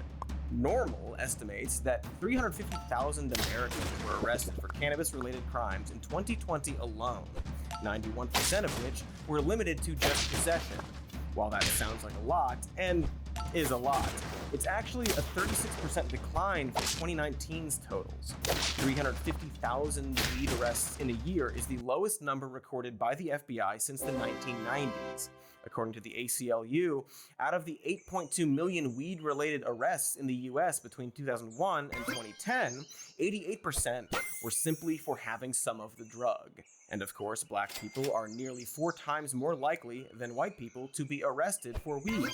In Mississippi, a black man named Alan Russell has been sentenced to life in prison on a weed possession charge. Last year, the state Supreme Court actually denied his appeal. He had about 1.55 ounces of cannabis on him, which is probably more than you need for a night of Adult Swim viewing, but come on, life in prison? There wasn't a human head in the bag next to the weed or anything? So there's a disconnect between federal and state governments at work here. And even at the state level, a lot of legislatures left key decision-making details up to local authorities, including mayor's offices and city councils, some of which lack the information and experience to make these kinds of frequently complicated and nuanced calls. It's a patchwork system that's made up of even smaller patchworks. A set of rules more immediately bewildering than your first time watching a Christopher Nolan movie movie that's ultimately as unsatisfying as your third time watching that Christopher Nolan movie, creating a new quasi-legal industry that starts accumulating massive sums of money overnight with little to no oversight beyond local officials who may or may not have any idea what's going on, is an invitation for corruption roughly akin to adding a Danny Ocean's only rear entrance to your new Vegas casino. People are going to get ripped off, is my point. After searching the Adelanto mayor's home for hours this morning, FBI agents walked out carrying boxes of potential evidence. Adelanto City Hall was also raided today. We found the doors locked, with this sign saying the building would be closed for the rest of the day. The third location that was hit, the Jet Room Medical Marijuana Dispensary. Mayor Kerr was recently quoted as saying he wants to make Adelanto the Silicon Valley of medical marijuana, but why these three locations were raided is not clear. Ah, yes, what a mystery as to why the mayor's house, office, and a local weed shop were all raided. Yeah, dude was taking bribes. And he's not the only one. Of course, to be F and B, most state legislatures that approved legalized cannabis simultaneously set up oversight and safeguards. Perhaps a statewide limit to the number of dispensary licenses that could be issued, or boards that consider new proposals for how and where pot can be legally sold and consumed. But these mechanisms usually rest in the hands of local political figures, the aforementioned mayors, city councilors, and so forth, who either make the decisions themselves or appoint the boards that then make the decisions. So it's a system by which a few carefully placed bribes can open all sorts of fun doors. In Massachusetts, state law requires that weed businesses have a positive impact in local areas that have been disproportionately impacted by past anti-drug regulations. But in 2019, the state's Cannabis Control Commission discovered one pot store had been spending the money on local police details and also dropped $1,000 to sponsor an oyster festival. Well, hey, maybe those oysters had been disproportionately impacted by past drug laws. You don't know. Over in Fall River, Massachusetts, Mayor Jaisal Correa was arrested by federal agents in 2019 for attempting to extort $600,000 from cannabis companies in exchange for licenses to set up shops in the city. He's now serving a 6-year sentence for fraud and corruption, though my guess is he won't have too much trouble job hunting after he serves his sentence. Meanwhile, 2 public officials from Calexico, California were sentenced to 2 years in prison after taking $35,000 in bribes from cannabis businesses in exchange for permits. Part of the legal case against former LA council member Jose S.i.R. included allegations that he used extortionist tactics to pressure local cannabis businesses into making donations to his campaign. Federal prosecutors charged Ukrainian-born Andrew Kukushkin, funnily enough, a close ally of Rudy Giuliani's Russian friends Lev Parnas and Igor Fruman, with funneling illegal foreign political contributions to candidates in Nevada and New York as part of a scheme to secure cannabis licenses there. You get the idea. There's a lot of these. I guess you could argue an added benefit of pot legalization is that it really flushed out the most obviously corrupt city officials we had. But you might notice that in most of these cases, the problem wasn't the weed shops themselves, but the shitty government folk exploiting their positions. For others, it seems impossible to even know when you're doing a crime. In Los Angeles, staffers at dispensaries who believe they're working for legal above-board companies are routinely arrested as part of LAPD raids. Cannabis has been legal in LA for many years now, but as of 2021, the majority of the city's pot shops, an estimated 4 out of 5, were unlicensed and therefore illegal. But the city doesn't have any kind of public resource telling you which are licensed, so you just have to guess. Like a fun game where the prize is not being arrested. Drug testing is another example. In Pennsylvania, a state law theoretically protects workers from being fired or denied a job because they have a doctor's prescription for medicinal cannabis. Hey, cool idea! Unfortunately, many jobs still have drug testing rules that are enforced at the state or federal level.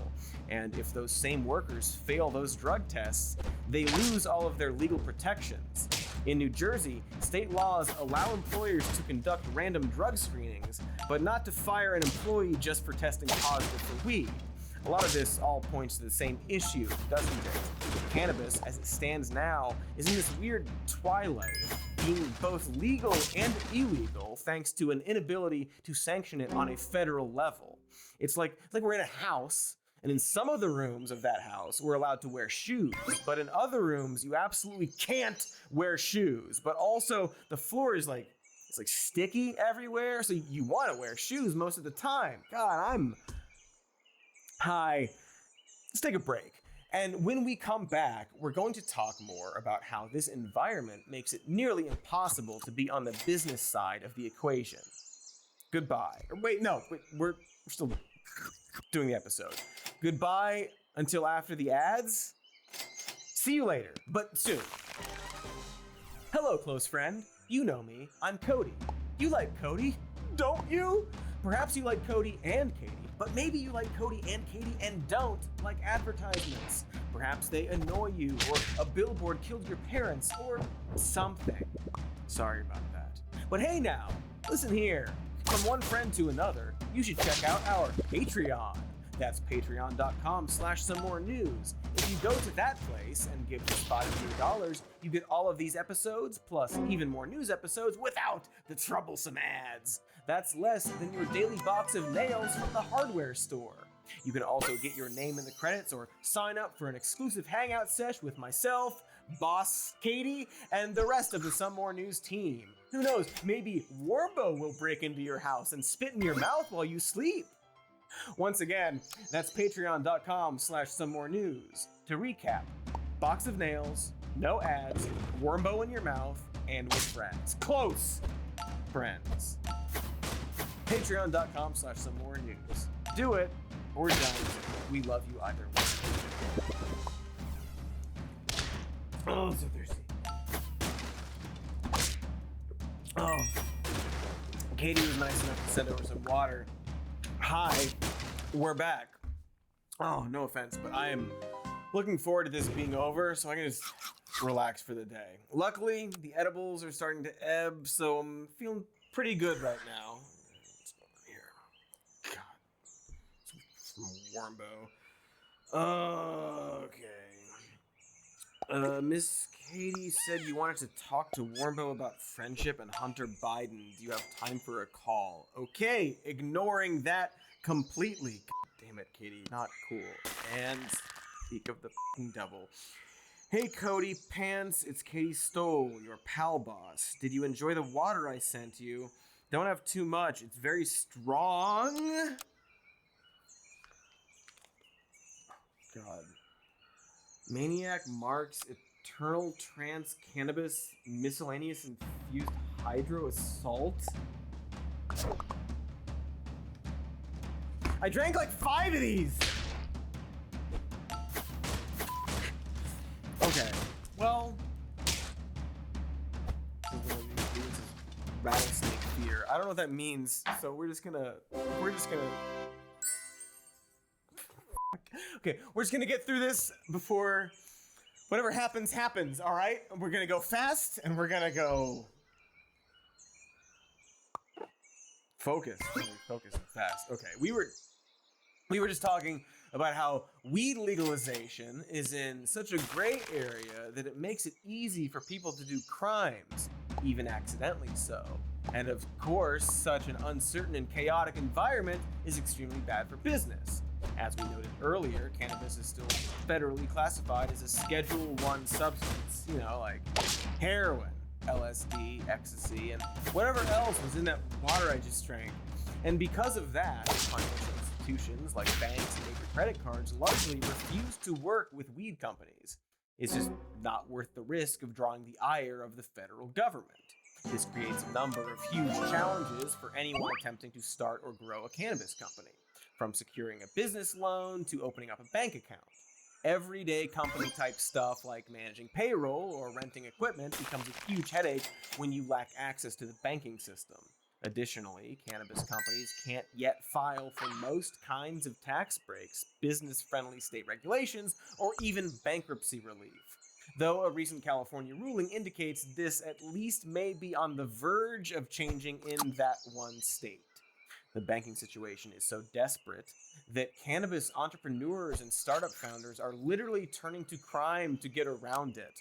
In 2021, the former CEO of cannabis delivery startup Ease pled guilty to 1 count of conspiracy to commit bank fraud due to his attempts to get around rules regarding credit card purchases. That wasn't even the first Ease lawsuit. The company had also been accused of violating rules around text message advertising in 2018. Just like the people who work in their dispensaries, cannabis businesses are themselves poorly protected from theft, grift, and legal exposure. Remember that thing we just said about how they can't take credit cards and do business mostly in cash? Well, that makes them very appealing targets, not just for the cash, but the product as well. Toby says since they opened in 2006, they've had several robberies, but this is the first one since 2014, and it's by far the biggest. He estimates the suspects stole about $500,000 worth of marijuana and cannabis-related product. It's one thing when it's a big company, like who gives a shit then? But a lot of these are local businesses carrying a fuck ton of valuable items that are really hard to insure thanks to their quasi-legal status. And so every step of the endeavor, from the farms to the dispensaries to the delivery drivers themselves, they're all extremely exposed. It's unnecessarily risky, which means that it only attracts investors who are rich or careless enough to take on that level of uncertainty. Otherwise known as tech people, by 2017, Peter Thiel's Founders Fund had already jumped into cannabis investing, along with Silicon Valley VC's 500 Startups and DCM Ventures and New York-based Great Oaks Venture Capital. One of the first companies they all backed was Ease, which raised over $250 million in funding. And while sales in the US will likely hit $33 billion this year, money for new weed startups is drying up. A lot of the potential new entrants into the marketplace have already been driven away. Despite the massive nationwide popularity of their product, the environment right now is extremely challenging for just about all small weed businesses. So rather than an egalitarian new industry providing a lot of opportunities for ambitious young entrepreneurs and founders from previously marginalized communities, the pot industry has come to look like, what do you know, every other industry, but possibly even worse off, because of course that's the end result here. When you take an extremely valuable illegal product, make it legal-ish, and turn it into an industry that requires a ton of overhead in terms of security and legal scrutiny, it's going to end up in the hands of large corporations. This isn't new. See the historical document that is the film Casino, which follows the days before Vegas booted the mob in exchange for corporations. And you, of course, can argue that both are insidious in different ways. I mean, one way involves a vice, so I can see why people prefer it like it is today. Although counterpoint, with the vice, you also get to hang with Joe Pesci, so that's cool. My point is that we're seeing a trajectory where weed is either sold by criminals or large corporations, with nothing in between. And once more, will that system disproportionately affect non-white people? According to early data from 2017, 81% of cannabis business owners were white, while just 5.7% were Hispanic and 4.3% were black. In California, an LA Times study found that less than 8% of the people who were issued cannabis business licenses were considered equity applicants from underrepresented communities. A 2021 insider survey found that white men make up 70% of the top executives at the 14 largest cannabis companies, while black executives held just 7% of the industry's most prominent C-suite positions. That's bearing in mind, again, that black Americans are 3.6 times more likely to be arrested for cannabis than white Americans, despite similar usage rates between the two groups. Many states have laws blocking government programs from considering factors like race and eligibility, which makes social equity programs within the cannabis industry harder to design and organize. Additionally, equity applicants often can't obtain loans because of the difficulty of getting banks to work with cannabis companies, and some have even resorted to relying on predatory lenders. Landlords in lower-income neighborhoods often bump up the rental rates if they learn a property is going to be used as a dispensary. City governments are slow to review applications and grant licenses, and on and on and on. So that's basically where we are now. An industry that promised so much is essentially becoming dead on arrival. Just more Walmarts and Amazons, but weed-themed. Boy, seems like maybe they should just legalize it on a federal level so we don't have to make it this confusing. Weird, we can't just do that. But there's good news. In fact, one of the coolest things about discussing this problem is that the path to full legalization is both obtainable and really, really simple. Are you ready? Reclassify cannabis! That's it. I mean, there are other things that need to be done, but as we keep pointing out, weed is a Schedule 1 drug, and that Schedule 1 classification explicitly means that a drug has, quote, no currently accepted medical use and a high potential for abuse. And come the F on. Millions of Americans do the pot. You can smoke it all the time and be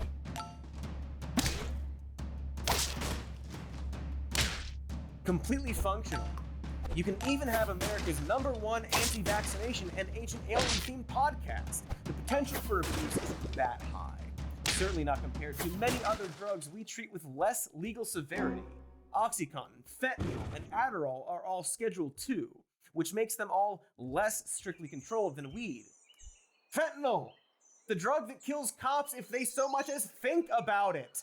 I heard an entire police station once look at a picture of fentanyl and exploded, and I saw one of the explosions, and the explosion looked at me. Then there's Schedule 3 for drugs with a moderate to low potential for dependence, like anabolic steroids, ketamine, and Tylenol with codeine. But pot is Schedule freaking 1? Are you high? I guess not, because I may have actually drank all the weed, I think. So, sorry to everybody. But also, if you were high, you'd realize that it's not that bad. And luckily, we are on our way. Like literally, as we write this episode, the U.S. Department of Health and Human Services has made an official recommendation for cannabis to be reclassified as a Schedule 3 drug. F***ing amazing it took this long. When it comes to this issue, the federal government is still crawling through the 80s while states zoom past on their utopian hover bikes. It's silly that we have to wait for them to catch up. But we do. And they finally might be there by our side. Out of breath, wheezing. Because if they actually reclassify weed, then there's really no reason not to also make it federally legal, right? It would be silly not to. But even if we don't take any other major actions on the federal level, just taking this one step immediately starts course-correcting a lot of the issues we've been discussing. Most significantly, this would give states much more authority to determine how they would like to handle the people who remain in prison for cannabis-related crimes or who still have those convictions on their permanent records. Cannabis companies would also have the opportunity to work with banks and handle basic financial transactions, which would make it easier to actually start these businesses and increase healthy competition. Shifting the Schedule 1 classification also makes things much easier for scientists and researchers.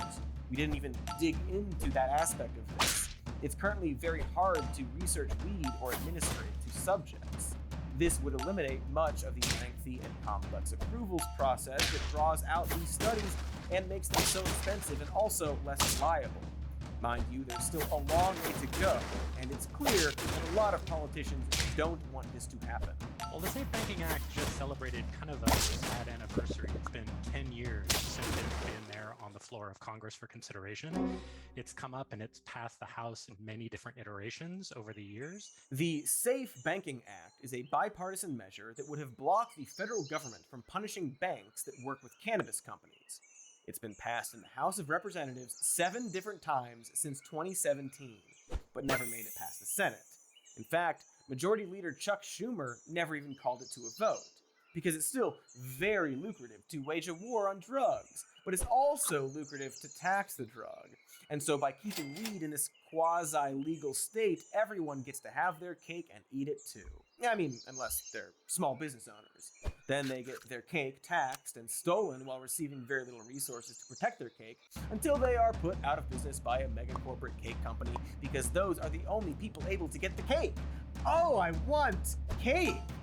How do you get cake? Like a wedding cake. Can I order a wedding cake? Is there a cake app? Focus. Almost done. So, okay, so obviously, legalizing cannabis was the right move, and we should do it nationally. That's the clear solution here. But no matter what happens on a federal level, states will continue to legalize weed, and there are ways for those states to legitimize the cannabis industry without national support. Stuff like streamlining onerous regulatory processes and making it easier for people to start new weed businesses. Cities like Los Angeles can also rethink and overhaul these ineffective social equity programs to get them actually working for the people they're intended to help. Additional protections and aid for growers would also help to balance things out and prevent us from having a cannabis industry that's dominated by just a few showers. If we want to get high, we're gonna get high. Sometimes really high by accident, and we will be getting legally high more and more. But wouldn't it also be nice to make sure the industry itself doesn't become a nightmare? Don't we want the people getting us high to be taken care of instead of just some cog in a huge shitty corporation? That's ultimately what's at stake here. Let's do this right and treat the cannabis industry like an actual industry. And that won't fully happen until we cut the shit on a federal level. Legalize the goddamn drug, you jabronis. Boy, I kind of want a steak too. Okay, I should probably go before it's starting to is really kicking in. Before it really goes. Okay, you know what? Does anybody have any water? Actually, you know what else? Wait a second. I have water. I have it. God. It's a weird day. I got like water bottles everywhere. Okay. All right. That's better and refreshing. Kind of tastes like pennies, but. Mr. Cody, are you home? Oh, he's right outside. Oh, God. Okay, everybody hide! Everybody hide! Everybody! Oh. We're gonna have so much fun today, Mr. Cody. Warbo brought cards against humanity.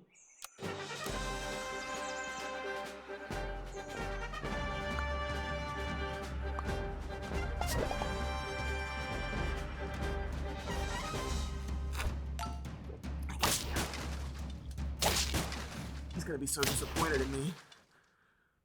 I can smell you bleeding. Coming, Warbo! Fooled you! This was water the whole time. It was acting. Ah! Thanks for watching the video.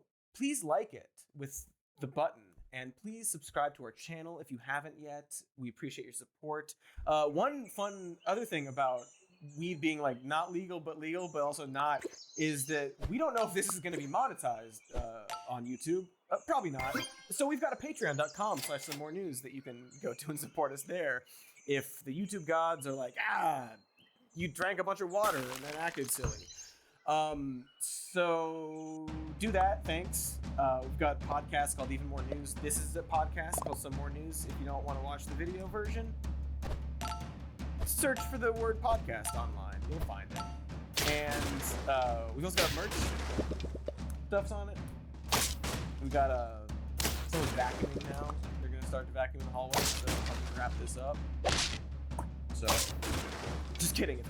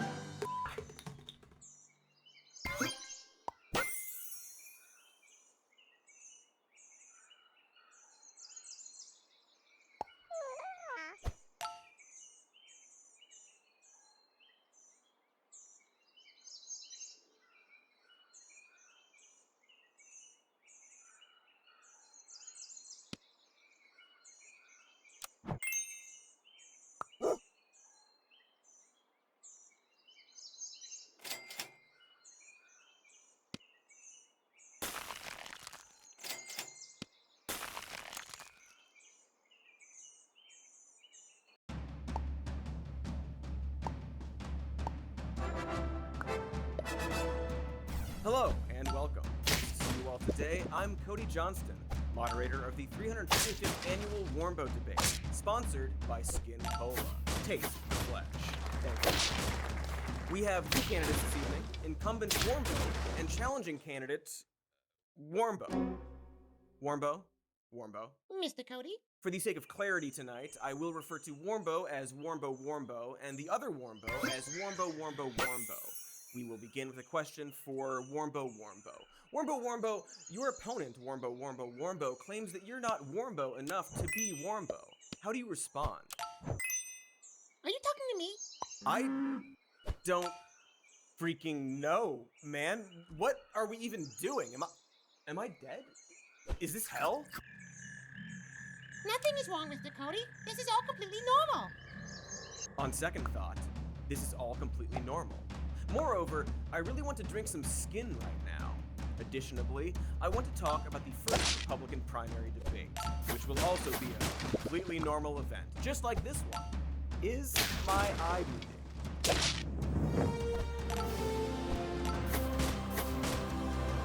All the GOP freaks running for president. We'll be right back with more Warmbos. But first, an entire episode of some more news.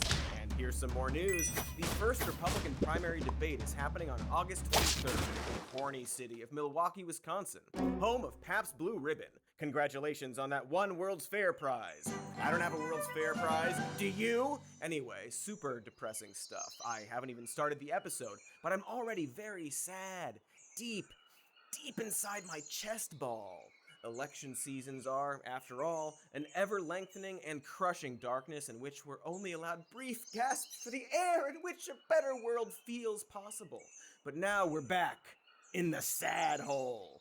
And this year, the RNC is at least shaking things up by allowing full-contact oil wrestling. I'm so sorry, that's... okay. They changed some debate rules to make them more exclusive. This year, each candidate has to gain donations from 40,000 national contributors and also poll above 1%. But more importantly, they also have to sign a pledge saying that they will support whoever wins the primary. Which brings us to our new old segment, I wonder why. I wonder why. I wonder why they're scared that candidates wouldn't do that.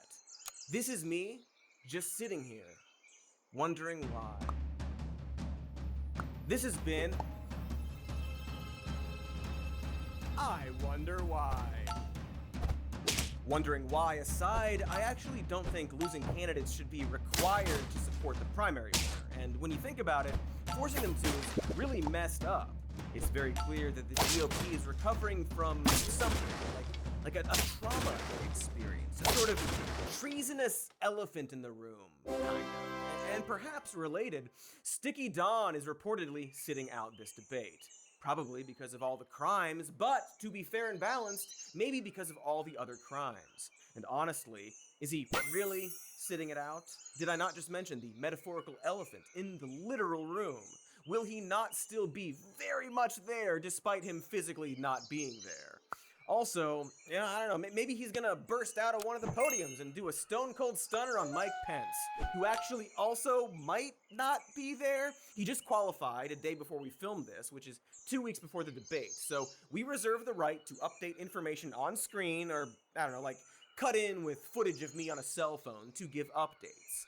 It's a little hard to tell who will be attending, so we thought we'd just talk about all the freaks that might be there, and not Trump specifically, because, come on, you know his entire deal at this point, right? He's the Home Alone 2 guy, did the McDonald's and the racism and treason. Remember the attempted treason?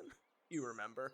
So we're gonna talk about all the other freaks who are trying to be president, even though, let's face it, they are probably not going to be. This entire pageant is mostly for book deals, future hosting positions, maybe vice president, or maybe a single dinner directed by David Lynch. So this will be fun. Yeah, and totally not weird. Ahem.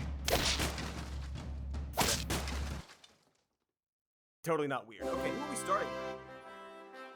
Chris Christie. Absolutely not gonna win. Oh yeah, he's not gonna win. Are we really gonna do a whole segment on him? Okay, I guess. Seems like we could just move to the next one. He is, after all, the only candidate very directly denouncing everything coming out of Donald Trump's mouth. Spoilers for the other upcoming dipshoots we'll be talking about. Along with not being very likable, and also a member of a political party that has no good solutions or opinions, Christie's biggest problem in the primary is that he actually seems to have a single burning ember of self-respect, a final, smoldering warmth in the icy flood of denial. Just hot enough to fuel this lone GOP holdout brave enough to admit that an obvious liar and criminal is, in fact, an obvious liar and criminal. Like, you don't understand Donald Trump.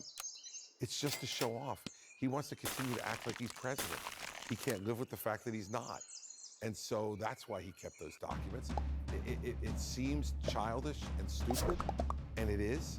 It's Trump. He's a three-time loser. He ends by saying loser, loser, loser.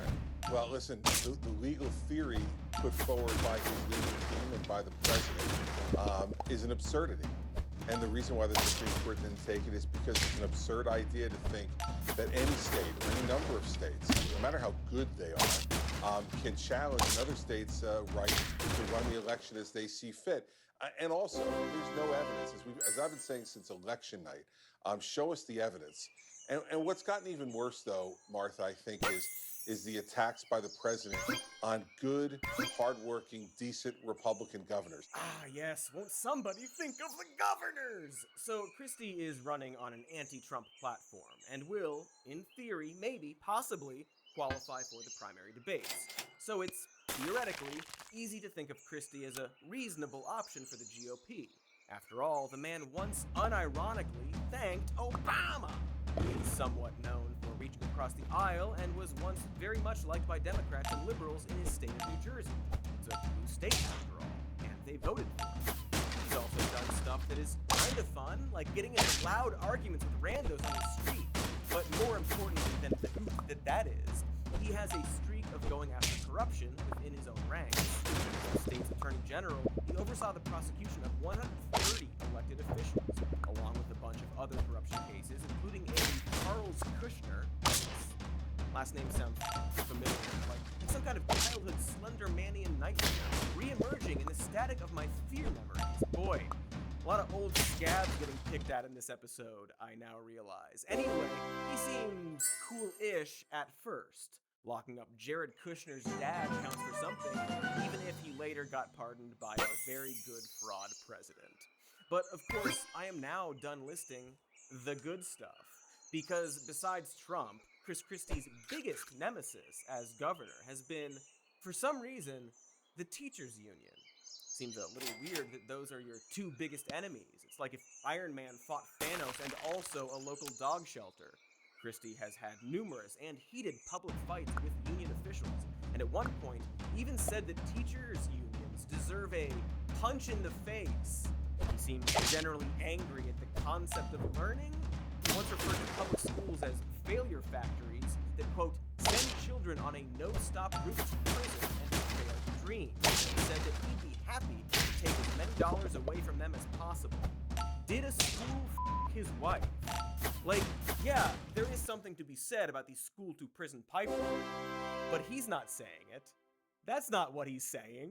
And he's not the only Republican who hates teachers' unions. But it's a very weird and funny thing to be this mad at. And it probably has something to do with the teachers' union originally fighting against Christie's original run for governor. Seems like they weren't wrong to do that, considering that he's spent a bizarre amount of time threatening to literally fight them. So that's interesting, how Christie seems really spiteful against people who refuse to support him as a candidate. It's such un-Trumpian behavior from the brave, anti-Trump Christopher Christie. But heck, you know, it's just the one instance. It's not like there's a second example of Chris Christine spitefully sabotaging a public necessity simply because someone didn't support him as a candidate. Former Republican presidential candidate Chris Christie is facing some new allegations coming out of that so-called Bridgegate scandal. A key witness for the prosecution is now claiming for the first time publicly that Christie was in fact aware of those lane closures that led to a massive traffic jam. Oh man, we are taking a real walk down memory lane. Rather, crawl down memory lane. Because memory lane was purposely closed down on a high-traffic day in a political revenge plot that resulted in a terrifying delay in emergency response for regular citizens. Yeah, not so fucking reasonable of a guy when you remember Bridgegate, which, while never legally connected to Christie, led to the indictment of 2 people working for Christie who plotted to shut down the George Washington Bridge on the first day of school in order to punish the mayor of Fort Lee for not endorsing Christie's re-election.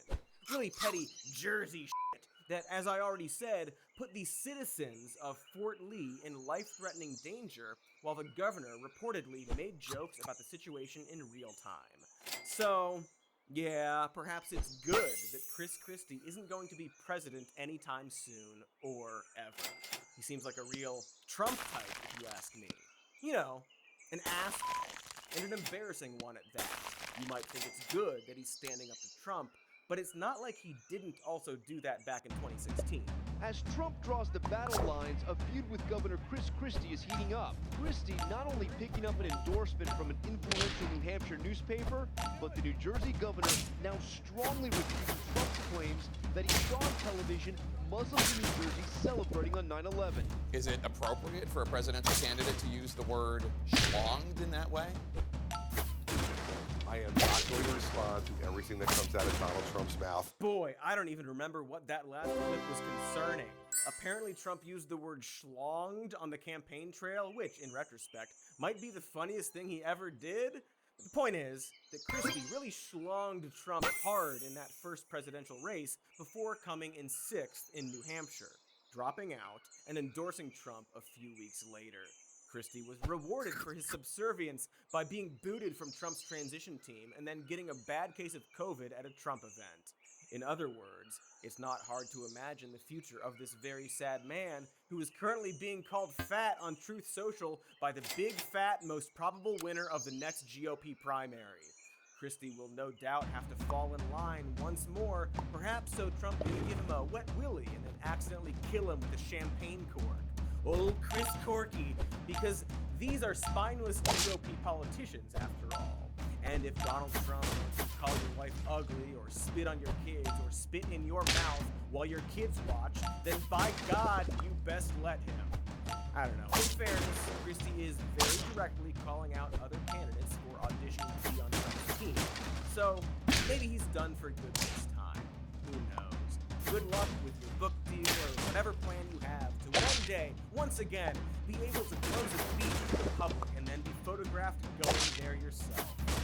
This is all, of course, going to be a running theme, the Cirque du Soleil level gymnastics of claiming that they would be a better president than Trump, while making sure not to anger Trump so much that his supporters literally tried to murder them.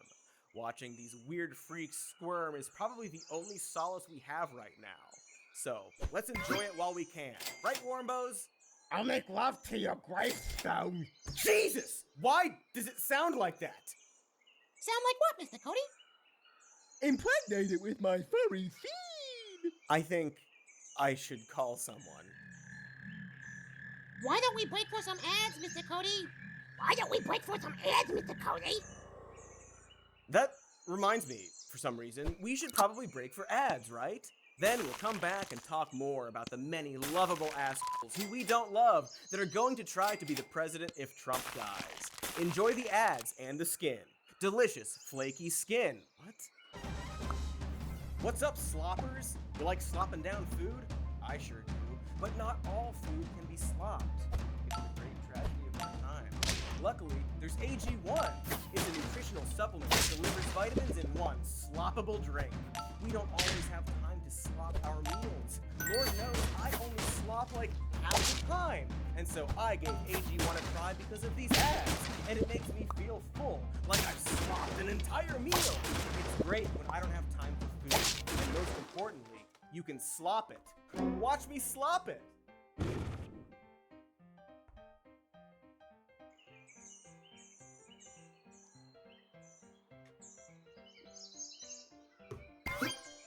See? Consider that slop! In just one scoop of AG1, there's a slop full of vitamins and probiotics and other sloppies designed to aid with gut health and boost energy. It's an easy and quick way to slop your regular vitamins. One time, I tried to slop an entire head of lettuce, and it was a failure. I cried for hours. I wept for my lack of slops, and for the slopless nation we had become. So if you want to take ownership of your health, try AG1 and get a free 1-year supply of vitamin D and 5 free AG1 travel packs with your first purchase. Go to drinkag1.com/more news. That's drinkag1.com/more news. Slop it! Slop it up, sloppers! Yeah. A good day! Did you know that one of the central reasons we wake up in the middle of the night is because of our body temperature? It's right up there with having to pee and nightmares about manatees. But with the pod cover by 8 Sleep, you can finally regulate your temperature as you sleep. That means no more waking up, except for the manatee dreams, which means no more feeling tired in the morning. Again, unless you have nightmares about being killed by a manatee. Can't do much about that. The pod cover works like any other fitted sheet, but with the added bonus of automatically adjusting your body temperature based on your individual needs. It even monitors your sleep and gives you a health report in the morning. What a great way to start your day. They say manatees are peaceful. What do you really know about them? Has anyone ever even seen inside of a manatee? If they did kill a human, how would we know? It troubles me, and I lay awake often. But what doesn't trouble me anymore is my temperature. That's all taken care of thanks to 8 Sleep. In fact, I've never experienced sleep like this before. So cozy in my cool bed, because I'm a sweater, you see. So go ahead and invest in the rest you deserve with the 8 Sleep Pod. Go to 8sleep.com/more news and save $150 on the pod cover by 8 Sleep. That's the best offer you'll find, but you must visit 8sleep.com/more news for $150 off. 8 Sleep currently shipped within the USA, Canada, the UK, some countries in the EU, and Australia. And we are back with the Warmbo debates, brought to you by... It appears to be a drawing of me as a child. Really accurate, too. Am I screaming? Why do I suddenly remember this moment? Okay, well, oh, where'd the other one go? Oh, no. Oh, nobody move, okay? Feet off the ground, okay? Tuck your pants into your socks, all right? Is he crawling around? Is he under my chair? Oh, oh, thank Christ. Dude, where'd you just go? I just want to go home.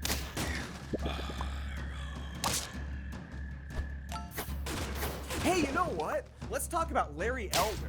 That seems slightly less disturbing than whatever's going on here, and just as a general label, this is going to be our people you couldn't even try to care about and who might not be at the debate section of the video.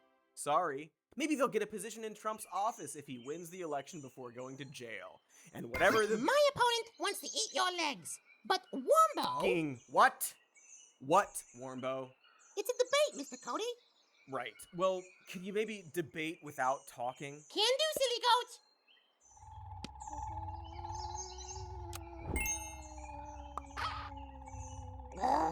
Oh, good. They communicate telepathically. Larry Elder is certainly a person. Is he, though? Larry seems less like a person and more like an AI amalgamation of every right-wing/libertarian talk radio personality depicted in pop culture. His proposals while running for governor include, but aren't limited to, getting rid of the federal minimum wage, eliminating welfare, and killing discrimination protections for pregnant women in the workplace. In fact, Larry seems to really not like women, having claimed that women have exaggerated sexism and domestic violence in this country. He's a real 90s sexist, mocking things like PMS and saying that women know less about politics than men. Add that openly endorsing pregnancy discrimination thing, and it's like, okay, dude, we get it. You suck in a really boring way. What's next? He's gonna go around pointing guns at women? Oh, I guess he's way ahead of me there. Well, along with hating women, Larry also thinks racism is no big deal. Same, of course, with climate change and COVID. Again, just real basic conservative talking points, which is what you'd expect from a guy who started a radio talk show in the 90s and has contorted to the party ever since, most recently embracing the MAGA of it all. Although, to be fair, I guess, Larry was actually one of, if not the, first right-wingers to nurture Stephen Miller, giving the little smooth Nazi boy a podium when he was just 16 years old. So, Larry Elder just kinda sucks? In a really insidious but also uninteresting way. Like if the Zodiac Killer left Sudoku puzzles. He sucks so hard that it's thought that Larry helped Gavin Newsom win his recall election by being so unlikable that voters veered far away from his right-wing rhetoric. I don't know if you remember this, but people did not like Newsom. So it's pretty funny that Larry couldn't even leverage that. And now he's joining the GOP primary and I don't know, man. It seems unlikely.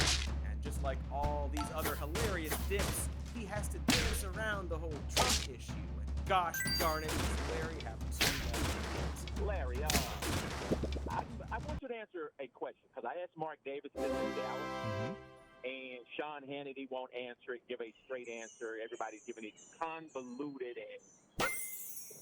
Well, why don't you answer the question and instead of telling me how everybody else answered it? Maybe we could save some time. Okay. I'm only asking Republicans. So, did Donald well, Hayes.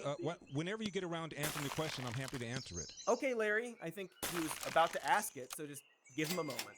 Why don't you just say, "Hey, Larry, I have a question for you," and I'll respond. Hey, Larry, I got a question for you. Okay. I got a question for you. Okay, Hayes, what is it? And I'll respond. Did Donald Trump? See how easy that was? Hey, see how easy that was?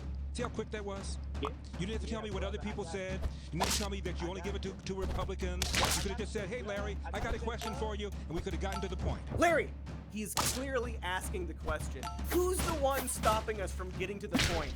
Oh man, I'm gonna love it, Larry. I doubt that you're gonna love it, but we'll see. In Christ, Larry, just shut your mouth for one moment, please. Sorry.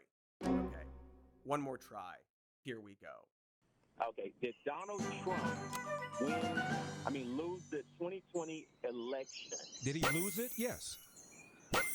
Fair and square. I wouldn't say fair and square, but he lost it. Here we go. I knew it. All right, Hayes. Now I got a question for you. Did Hillary lose the election in 2016? Yes. Fair and square? Yes. Okay. Hillary doesn't believe she lost the election fair and square. Do you agree with that, Hayes? Will you accept that? You asked me the question. I know. I'm asking you another question now. This is the third question now. It's a new question. Does Hillary believe she lost the election fair and square? You know Donald Trump does not. That's why you called. Does Hillary believe she lost the election fair and square in 2016? From her comments, I don't think so. Okay, then. All right, then we have two presidential candidates, neither of whom believe they lost the election fair and square. Here's my fourth question, my fifth question. Fifth question, Hayes. Why hasn't Hillary's Facebook page been shut down the way Donald Trump's been since she's been promoting the big lie longer than Donald Trump? Because she did not start an insurrection at the Capitol. Oh, I see. So it's okay to have a big lie if you don't start an insurrection? Come on, man. That's not the equivalent of that. Why don't you answer my question, Hayes? You said, Hayes, wait a minute. Let's not talk over each other. Yeah! Take that, Hayes, you random person that Larry Elder can barely maintain not even a debate but a conversation with. You, Hayes. My goodness, that was embarrassing. But hey, now I hope he qualifies for the debates, because that will at least be a little fun. Let's move on before I die from boredom. Robert F. Kennedy Jr. Absolutely terrifying. Oh my god, right? RFK Jr., man, where to begin? I swear, the GOP just keeps finding the biggest weirdos. Oh, right. Sorry. And wait. Okay. No, it seems like he should just run as a Republican, because they're funding him and free market solutions to climate change and all that. But okay, so I guess he doesn't count. Let's move on to, I don't know, something exciting. Tim Scott will settle for VP. I said exciting, demon shits. Sorry, not your fault. Okay. Well, having two first names is kind of exciting, even if they are the two most boring first names that exist. Wait, okay, new angle, okay. Tim Scott might not be exciting, but he is interesting. Interesting in that he might be walking the tightest of tightropes of all of these candidates when it comes to his devotion to the GOP. And he's not bad at it, but also not great at it. And a good example is how he talks about the January 6th insurrection attempt that he himself was president. Former President Trump has just announced that he has been told he is the target in an investigation of the January 6th attack on the Congress. As someone who was there that day, and let's set aside the legal case, what level of responsibility do you believe he bears for what happened? I would say, as a person who was targeted on that day, I'll never forget taking my jacket off, rolling my sleeves up, and finding a few pins to defend myself, presumably until I died. I hold the folks who broke into the Capitol with ill will in their hearts, destroying property, responsible for their actions. I don't hold the former president who didn't show up at the Capitol and threaten my life as responsible. Even though former President Trump, or President Trump at the time, tweeted, "Be there, will be wild," there's no level of culpability there? I say there's no level of culpability. The question I'm answering is the one that I think is relevant, which is that who do I hold responsible for the actions on that day? I can only hold responsible the very people who threatened my life, and the former president did not threaten my life. Ow. Ow. Okay. All right, I'm just going to have to brain that for a second. So he holds the people who threatened his life to such an extent that he thought he was going to have to fight to the death. He holds them responsible, as in accountable or liable to be called on to answer for that event. But that doesn't mean that Trump isn't also culpable or meriting condemnation or blame, especially as wrong or harmful. So if he thinks Trump is responsible for January 6th and the attack on Tim Scott's life, the answer is no. But Trump is to blame, and I guess he should be punished that way, right? Because legally speaking, the word culpable is actually worse than responsible, because culpable implies a direct involvement. So Tim's effort to sidestep the question ironically ends up being a direct attack on Trump.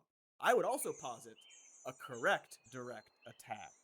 And in a lot of ways, Tim Scott's career has been an attempt to sidestep a lot of obvious problems while accidentally shining a light on them. He got his start in the olden days of 1995, simpler times where boys were on the side, and a young Timothy Scott became the first black Republican elected to any office in South Carolina since 1902. Later, in 2012, he would once again take a record by becoming the first black Republican senator from the South since the Reconstruction era, and the first black Republican senator in America since the 70s. And so, just by existing in his position, Tim Scott immediately pointed out a pretty messed up thing about his party. Although, indeed, it's not like the Democrats are any better. And to his credit, T. Scott didn't fully sidestep that position. For example, he very publicly supported the removal of the Confederate flag from the South Carolina State House, saying, quote, "It remains part of our state's rich and provocative history. But for so many, the flag signifies pain and division that has no home here, and that does not represent the present or the future of our great state. I do not believe that the vast majority of those who support the flag have hate in their hearts, but it is clear that this is the right step forward for our state." You see how good he did there, mostly? He stressed the whole heritage line while still speaking out against the flag. It's like he's a politician or something.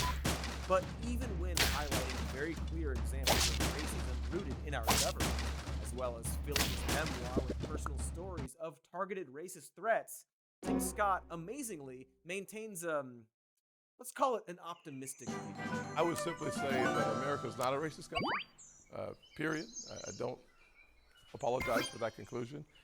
No worries, Tim. I don't need you to apologize for being wrong about a thing. My evidence being just, looking at your own career as the only black Republican senator, who only 5 years ago had to fight his own party not to confirm 2 openly racist judges. He succeeded there, thank deity, but not before saying that the GOP was, quote, "not doing a very good job of avoiding the obvious potholes on race in America." That's a fun way to put it. Gee, Tim, I wonder why they weren't avoiding the obvious potholes. It's almost as if they didn't care if they hit them, right? Hey, Tim, when you introduced that anti-lynching bill back in 2018, which party hit the brakes on it? Could it have been, perhaps, the GOP, your party, Tim, who didn't like your anti-lynching bill because they thought it was too, quote, broad? Fun fact for Tim specifically, that bill would later be passed, but only after the Democrats took the majority. But Tim isn't a Democrat, nor does he agree with progressives about this whole defunding the police stuff. The truth is that we are still negotiating on police reform. We hit a roadblock based on a couple of areas. One of the most important areas was, is it okay to limit funding to grants if local police don't meet a certain standard or don't qualify based on some parameters? I say no, they say yes. You know, the whole defund the police conversation that's been going on. And what we've seen is that, unfortunately, a lot of the cities have literally tried defunding the police to see if it works. The answer is, doesn't work very well. Doesn't work. He says no, but they say yes to it.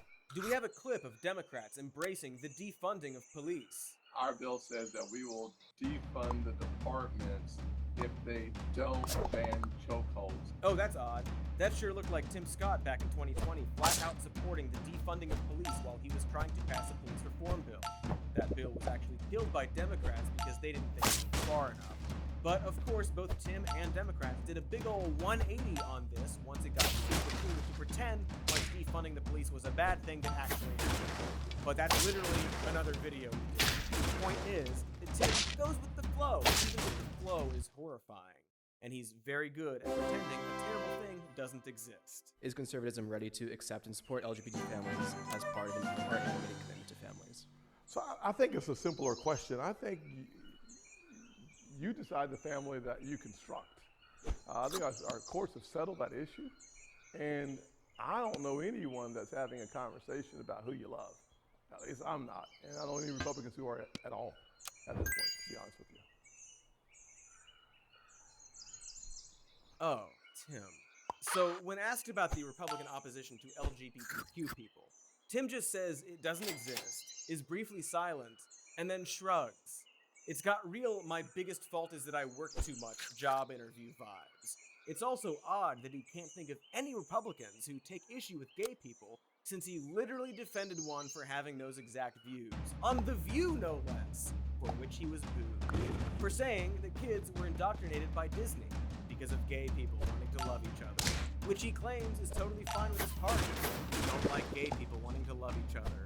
He also used that View visit to continue to argue that America isn't a racist country despite, you know, all the things I've already said just about Tim Scott's career. And so this is all to say, he's gonna make a good vice president. Or at least a token cabinet member for the clown house of Trump, or the slightly more Nazi clown house of DeSantis. After all, he's not alone in his idea that racism isn't systemic, and despite claiming to not like racists, he voted in line with Trump nearly 97% of the time while he was the president. He's said to be a good fundraiser and well-liked by the other candidates, and why wouldn't they like him? He stands out while simultaneously conforming to the will of his party. So, yeah, not gonna be the prez, but he could be a good V-prez to the racist guy. Either of them. Okay, let's keep this fuck train going, but first, more ads. Oh hell yeah, we love them! We love ads on the fuck train, which we are on. Choo choo. Boy, oh boy, summer travel sure can be a lot. Don't get me wrong, it's great to go to exotic locations or European cities enjoying meals and drinks and assuming the identities of wealthy, deceased socialites. But it can also be a lot of stress. You gotta plan it all out. Make fake passports, sleep in an unusual bed, bury stuff. And so why not try CBD gummies from Next Evo Naturals? They help with those stressful and sleepless situations. When I take them, sometimes I get so relaxed I completely forget which name I'm going by. Whoopsies. Look here, little lad. There's a lot of CBD products out there, but with Next Evo, you know what you're getting is good quality. They test their products to ensure their CBD is safe, effective, and exactly what's on the label. Not to mention, fast acting. It's important to be fast acting, you see, especially when you're on a yacht. And all your IDs spill out of your purse in front of an heiress. Thank goodness for international waters, am I right? So leave summer stress behind and upgrade your CBD. Go to nextevo.com/more news to get 25% off and a free bottle of premium pure CBD. $50 value, limit 1 use per customer. That's NEXTEVO.com/more news. Ah! Did you hear that? That's the sound of a cash register, or rather one from the 80s or 90s, which signifies a store completing a sale, which signifies the concept of commerce. Like, if you had a store in 1993, that would be a good sound to use. These days, we have stores on the internet, and if you have a store on the internet, you might perhaps want to check out Shopify and their point-of-sale system. It's a command center, not just for your online store, but in-person store. That's a store, but at a mall or in a building, a place where flesh exists, you see. Shopify actually unites your online and in-person sales all in one place, like a nexus between dream and reality. They'll even help you drive store traffic with tools built for advertising on the TikTok and the Instagram. And that's the only 2 social media sites that exist. You love commerce on the internet and in the flesh reality. Sign up for a $1 per month trial period at Shopify.com/more news, all lowercase. Go to Shopify.com/more news, lowercase, to take your retail business to the next level today. Shopify.com/more news. Commerce. It's when money is exchanged for various goods and services. Money being a thing we made up. For fun? I don't know. Hey now! Welcome back to the show about people and puppets and debate, but mainly puppets. It's the Warmbo debate, I guess, is the premise, which is odd because I don't remember allowing this or even coming to the studio today. Hey, what are we even debating for anyway? You. Oh, so that's the worst answer you could have given. Thank you. Don't be afraid, Hosey. My mouth's smooth like a dolphin's vagina. Okay, yeah, I hate that. Could have just said smooth like a dolphin. Hey, Warmbo. Original Warmbo. Good Warmbo? Gosh, that's where we're at now. Okay. Warmbo. How worried do I need to be right now? Not worried at all, Mr. Cody. Mr. Cody is cool like cucumber. Very relieved to hear that. Also, I kind of want to lay naked on a salad. Let's continue with the show. After all, we're surely coming upon the main event, the guy you're all waiting to hear me talk about. So let's pull the curtain. You know, you want to join us on the campaign trail, you can do that. I often open up, I say my name's Vivek. It rhymes with cake. It ain't about thee. It isn't about me. It is about thee. The United States is about liberty. So Fox and friends, join us on the trail. We'll have some fun. I'll see you out the trail. Very nicely done, sir. Oh, that's a shame. Vivek Ramaswamy, the worst timeline. Did he rhyme trail with trail? I think he did. Sick. Sick stuff. The noun version of sick, to be clear. Like a puddle of sick left by an elderly pet. You know how the best raps say that they're rhyming when they rhyme? I'm Slim Shady. It rhymes with imitating. Classic good rap move. Hey, Vivek, if your name rhymes with cake, you could have just said, my name is Vivek. I really like cake. Then we would know both that your name rhymes with cake and a fun little fact about you. Apparently you say that all the time while you're campaigning. Maybe workshop it a little bit more. Anyway, let's get back on track, all right? The important thing is that I read his rap verbatim to you. My name is Vivek. It rhymes with cake. It ain't about thee. It is about me. It is about thee. The United States is about liberty. So Fox and friends, join us on the trail. We'll have some fun. I'll see you out the trail. Street plans.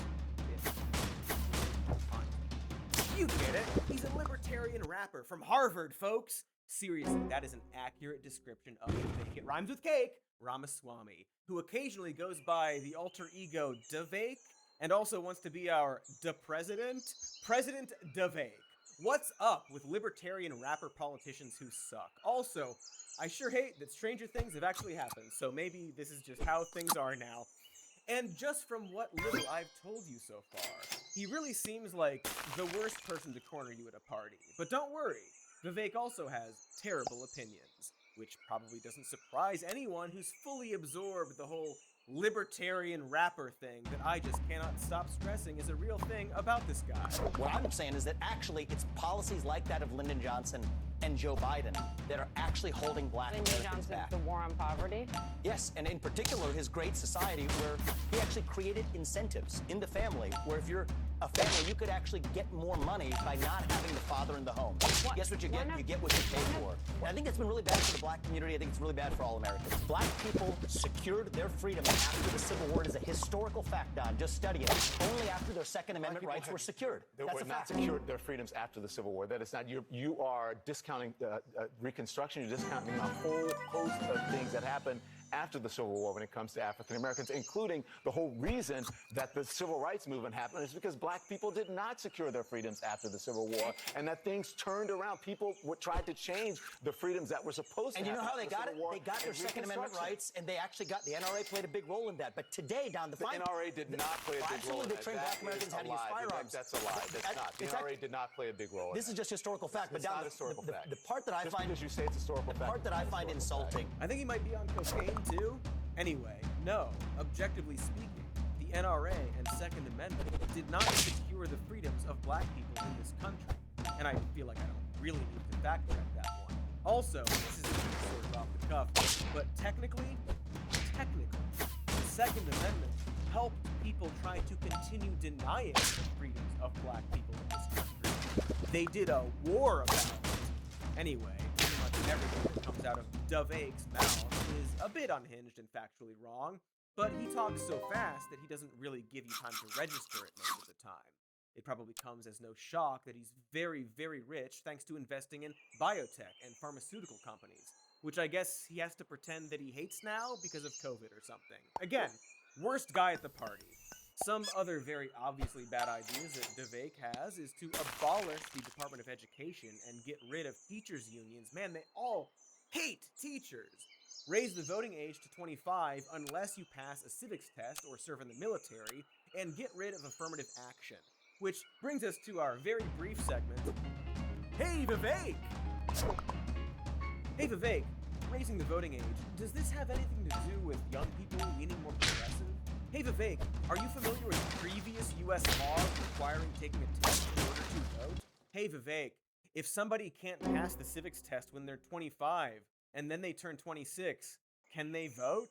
Hey Vivek, if somebody's 45 and they decide to take the civics test for fun but fail the test, can they still vote? Hey Vivek, if so, why? Hey Vivek, do you think it's going to be popular to raise the voting age by 7 years? Hey Vivek, you want to raise the voting age, but you're just 3 years older than the lower limit to be president, and you want to be president? Hey Vivek, get fucked. It rhymes with K.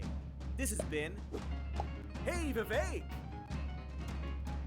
Oh, also Vivek thinks that while climate change is real, he recognizes that it's caused by fossil fuels, and the solution is to burn more fossil fuels in order to cause economic growth that he thinks will pay to solve climate change? Am I getting that right? He claims that he isn't a climate denier, and then also says stuff like this. Republicans dance around this issue a little bit too delicately. I say it expressly. We need to abandon climate religion in America. Yeah. That's the easiest step to unshackle our economy. Vivek is in the midsection of that fun little Venn diagram of right-wing libertarians who aren't delusional enough to outright deny reality, but also can't reconcile that with their core beliefs. He knows that climate change is a problem, but loves capitalism and the free market too much to take the next logical step.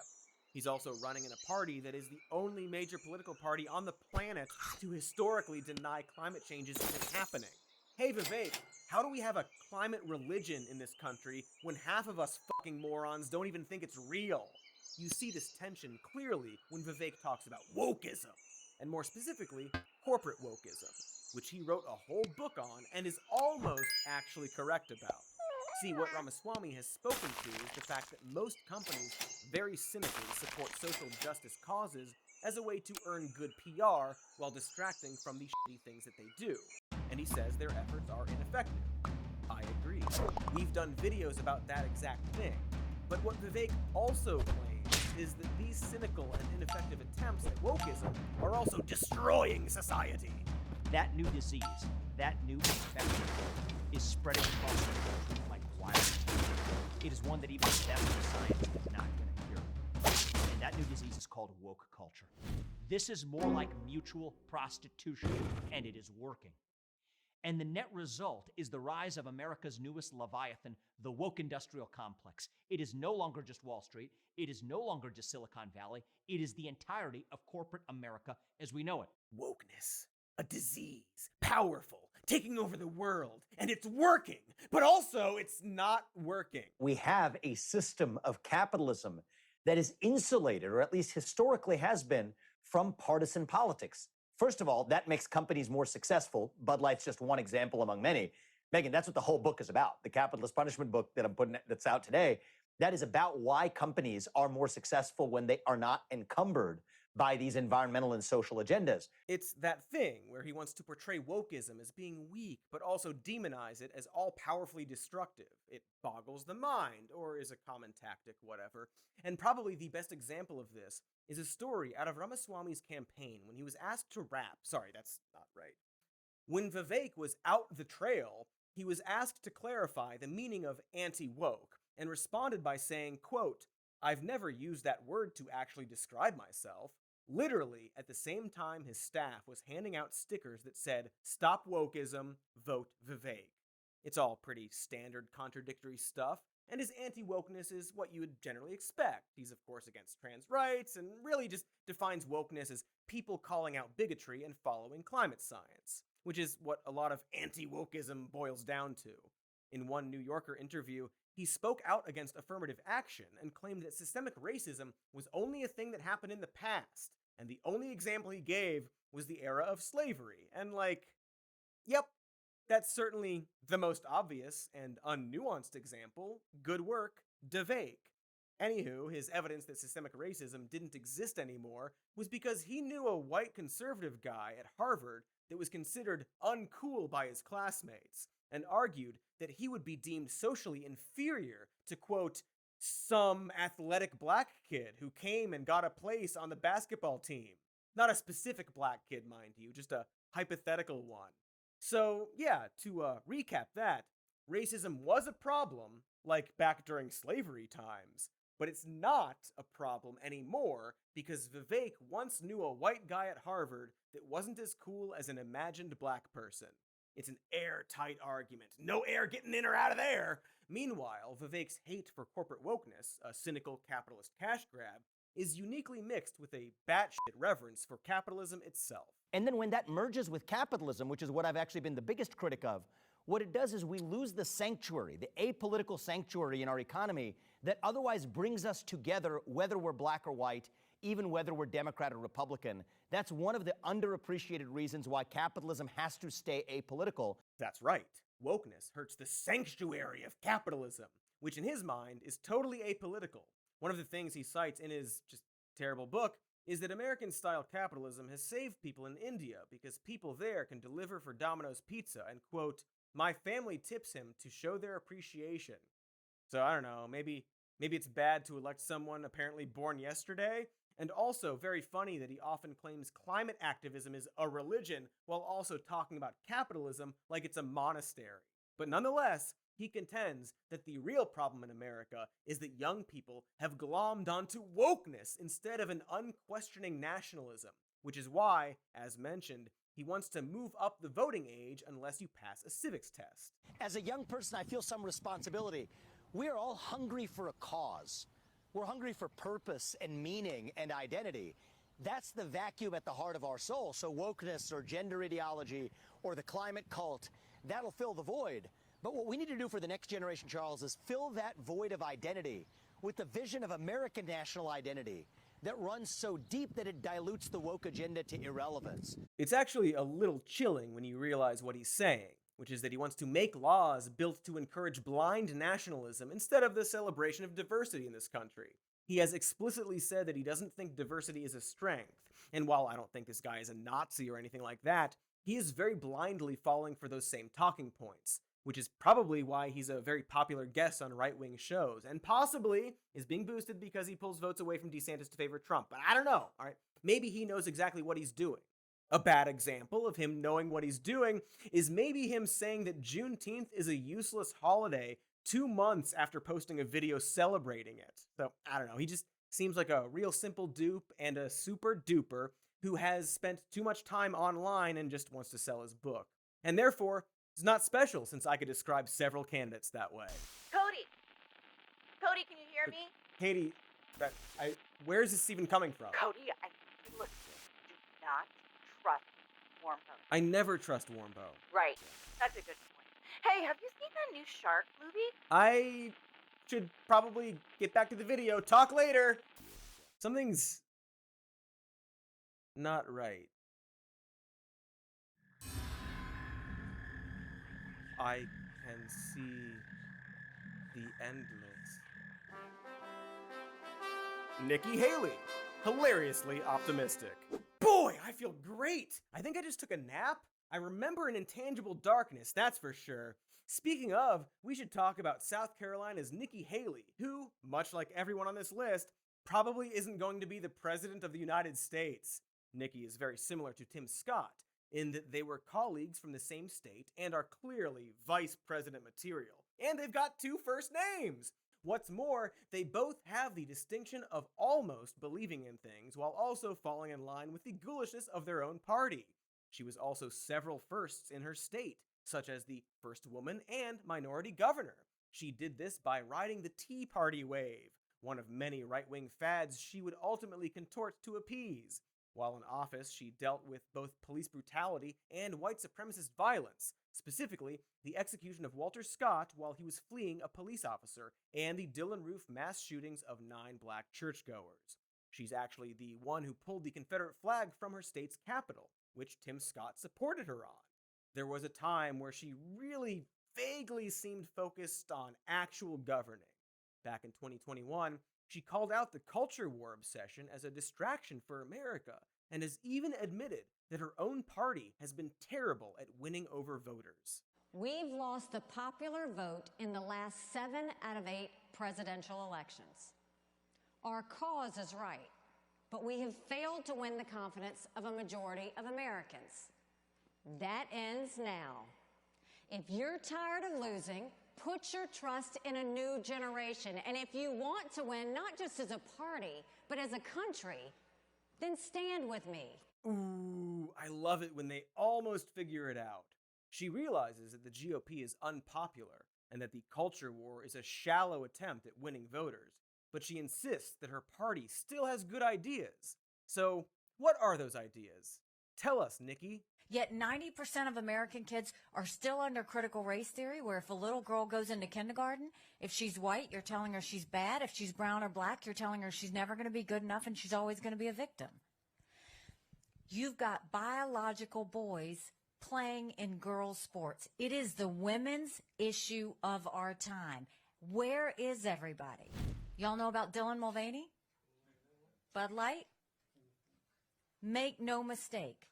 That is a guy dressed up like a girl making fun of women. Oh, okay. So that is Nikki, our anti-culture war candidate, who is sick of the GOP losing all the time. Now, in 2023, and waging, what do I call it? When a person, battles over our culture. There's a word for it. But I guess, according to her, trans people in sports are the biggest women's issue of our time. It makes sense. Can't think of any other modern thing happening that might affect women. Hey, totally unrelated segue. How does she feel about abortion? Well, Nikki does not think that women should be executed for having one, so I guess she's a moderate according to today's definition.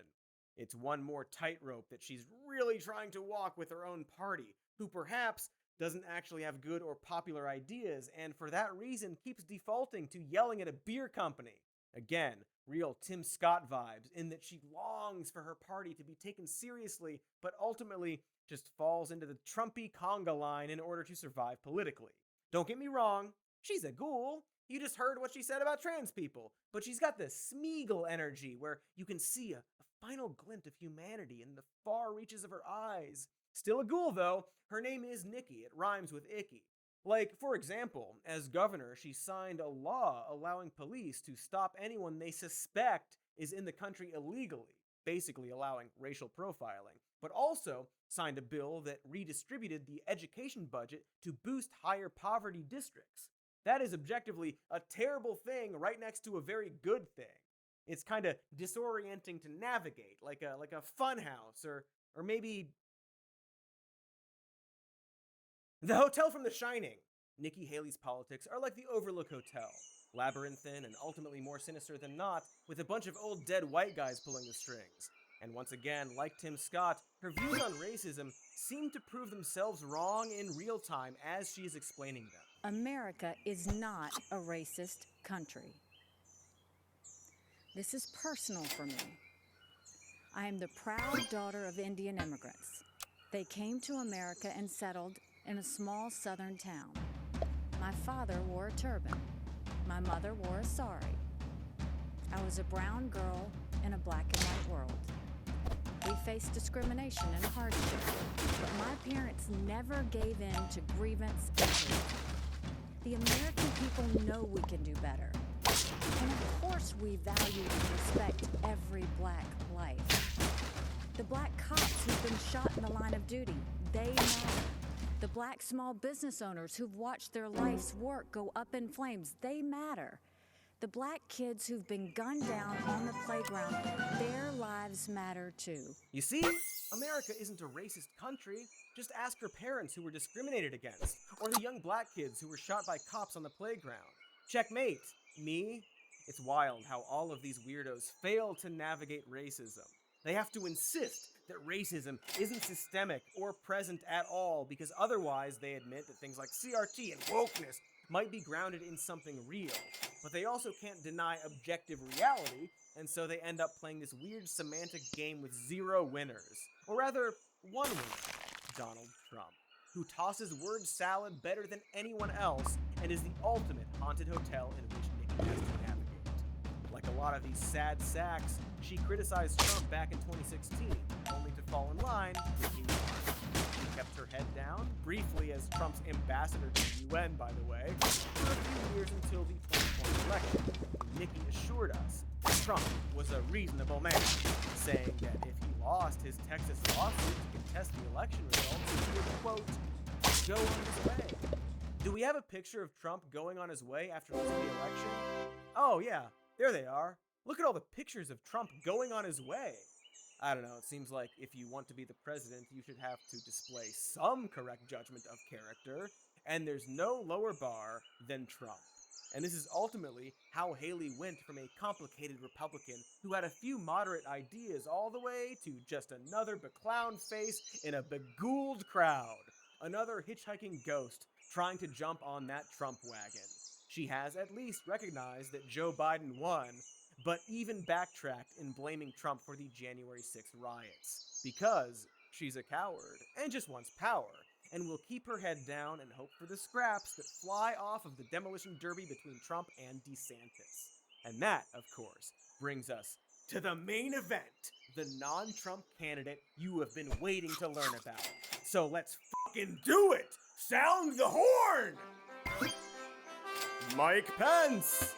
LOL. Wait, who?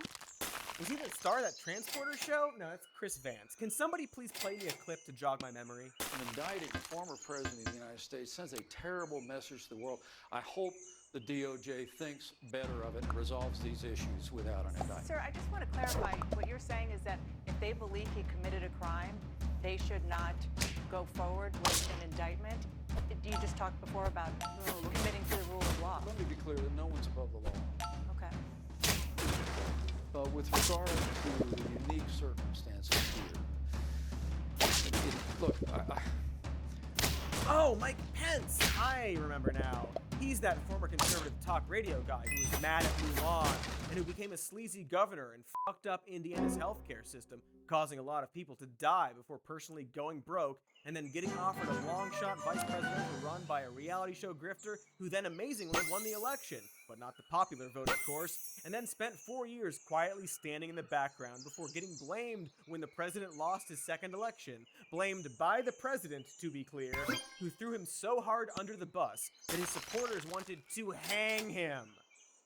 They wanted to hang you, Mike, and you're running for president of this country? Look, I don't think I need to spend a lot of time talking about this Q-tip racist. I just glossed over some extremely horrible things from his past, such as his misuse of campaign funds, his inability to form a halfway decent healthcare policy, and indifference toward an HIV outbreak in his own state, the point that he slashed funding toward health programs during a health crisis. He signed one of the then strictest anti-abortion laws in the country. And of course, he sure doesn't like the gays. Remember when he went to an NFL game just to walk out of it in disgust of a player kneeling for racial equality and more police accountability? That's something a racist does, don't you know? But Mike is also, more than anything, a hilarious and unlikable coward. So this is a yes or no question. Is Advance America right when they say a florist in Indiana can now refuse to serve a gay couple without fear of punishment? Well, let me explain to you. The purpose of this bill is to empower, and has been for more than 20 years, George. This is not speculative. Yes or no? If a florist in Indiana refuses to serve a gay couple at their wedding, is that legal now in Indiana? George, this is where this debate has gone with misinformation and It's just a question. It said it would protect a Christian florist against any kind of punishment. Is that true or not? George, look, the issue here is, Does that mean that Christians who want to refuse service, or people of any other faith who want to refuse service to gays and lesbians, that it's now legal in the state of Indiana? That's a simple yes or no question. George, the question here is... Final yes or no question, Governor. Do you think it should be legal in the state of Indiana to discriminate against gays or lesbians?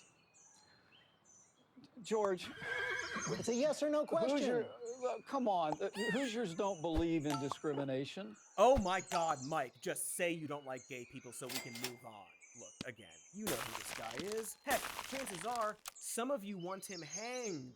But I figure we could remind you that he's like a 1995 bigot. But with any hope, he will merely serve as a rodeo clown for the next primary. A real Bloomberg type that will briefly unite his party and how amazingly flaccid he is as a candidate. Really failed there, Mike. Really failed at existing. Hey, remember when Mike Pence was put in charge of our COVID response? How did that go? Do you remember? Do you remember how that went? Anyway, he wants to be our president. My family has lived the American dream. I had the great honor to serve in Congress, as governor, and as your vice president. And I'll always be proud of the progress we made together for a stronger, more prosperous America. Absolutely incredible. My goodness, Mike. They tried to hang you after the pandemic and all the riots and fire. Remember, Mike? Does he not remember?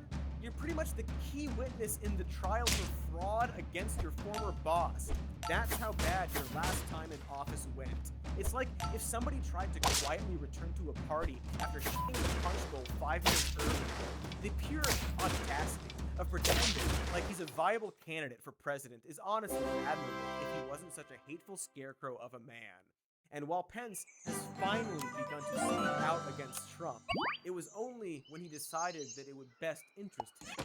And by best interest him, I mainly mean that he was backed into a corner where he'd either have to vanish entirely or do something to make himself visible. I think yesterday's indictment will stand either on its own merits or it will fall. I can't really speak to the legal arguments behind it, but I think the American people deserve to know that on that day, President asked me to choose between him and the Constitution, and I chose the Constitution. Yeah, I'm sure you were real brave that day, Mike.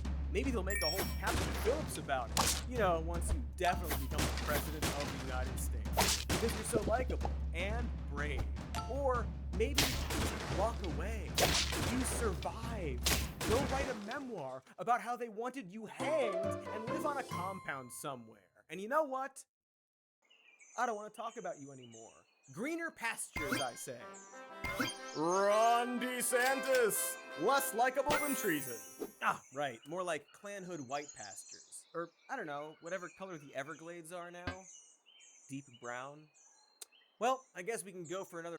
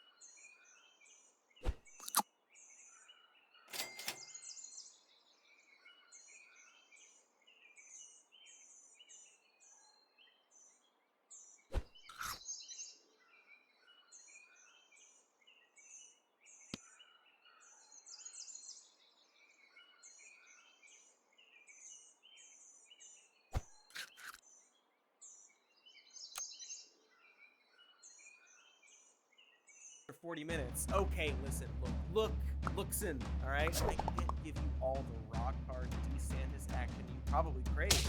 That's its own steamy video. But you might have noticed a pattern in all the candidates I've already listed, and it's that they all fall on a spectrum of how hard they choose to push the culture war anti-women's agenda, as well as Trumpism, while also trying to sound like not a complete fucking freak. And what makes DeSantis special, besides his profound unlikability, is that he's the one guy going all in on the anti-women crusade. He's doing other things too, mind you, spinning many turd plates, as they say at the butt circus. For example, he's managed to make headlines for his cool anti-gay laws while also doing a very bad job at governing Florida, specifically pursuing personal goals and ideology at the literal expense of the taxpayers. To start, inflation in Florida has not been good. Some would call it bad. In fact, it's one of the worst states for inflation right now, and economists will tell you that tax cuts tend to make inflation worse, except that's exactly what Ron has been doing. It's one of the ways he tried to win over voters, and he wants to keep doing it, because tax cuts are a really popular short-term solution that will f*** everyone over later. It also helps that he's specifically giving these cuts to a lot of campaign donors, and even let a NASCAR lobbyist do a quick pass on the bill. Weird, Ron. I thought you didn't like corporate welfare and overreach, but I guess that's only for a gay company or whatever. And that's pretty much how Ron makes every decision. He takes his personal grievances and greed and disregards everything else, including logic, even if it means dragging the state with him. For example, he refuses to participate in Obamacare, and as a result, Florida has the 4th highest uninsured rate in the country. Way to own the libs, though. He's, of course, famously cruel toward immigrants, having kidnapped and trafficked a bunch of them, despite them not actually being undocumented at the time. While this perhaps got him some points on Twitter, some X points, while that may be, about a quarter of Florida's workforce is immigrants. So it's weird to...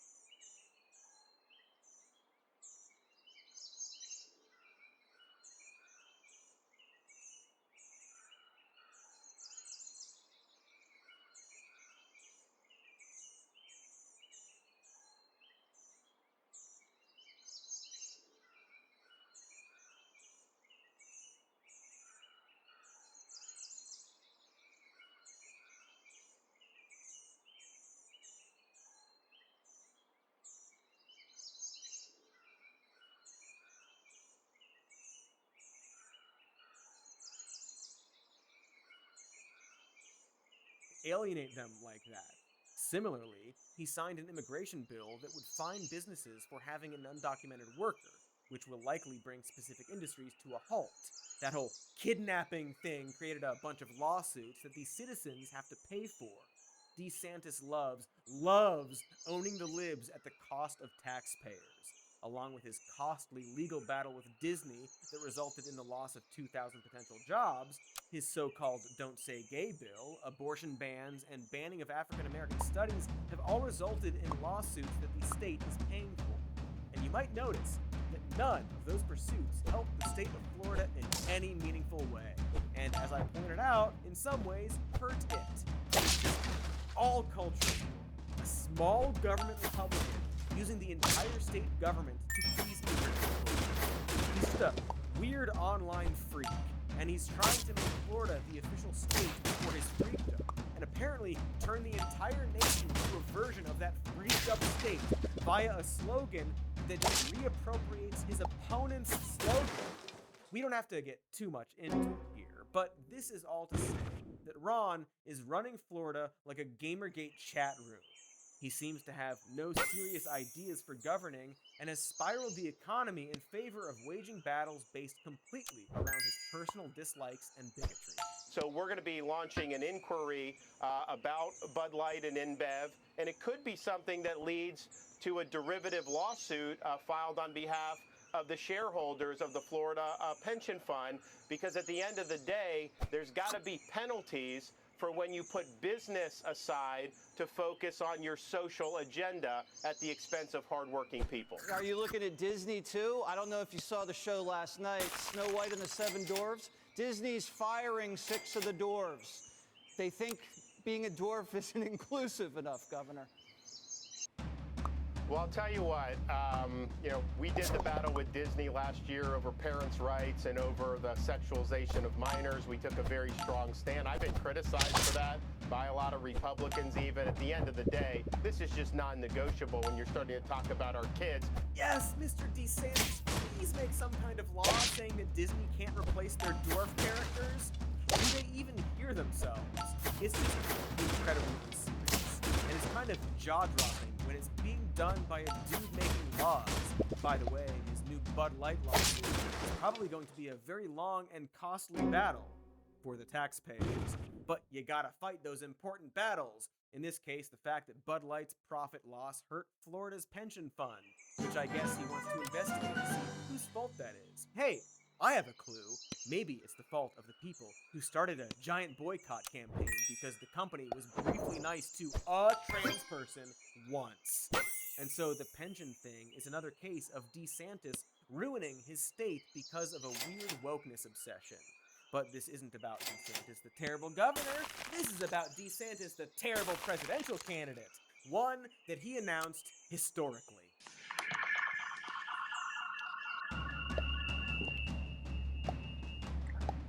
Now it's quiet. His commitment to freedom and his willingness to put his money where his mouth is, upset the narrative imposed on us by our government, elite institutions, and corporate media. Sorry, I read it wrong. He announced it horrendously on Twitter, which, not sure if you know this, seems to be bad now and called something stupid. Anyway, it was very embarrassing for both Twitter and Ron, who tried to play the event up as huge and internet-breaking. And I guess he was right that it broke, but alas, at its maximum, only about 300,000 people watched it live. A smarter person would have taken this as a sign that perhaps nobody wants him to be the president, or perhaps the fact that he's been consistently tanking in the polls. He seems to be taking this out on his staffers, when perhaps the problem is the guy that they're trying to sell? Because here's some news. Besides being a racist bigot who has monstrous ideas, Ron DeSantis is just really unlikable. Naturally so. Like, he's really naturally good at being unlikable. Ah! Burn it off! Oh, Ron is, and always has been, an unlikable loser. And we unfortunately don't have time to show you all the clips out there of him Ted cruising about. Okay, one more. The poll numbers behind President Trump have been pretty substantial behind. And you not here.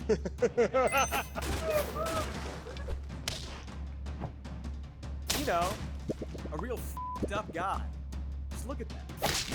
Look at that f***ed up guy. Yeah, his name is DeSantis. It rhymes with he can't just be fucking normal. And yes, he was an unlikable little freak when he taught high school and students reported him saying weird shit about the Civil War. And when he partied with the senior students. Yeah, he was that teacher. You know, the groomer type. He was an unlikable little freak when he worked at Guantanamo Bay and advised them on how to force-feed detainees. And he was an unlikable little freak when he was barely elected to be governor in 2019, in part thanks to Trump, and then built his entire personality around being an unlikable little freak who dictates policy based on right-wing internet trolls. Specifically, this internet troll. And I don't know, do you want government policy based on a rando's anti-gay Twitter account? Is he gonna make a law to bring back the Snyderverse? Like, come the f*** on. I know the bar has been lowered recently, but don't people want a leader who talks about the economy and jobs and the border, and not whether or not the next Disney princess is white? Even for the right wing, that is Bush League shit. Culture war is the piss garnish on the shit meal that is Republican values, but Ron has made it the main course, and so I think that's perhaps at least partially why nobody likes him and doesn't want him to be the president. He's also just generally running his campaign like a coward. He's avoiding Trump at all costs and doesn't talk to reporters or even voters. His main pitch is that the GOP is losing too much, and he uses that pitch to sweatily pivot from any questions about Trump. Well, I look at the last however many election cycles. 2018, we lost the House, we lost the Senate. 2020, Biden becomes president, or no, excuse me, we lost the Senate in 2020. Biden becomes president and has done a huge amount of damage.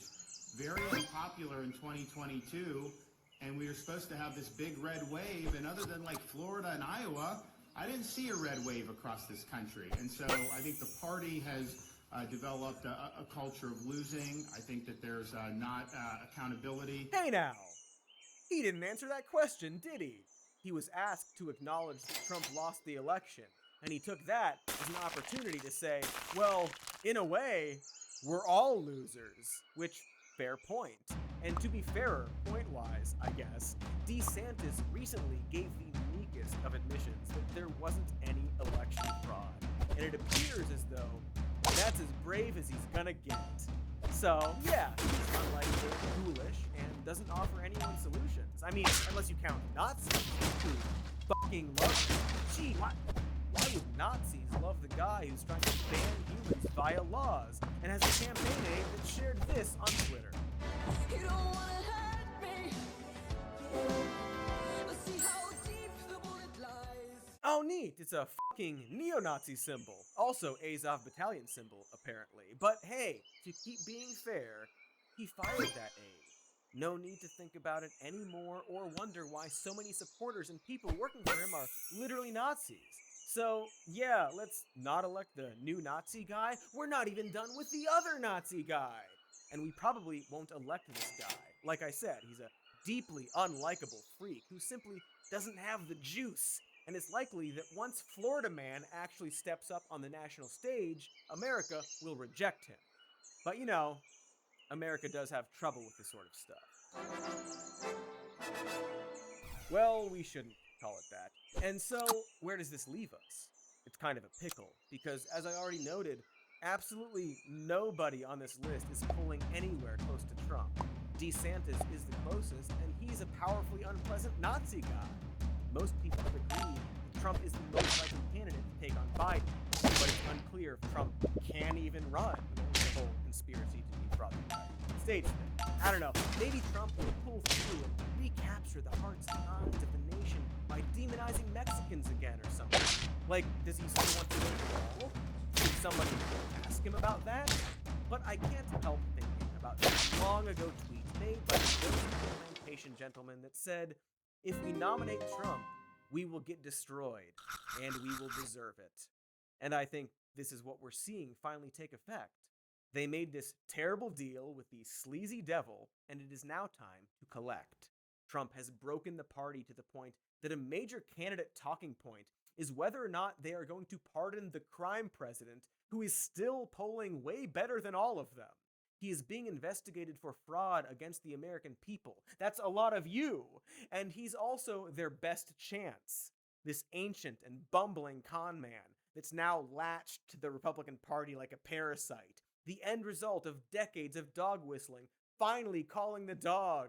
And while it's a real bummer for democracy, don't get me wrong, it's at least a little fun to watch the GOP squirm. I can't imagine what it must be like to look at these freaks and know that you have to pick one of them to represent your party. What an absolute nightmare to have it come down to the criminal racist or the unlikable and also criminal racist. I guess, you know, they made their choice and picked Trump, the slightly less terrible option to them. It's like choosing between a room full of spiders or a room full of slightly bigger spiders. Or picking between, I don't know. Right, thank you. It's like choosing between Warmbo and a slightly more terrifying Warmbo. Thank you for that metaphor, Warmbo. That is your name, right? I can smell you! Awesome. Wait, so who won the debate? We don't think in terms of winners or losers, Mr. Cody. Us Wombos aren't limited by your binary views of morality, silly goats. I'll dig under your skin, Hosey. Make you feel high in the kite. That sounds fair. Weird.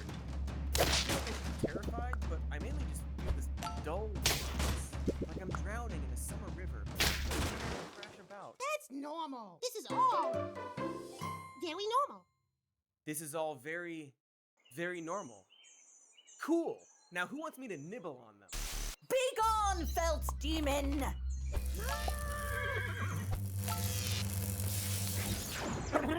Whoa! What just happened? That Warmbo was gonna steal your social security number from me. Oh, snap, really? Well, thanks for... Wait, are you in a movie theater? Yeah, man, I'm seeing Meg 2, The Trench. It's the shark movie I was asking about. I was gonna see if you wanted to go. But I didn't. Oh. You never invited me to anything. Oh, okay. Yeah, I think I saw the trailer for that. It's like with the state stamp? State cam? I think it's Strat Hat. You're thinking of David Strathairn. I'll Google it. Hold on. Oh, did you want to get crucifixed, bro? In front of your date? No, I didn't think so. Damn it! I forgot about Doug Burgum. Who's Doug? I don't know, some guy who wants to be in charge of everybody. You know this is our 200th episode, right? Really? Oh, hold on. Let me get a selfie to remember it. Take a sec. Arr. I feel like we should have done something special for it. I mean, we did just kill someone. Yeah, that's true. Felt good, didn't it? That power of taking a life. The rush. It's addicting. Yeah, wait, what? Never mind. Don't worry about it. Are we gonna... Was that illegal to kill him? Does he count? Well, let's just keep this between us, just in case. Happy 200th episode, folks. Yes, happy 200th episode. Keep your fucking mouths shut. All of you keep your fucking mouths shut. Otherwise, Cody Johnston will find you and he'll kill you. Just like he killed all the others. Okay, hanging up. Am I going to jail?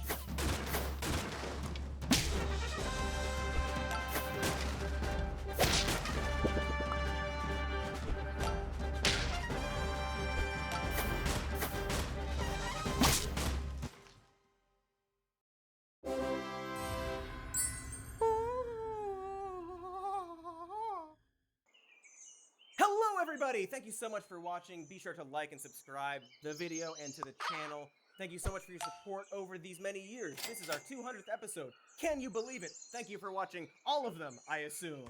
And it's time. I'm doing it. It's happening. We're done. Oh my god, it's gone. It's gone now. You don't have to see it ever again. Be sure to check out our Patreon.com. Gone now. You know. And it's time. I'm doing it. It's happening. We're done. Oh my god, it's gone. It's gone now. You don't have to see it ever again. Be sure to check out our patreon.com/somemore-news. I said that perfectly. We've got merch at a merch store with this guy on it and this guy not on it. And we've also got a podcast called Even More News, and you can check out this show as a podcast called Some More News. And I think that's everything. This is left. Oh well.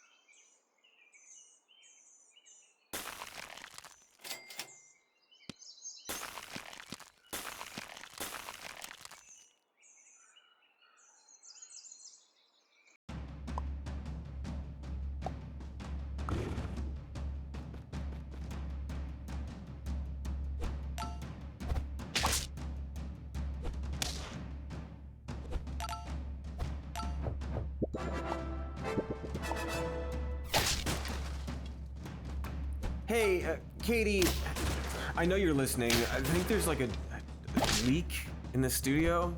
Hey, Drippy, what can I do for you? Well, you know, the reason you called me Drippy. I could use a hand, etc. Never fear, Drippo. The Stoll Foundation can help people like you. Oh, good. The Stoll Foundation. Glad that is apparently something. So, are you gonna fix the ceiling, or...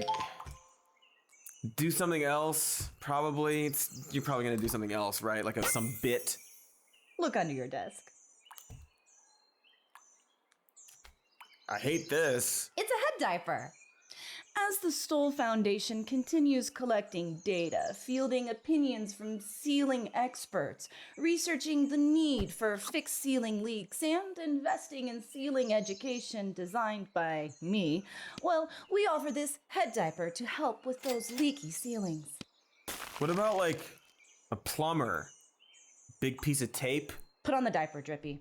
Why is it already wet? Billionaire philanthropy is kind of a scam. Oh, I get it. The ceiling leak, plus the indirect and functionally useless way of helping me with my ceiling leak, is a metaphor for the episode. How clever of us. So here's some more news. Philanthropy. Does it, perhaps, in some demonstrable ways, kinda suck? Seems like a weird thing to be mad at. It's like making a takedown video about Steve Irwin. But to be clear, I'm not saying charity is a bad thing. As a general concept and a way to get rid of old clothes and chips DVDs, charity is great. Our focus today is specifically on philanthropy, and a philanthropic foundation is different from a regular charity. While a charity is a collective working together for a need or cause, often a specific one at that, philanthropy, in the modern context, is a private initiative to promote or invest in a supposed and often broader public good. Based upon the topic of this video, you can safely assume that supposed is doing a lot of heavy lifting. Because while it may sound like a net good, there's always a catch with philanthropy, even when those behind it mean well. Hence, this episode, and the pooling of, hopefully, water by my feet. For example, take the Rosenwald Schools, a philanthropic initiative that was touted and celebrated for decades. In 1917, African-American thought leader and educator Booker T. Washington paired up with Julius Rosenwald, the part owner of Sears and Roebuck and Company, to build quality schools for black children in the segregated South. By 1928, more than 1 in 5 schools for black children were Rosenwald schools. Adjusted into future bucks, Rosenwald spent 70 million space dollars of his own money to accomplish all of this. He could have bought so many orphans with that money, but he didn't. Not even one lovable scamp or a precocious ragamuffin or even a fancy mutton chop. That is commitment to education. And even today, Rosenwald has been championed as the gold standard for the philanthropic rich person. But even this kind, not orphan-buying gentleman is not without faults. In historian Olivier Zunes' book, Philanthropy in America, he points out that while Rosenwald did enable hundreds of thousands of black children to get an education, he did it without challenging the segregationist views of state governments. If we look deeper into the conditions that Rosenwald himself required before he opened his checkbook, we can see that it actually upheld Jim Crow laws in the South. Historian Alan Spears explains why what appeared as a step forward was actually a step back for black citizens. Generally speaking, the Rosenwald model was for him to provide about 1/3 of the money required to construct a school. And then it would be up to the state and the local African Americans to produce the rest of the money. And in doing that, he empowered them to really invest in their time, their resources, in the construction of these schools, the maintenance of these schools, and then making sure that their children attended these schools and benefited from them. The financial contributions of the African American community, in some senses, it was an unfair second burden. They were tax-paying citizens. They should have been able to access public education. In other words, black citizens were essentially being taxed twice. First, to finance the public schools they couldn't attend due to segregation, and then a second time to cover whatever Rosenwald and the state wouldn't provide to build the Rosenwald schools. In total, only about 32% of the funding came from Rosenwald, while 45% came from rural black communities. And on top of forcing black Americans to meet or exceed his contribution, Rosenwald also required the approval and cooperation of white school officials. Not trying to shit on this guy's grave, because he certainly did more than most people during this time. Also, It's really hard to actually shit directly on a grave, unless one of those like flat ones. But the Rosenwald schools did nothing to address the root problem of segregation, and even slowed down progress toward the permanent solution of, you know, letting black children attend public school. In other words, instead of fighting segregation, Rosenwald, whether or not he knew he was doing it, was rewarding and reinforcing it through his philanthropy. Again, it's hard to be mad at someone providing schools to black children during the early 1900s, but I have a lot of constructive notes for the guy. And this exact model is still adopted by the obscenely wealthy today. Take my best friend Mark Cuban, for example. Out of the goodness of his super cool heart, and also because he has more disposable income than most nations of the world, Cuban recently disrupted the healthcare market by launching cost-plus drugs, selling medication online at incredibly low prices. Now, some may argue that in our dystopian nightmare country in which people go into debt for necessary prescription meds, providing access to affordable medicine is good. And even though it's a company, it's a philanthropic endeavor. Or maybe, perhaps, there's actually a chance that Cuban is just making a buck by undercutting the competition in a broken healthcare system. But it can be both. Okay? People are complex. That's why we have a whole magazine devoted to them. People. They're just like us. In either case, whether you believe Cuban is as cool as he appears to be, and he is objectively unquestionably cool, cost-plus drugs doesn't address the actual problem. It allows elected officials to continue avoiding any meaningful healthcare reform in this country by having their constituents rely on a better alternative that's at the whims of an unelected billionaire. A very cool billionaire, but still a billionaire.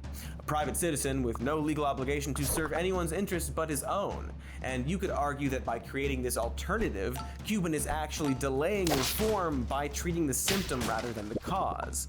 And that's not the only way these organizations can go wrong. Again, that's a company. There are foundations that do this. In fact, you could easily argue that Cuban is on the better side of the spectrum because at least he's offering something useful through a company. On the other side of the spectrum, we get not only the ineffective, but extremely suspicious and controlling endeavors. Hillary says she's gonna be president. We say President Hillary.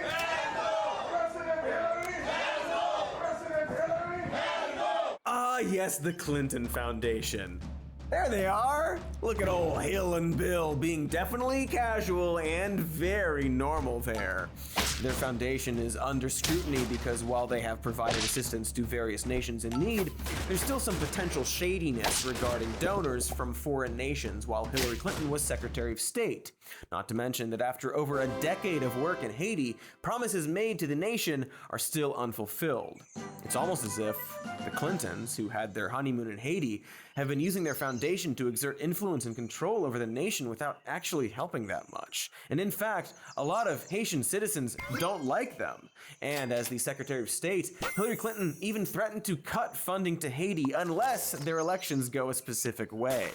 Gee, it's almost as if the Clintons are using their foundation to make Haiti their own personal playground for them and their family, while their philanthropic quests have limited success. And it's almost as if we did an entire video about this and the many ways America and the rest of the world have failed Haiti specifically, often through bullshit charities leveraging the many disasters there.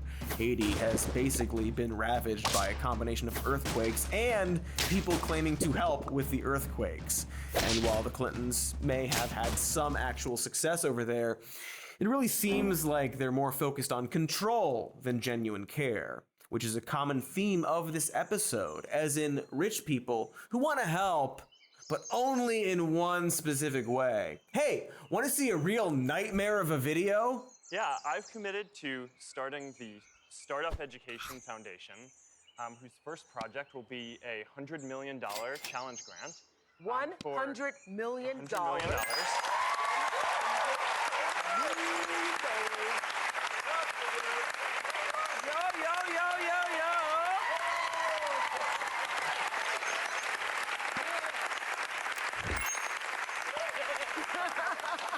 Yes! Clap, clap, clap, my happy little gerbils. A $100 million education grant is a pretty good deed, right? Who could have a problem with that? Did you notice Republican Governor Chris Christie and Democrat Mayor Cory Booker were there? Plus, Oprah clapped, and she would never boost the profile of anyone who has actually ruined lives. Not a fourth time, anyway. Not that you need a humble news goat to tell you this, but no living creature should ever trust a single thing Mark Zuckerberg says or does. That was the whole point of the movie. This $100 million investment was to essentially turn Newark public schools into charter schools without any input from the residents and by completely bypassing the democratic process. Even if charter schools were good, and a lot of them are not, a sizable bulk of Zuck's $100 million was spent on $1,000 per day consultants and also $30 million on back pay for the teachers union as neighborhood schools were closed down. That's very good for the union. Pay teachers, pay them all more. But that wasn't exactly what he promised. So the education grant may have been a bust, but that's not the limit of Zuck's generosity. He's also very generous to himself, as the donation of 99% of his Facebook stock went into his own LLC, which can legally invest in for-profit companies, make donations to political campaigns and lobbyists, and essentially allows him to do anything he wants with the money. It's like some kind of like a protective structure for taxes, like a tax shed. The old tax roof and walls, as they say, which it turns out is pretty common with these generous rich folk. Speaking of overly controlling tech weirdos, the Bill and Melinda Gates Foundation plans to donate $8 billion in 2023 to help a variety of important causes, such as education for impoverished children and healthcare, but only under certain conditions. Sound familiar? The BM Foundation, abbreviated to save time and also because poop, has an extremely long history of failing to help students. For example, this 6-year and $575 million project to improve teaching that was found to have exactly zero or negative effect when the dust settled. Recently, they cut their funding for reading, writing, and the arts to shift focus to math because Bill Gates just wanted to. And what happens to those other programs? Who cares, I guess? Bill Gates sure doesn't. So even if the BM Foundation shifted its rumbling money cheeks to dump a steamy $1.1 billion pile onto your school district, the money could only be spent on very specific things. Over 4 years, the foundation planned to improve poor children's math scores by developing new curricula and digital tools for them, rather than simply using the money to fund the schools across the board. This plan was essentially using the poorest kids in the nation as guinea pigs for teaching techniques funded and conceived by a man who has never been a school teacher. Though, he might have an interest in school children regardless. That's a cheap shot, all right? But what are you gonna do? You know, he's got all the money. He can afford the expensive shots. I can't. Anyway, Alex Molnar, an actual educator and part of the National Education Policy Center, criticized this move, saying, quote, "It is so fundamentally misdirected and so obviously wrong, both in the moral sense and in the rational sense, that it is literally breathtaking. This very wealthy, very narrow man can continually torment school children, while all the while pretending that somehow he's making the world better. It really feels weird to be mad at people donating money to schools. I get that. But I really can't stress enough that this same money might better be used if simply given to charities that are more equipped to know what to do with that donation. But instead, it's being focused based on the opinion of Bill and Melinda Gates. And while they probably consult with experts, it's clear that this method isn't working. And you can see this with their other foundational endeavors. The Bill and Melinda Gates Foundation not only, big quotes, helps education, but spends more money on public health each year than the World Health Organization, which seems bonkers because, according to its name, that organization is focused on the health of the world, which is everybody. All people. Now, providing funding for public health is not evil. It's actually the opposite of that.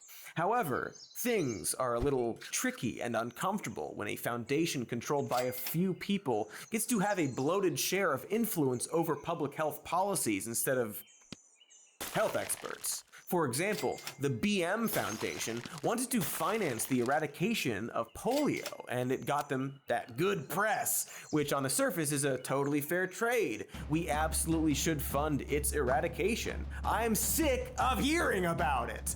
Like Semisonic once said, it's closing time. One last call for polio. The problem, as multiple research papers have explained, is that just because the foundation has prioritized polio doesn't mean that polio is the leading problem. And in fact, other countries, specifically poorer countries, have been dealing with much bigger issues with chronic diseases that impact more people. But because Bill and Melinda Gates decided that polio was the hot hip thing, those countries would have to shift their priorities away from the actual problems in order to get any kind of funding. In other words, instead of listening to what people need and then providing it, they picked a disease and worked backwards from there. It's like if your house was on fire and the city sent a landscaper to help. Like, yeah, obviously, sure, the azaleas do need some trimming, but it's not the first problem to address. The Gates Foundation also supports Gates' firm views on intellectual property and patent laws, which in turn makes it difficult for poorer nations to develop and replicate generic versions of vaccines and medicine on their own.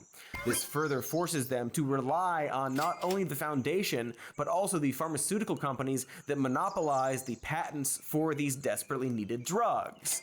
So yes, the act of donating money isn't bad.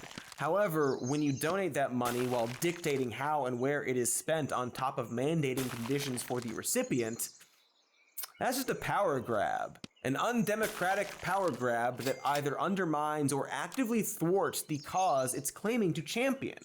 But of course, this is all nitpicking the individual cases. Perhaps we can't demonize the concept of philanthropy based on a few bad eggs.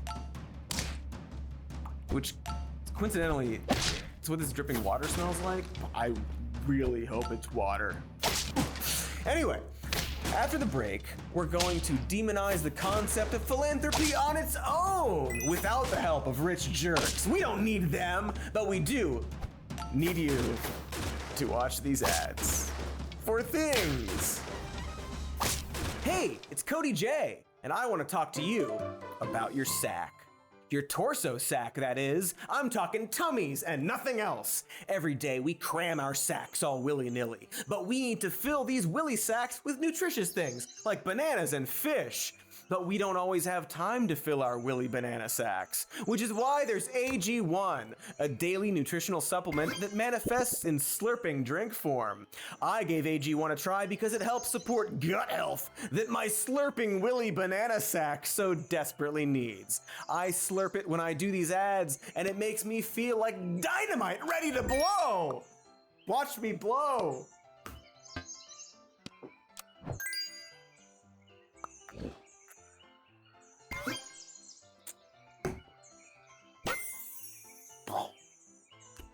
Yes. Blow up my slurping willy banana sack, you capsule. Every scoop is crammed up with 75 vitamins, minerals, probiotics, and whole food sourced ingredients designed to boost energy and even help give you healthier looking skin and nails. That's the sack outside of your other sack. So if you want to take ownership of your health, try AG1 and get a free 1-year supply of vitamin D and 5 free AG1 travel packs with your first purchase. Go to drinkag1.com/more news. That's drinkag1.com/more news. Check it out for your slurpy sack. Hey, hello! We are back and stronger than ever. We were just talking about all the ways that rich people misuse philanthropy as tax shelters or ways to exert undemocratic control. You may have noticed that everyone from the Clintons to the Gateses really love using their charity to also maintain a sizable amount of power. And maybe that's an inherent detail to philanthropy that we should discuss. It's a flaw that exists no matter who is doing philanthropy. Basically, every billionaire can't help themselves but to make a decision that ultimately profits them, creating more problems than they try to fix. Combine that with either a lack of focus or a focus on the wrong things, and a lot of these philanthropic efforts simply don't do much, while also pushing aside the very people they claim to be trying to help, and just kinda wasting lots of money for PR. It's the Mr. Burns slurry of it all, for all you young folk to understand. Kids these days and their 1997 references. But aside from the individual failings, there are inherent problems with the philanthropic model as well. As I already mentioned, philanthropic foundations are easily abused in the form of tax exemption. In fact, they seem designed for this. Groups like the Gates Foundation, the Bloomberg Family Foundation, the Ford Foundation, the Wayne Foundation, and the McDuck Foundation are classified as private under the Internal Revenue Code, making them exempt from taxes since they are making donations or grants for supposedly good causes. And yet, even though I leave my trash in the street for the neighborhood kids to pick through every week, I'm somehow not exempt? It's a whack system. And what's even whacker, these foundations are, by law, only required to give out 5% of their total investment assets each year. I should stress that for a moment. These foundations only have to donate 5% of what they have each year. That's it. The rest they can just hold on to, which basically makes them giant tax-free money vaults for their founders to swim and in. So for example, in 2012, a little over $300 billion in charitable donations were made in the US. That's counting giant foundation grants, the cocaine-stained dollar your mom crammed into a jar at the 7-Eleven, and all the money I gave to hog fuckers, which it turns out is not an anti-Boer organization. And yet, that same year, philanthropic foundations reported more than $700 billion in assets. Gee, that seems like if they have $700 billion, there should be way more donations being made, huh? Sure seems like they're hanging on to a butt ton of money. And that near $1 trillion figure can't all be operational costs. 5% you guys. And even that paltry 5% grant requirement doesn't necessarily mean money, as foundations can donate non-cash assets like real estate or artwork to further relieve their tax burden because someone thought, I don't know, maybe starving refugees could eat this erotic Picasso painting. Why don't they sell it themselves and donate the proceeds? Well, often these non-cash assets have an inflated value, so selling them would claim a smaller tax deduction. But because those non-cash assets aren't worth what they say, the lost revenue gets passed on to the taxpayer. You know, us people. Meaning that we end up paying between 37 and 74 cents to every dollar a billionaire donates to charity. This method especially helps the ultra-wealthy because they can offset any losses from capital gains tax by donating appreciated stock or other erotic Picasso paintings they have just lying around. Our favorite emerald mine not knower-abouter and innovator Elon Musk is a prime example. In 2021, Musk donated $5.7 billion to charity in the form of Tesla stock rather than cash. Through this loophole, Musk was able to deduct so much from his federal tax bill and capital gains tax that he ended up saving 74% of his gift to charity compared to if he donated in cash or was taxed in full. That's saving 74 cents for every dollar, which should sound immediately familiar to everyone who was watching this video 10 seconds ago. There are entire industries based around allowing rich people to store their wealth under the guise of charity. A very popular method is called a Donor Advised Fund, or DAFs. A DAF has all the tax benefits of a charity when you give money to it, but holds on to the money like a foundation would. And in fact, while the DAF legally owns the money, the entire draw is that they give the donor full control over where the money will go. It's a middleman, the center of a human centipede, both taking and giving shit. And while they were originally designed for good, because there's no deadline or obligation to actually donate any of the funds in the DAF, they are mainly just used as tax-exempt piggy banks. They are even run by banks instead of charities. And since those banks can charge for management fees and make investments with that money, it's actually in their best interest that the cash stays in the DAFs instead of actually going to a worthy cause. This is probably why DAFs now take in 1/5 of the total amount of money donated by individuals. and according to a study of 2,600 DAF accounts, the majority of donors paid out less than 5% of their assets. In 2020, over a third of them didn't pay anything at all. No nude Picassos for you, orphans! There are now over 1 million DAFs operating in the United States. As of 2020, they hold around $160 billion of charity money. And I literally mean holding. And while there has been a bipartisan movement in Congress and the Senate to tighten up these obvious loopholes, opposition by foundations such as Vanguard Charitable, Bollinger Foundation, and the Greed Slop Group have killed any proposals. Like those nude Picassos, it's a blur. And one more reason the philanthropy system is mainly designed to make rich people look good while actually just protecting their money and power.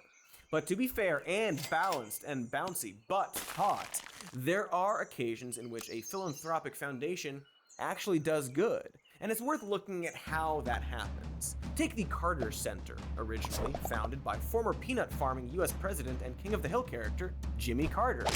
In a huge success story, Carter's foundation has basically eradicated guinea worm, a deadly parasite that wrecked the lives of 3.5 million people back in the mid-1980s. The Carter Center brought that number down to only 13 cases of infection reported in 2022, which is great!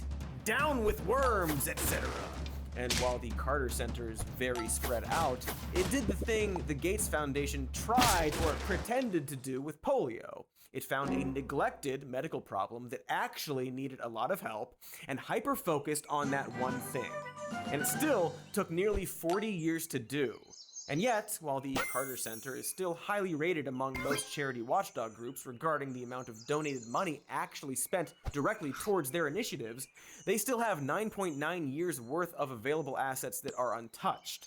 So even the best philanthropic group still isn't terribly efficient in dispersing funds or achieving their goals. But you see how they found some success, specifically by focusing on a single problem and then working to eradicate that one thing. Jimmy isn't trying to solve world hunger or broadly save the planet.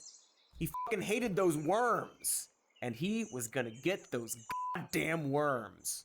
Their whole lives up. We were driving along and at elementary school, children had a big sign that says, "Watch out, guinea worm, here comes Jimmy Carter." That was almost as good as a Nobel Prize for me. He's a real worm Hitler, that Jimmy Carter. Forever will we call him that. Forever should he be called former President Worm Hitler. So a common problem with philanthropic endeavors and even charities is that they often set way too broad of goals. Compare that to something like Smile Train.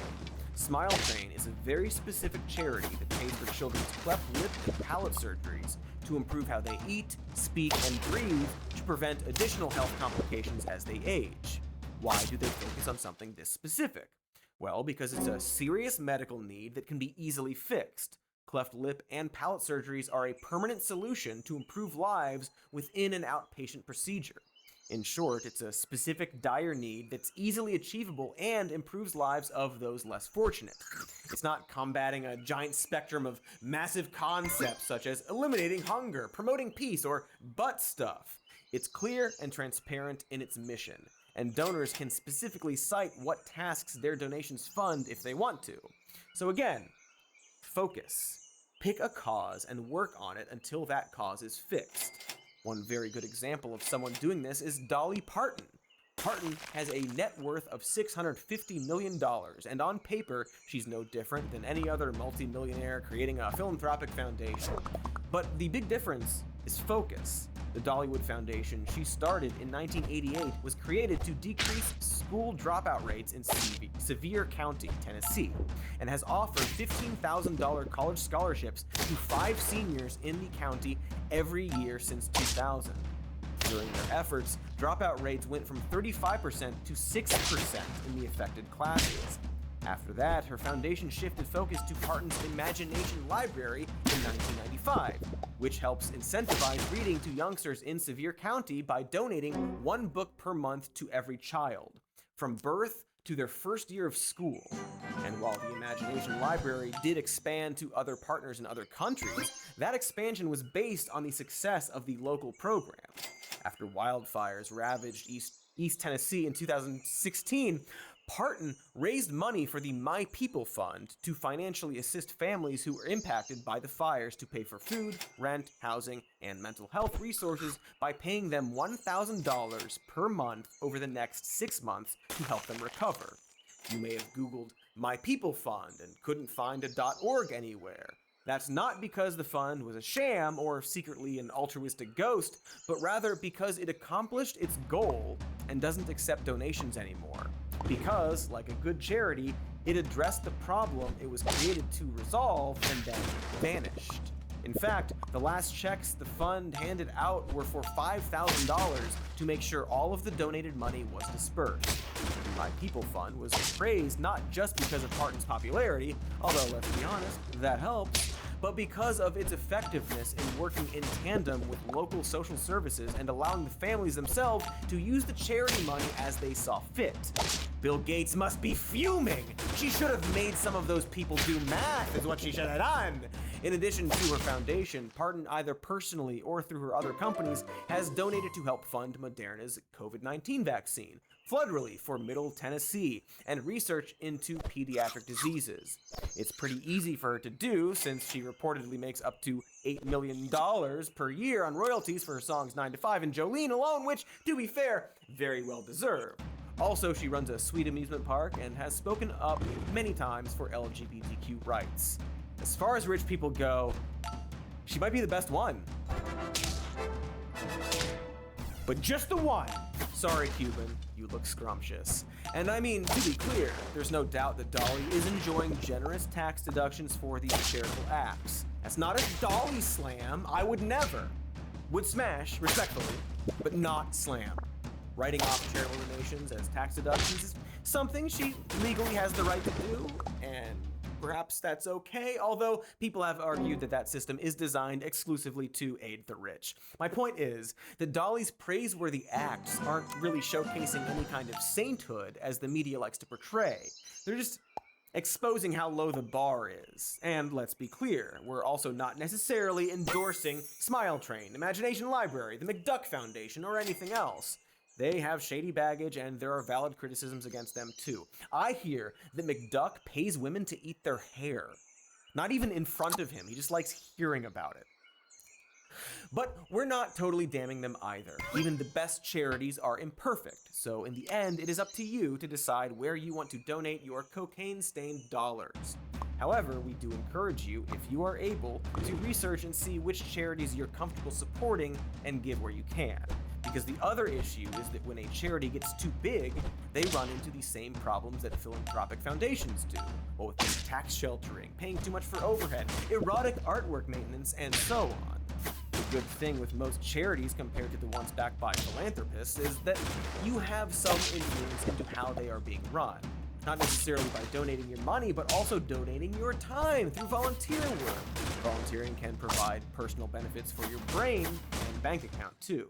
You can also do it while drunk if they're cool about it, which, fair enough, they probably won't be. Again, while there should be scrutiny, charities as a concept are good when they're focused on a specific goal and intend on being temporary, especially if they point out the systemic problem causing the issue that they are trying to fix.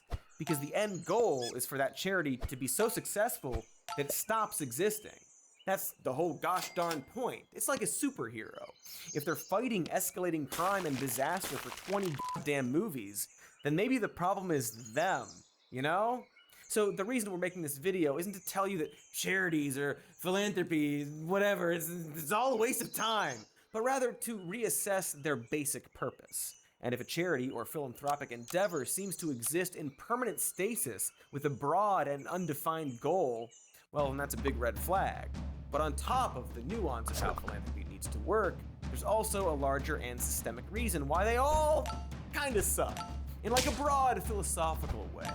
All charity is bad. Oh, and we will talk about exactly why that is after this next ad break. Because remember, we love you, and we love...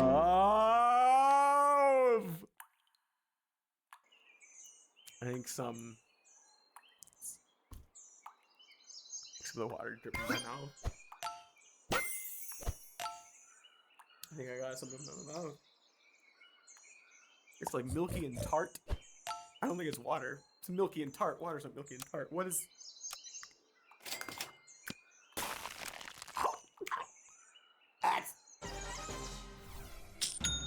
Sweet spiders, what was that sound?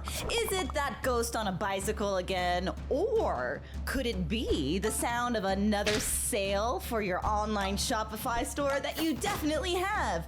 But did you also know that Shopify has everything you need for in-person sales too?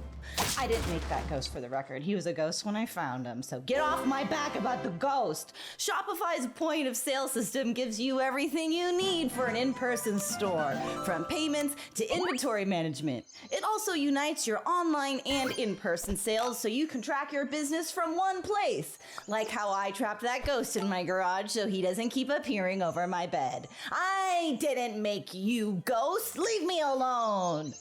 Along with all the things I just said, Shopify lets you connect with customers online or IRL and helps you drive traffic with plug-and-play tools built for marketing everywhere from TikTok to Instagram to beyond. Maybe even in the spirit world. So sign up for a $1 per month trial period at shopify.com/more-news, all lowercase. Go to shopify.com/more-news to take your retail business to the next level today. Shopify.com/more-news. Do it for the bicycle ghost, who I definitely didn't make. We are back. Something dripped on my tongue, and now my tongue is numb. So that's cool. You know how in The Ring, the ghost water leaked out of the TV? Kind of tasted like how that looked. Anyway, we teased a larger problem with all charities and philanthropies before the break. A sweeping issue that affects them all, no matter how good or bad. And if you've spent any amount of time watching this show, you might know where I'm heading with this. Because charities are, by their definition, just addressing the symptoms of many systemic issues rather than providing a cure. If Dolly Parton's home county had proper government funding put towards literacy and education, she wouldn't have needed to start the Imagination Library. If medical care was a universal worldwide human right backed by tax dollars, all cleft palate surgeries would be covered and paid for without a need for smile training. If legislation was passed to make it a right for the hungry to be fed instead of wasting leftover food, we wouldn't need a charity like Feeding America. This has been the case for everything we've talked about. The Rosenwald schools wouldn't be needed if segregation was fixed. Same with My Best Friends, Cost Plus Drugs, and everything else across the board. Charities and philanthropies should be seen as signifiers of a failing in a society, a temporary bandage while we work on fixing the larger problem. They're like those little spare tires you're not supposed to drive on for too long, except we're just riding that to oblivion like a teenager on a road trip, or Thelma on a road trip, or Louise on a road trip, or God forbid, both of them on a road trip. Imagine that. And for the record, a lot of charities know this and do work to change the policy that would make them not have to exist. And so, on top of all the problems we've talked about, philanthropy was never the most effective option for rich people if they actually want to change the world. It's not even the second best option. The second best thing a rich person can do is donate real money to a real charity instead of forming their own shady foundation. And the first best thing they can do is pretty simple. Are you ready? All you gotta do is pay your fair share of taxes. Ta-da! Can we get a fun sound to celebrate the revelation? Thanks. We know the tax system is kind of fucked and that money is subject to the decisions of jokeholes. They're at least our jokeholes that we elected, and more importantly, we can unelect them if they vote against our democratically determined interests. In theory, mind you, it's America, so we're not doing great right now. But the bottom line is, if these ultra-rich philanthropists truly want to change the world, they should want to be taxed and actually fight for that to happen. Tax incentives for charity and philanthropy largely benefit the richest Americans at the expense of the entire country. So help us reform them and just pay your fair share, I say to all you billionaires whomst I know are watching. It allows a more equal playing field in that instead of hoarding money into a foundation or shooting rockets into nowhere, billionaires could just vote like everyone else. Or heck, It's not the best idea, but they can always lobby politicians to care about causes too, I guess. It's not the best solution, but a nice rich person could technically pay off a senator to not support stuff like fracking, I think. But of course, the concept of good bribes and everything else I've talked about, it's all assuming that the wealthy are actually concerned with making a change. As we've been pointing out, even assuming they aren't doing it for tax reasons, a big draw for rich philanthropists seems to be that they get to feel like heroes, and most importantly, circumvent the government and take priority over the rest of Americans. After all, Bill Gates could certainly just be taxed and vote like everyone else, but by forming a foundation, he gets to dictate how education works. And apparently, he dictates that it works poorly. I'm willing to guess a lot of them like the fact that the government is inept and doesn't solve these problems, because that means they get to swoop in and take control. Same goes for the Clintons in Haiti, right? If we fixed the systemic problems around that country, then they wouldn't benefit from their position.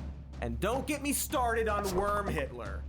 So maybe that's the actual solution here. The most effective way to help address those in need is for the rich to be taxed fairly and more, with loopholes and deductions for charitable donations eliminated, and then use that influx of money to address those issues through democratic means.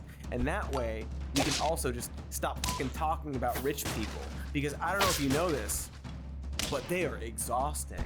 So let's just tax them fairly. And that's good for them too. For starters, we won't eat them if we're not starving.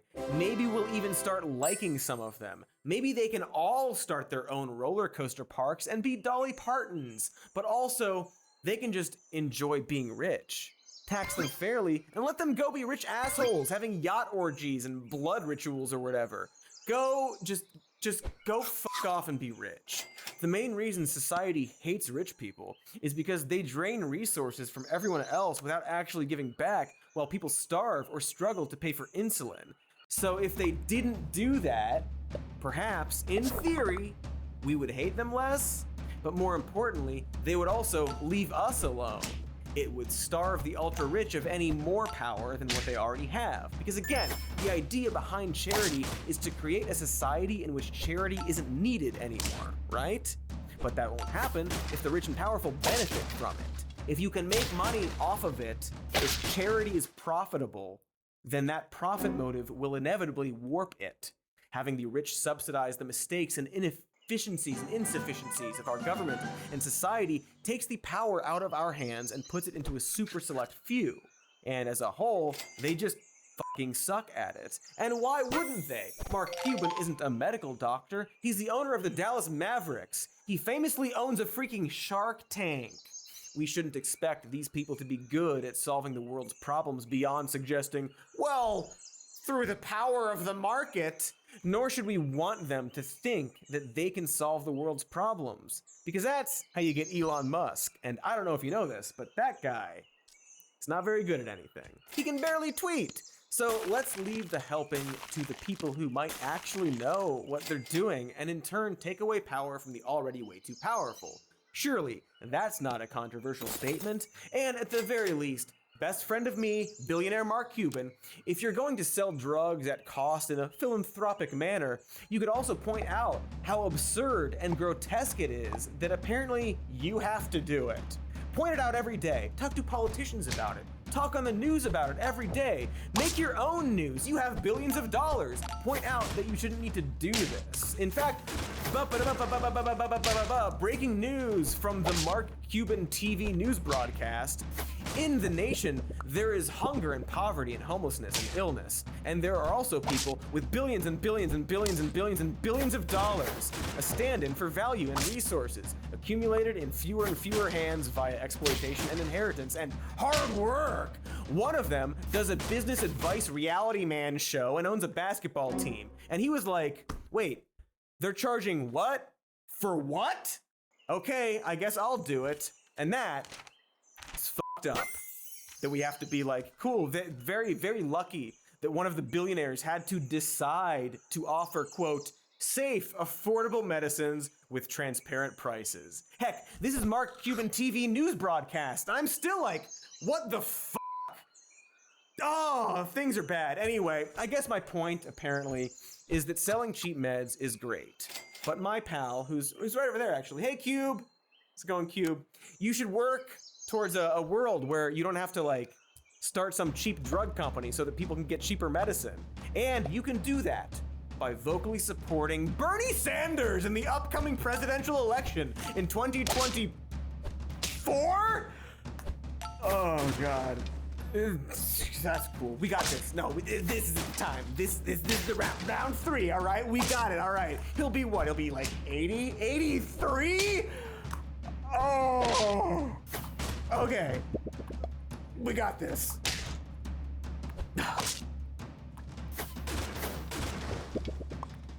Hey, Diapy, how's your Oh, you're not wearing the head diaper. Never even thought about putting it on. Well, that's a bummer, because that drip is probably coming from my crash pad. Remember that? It's canon now. And I sort of let Warmbo stay there for a while, so that's probably Warmbo water dripping down on you. Warmbo water? Oh, you know how when Warmbo's in a room for too long, all the walls get dewy? But some of it got in my mouth. Oh, really? Okay, well, probably don't have to worry about it dripping on your head then. What do you mean? So listen, yeah, I'm gonna be out of town for a few weeks just until you get better. Get better from what? I don't feel sick. Miss Katie, Cody doesn't understand what Miss Katie is talking about. Cody isn't sick, you silly. Oh my God! Oh my God! What am I saying? Oh no! And it's already started. Better just lock you in the studio too, to be safe. Okay, I'll see you in a few weeks. There's a grenade in the toilet tank. Good luck. You know what I kind of like all of a sudden? Meet Mommy.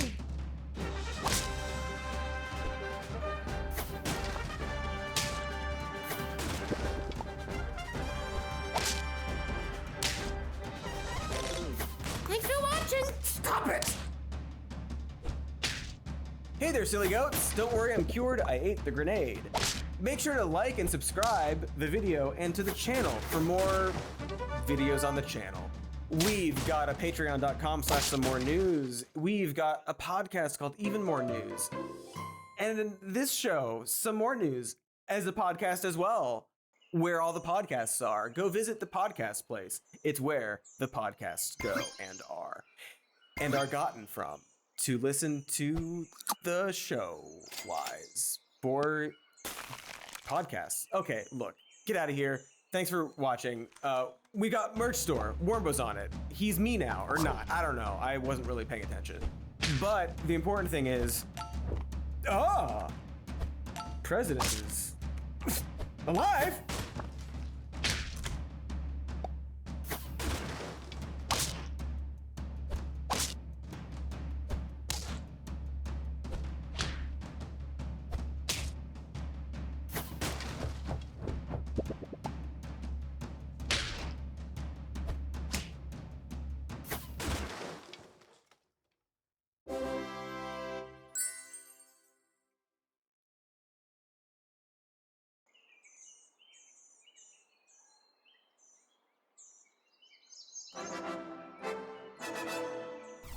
Huh.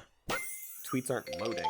That's weird. Oh, hi! Welcome to Some More News. I'm Mr. Cody the News Johnston, and today on the news, breaking news. Conservatives are hypocrites. Wow, such news. Okay, maybe I lied when I said this was news. I'm sorry, I'm the hypocrite in that specific case. But if you could just bear with me for a moment. The holidays are coming up, which tends to mean a lot of uncomfortable living and dining room moments with conservative family members. And so I figured, for the season, why not put this video on for them? Toss it up on the big screen. Make it an event. This video where I, Cody the News Johnston, the people's champion, list off many recent and less recent examples of conservatives having absolutely no moral standards. And that's mostly what this episode is going to be about, followed by a little debriefing.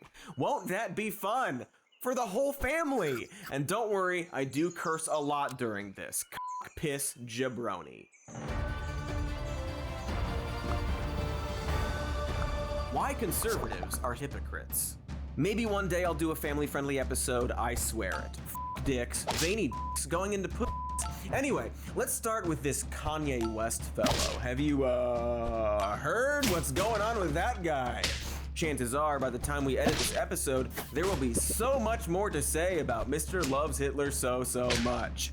And while a lot of that news is extremely disturbing, it is at least extremely funny to see conservatives twist themselves into knots to try to cope with Kanye. Taking a dog whistle, attaching it to a megaphone, attaching that to a Fender 68 custom Vibro Champ, and then just burning all of that and instead explicitly spelling out that he doesn't like Jewish people to the entire nation.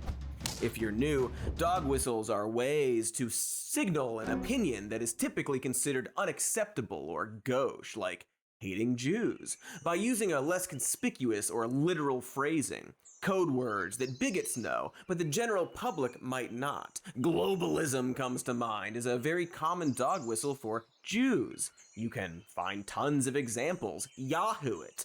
But Kanye, it appears, did not get the manual of how to get away with anti-Semitism. He did not use a dog whistle, to the point that we now have video of a desperate Alex Jones trying his damnedest to tee Kanye up for a nice, easy dog whistle, only for West to knock it into a sand trap and then take a dump on his putter. I don't think Hitler was a good guy. I get the Hugo Boss uniforms, amazing. But I mean, just because you're in love with the design, you're a designer. Can we just kind of say, like, you like the uniforms, but that's about it? No, there's a lot of things that I love about Hitler. A lot of things. Dude loves Hitler, it seems. And he's certainly gone a long way since simply declaring DEFCON 3 on Jewish people. Of course, back in those quaint days of like a month ago, we still pretty much knew what we were dealing with. It's not exactly like Kanye backpedaled or apologized for that one tweet. He actually did the, opposite of that. And he's telling me like, yo, I want you to visit the Holocaust Museum. And I was like, yo, I want you to visit Planned Parenthood. That's our Holocaust Museum. I'm like, yo, I put my life on this at this point. They've been f***ing with me too long. They put the crazy narrative out there. My Jewish trainer, Harley Pasternak, who's Lizzo's trainer, put it out when I went to the hospital, put it in the press. Black Lives Matter. Don't say that. Don't say that. You can cancel. You can get canceled by the Jewish media. You say Black Lives Matter. No. So then we made the White Lives Matter tees, and then when I put up the tweet, the DEFCON tweet, nah, he ain't releasing the tee because he's Jewish. And I'm like, see, this is my exact point that I'm making. Like, Jewish people have owned the black voice, whether it's through us wearing a Ralph Lauren shirt, or it's all of us being signed to a record label, or having a Jewish manager, or being signed to a Jewish basketball team, or doing a movie on a Jewish platform like Disney. Ah, yes, the old doubling down technique that definitely lets you keep your career. Boy, Kanye really can't do dog whistles. He just can't help himself. Like, he tries to do a dog whistle and gets frustrated and has to just come out and say it. The thing about the red hat that drove me to a point of exhaustion, which was misdiagnosed by I'm not gonna say what race, what people, doctor, and what hospital, and what media it went to. We know I can't say that. It was a Jewish doctor. So, you know, there's Kanye's, alleged anti-Semitism, according to Reuters and the Metro at the time. At what point can we stop saying alleged? Does the guy literally have to say, yes, hello, I'm being anti-Semitic? Webster's dictionary defines anti-Semitism as... The thing about it, me and Adidas, it's like, I could literally say anti-Semitic and they can't drop me. I could say anti-Semitic things and Adidas can't drop me. Now what? Yeah, so okay, cool. And again, he would go on to literally say that he likes Hitler. And look, this isn't an episode about Kanye or everything he said or whether or not he's like mentally okay. What I'm getting to is that right before his anti-Semitic diss track, the right wing was fawning over him for a stunt where he and Candace Owens wore a shirt that says White Lives Matter. Ben Shapiro thought it was great. Fox News thought it was great. The official Twitter for Republicans on the House Judiciary Committee blasted out Kanye, Elon, Trump. A tweet that only got funnier with time until it was quietly deleted about 2 weeks ago. Because almost right after all this early Kanye praise from the GOP, that other shoe dropped, the anti-Semitic red-laced work boot, to be specific. And instead of immediately saying, oh no, we were wrong about Kanye, and apologizing, we were treated to a combination of Olympic-level mental gymnastics combined with straight-up lying and covering up. If you recall, Tucker Carlson, the Tuxin, interviewed Kanye recently, and it turns out that a lot of that interview was left on the cutting room floor. Specifically, the part where Kanye said he was vaccinated for COVID-19. Also, all the anti-Semitic bits. I prefer my kids knew Hanukkah and Kwanzaa. At least it will come with some financial engineering.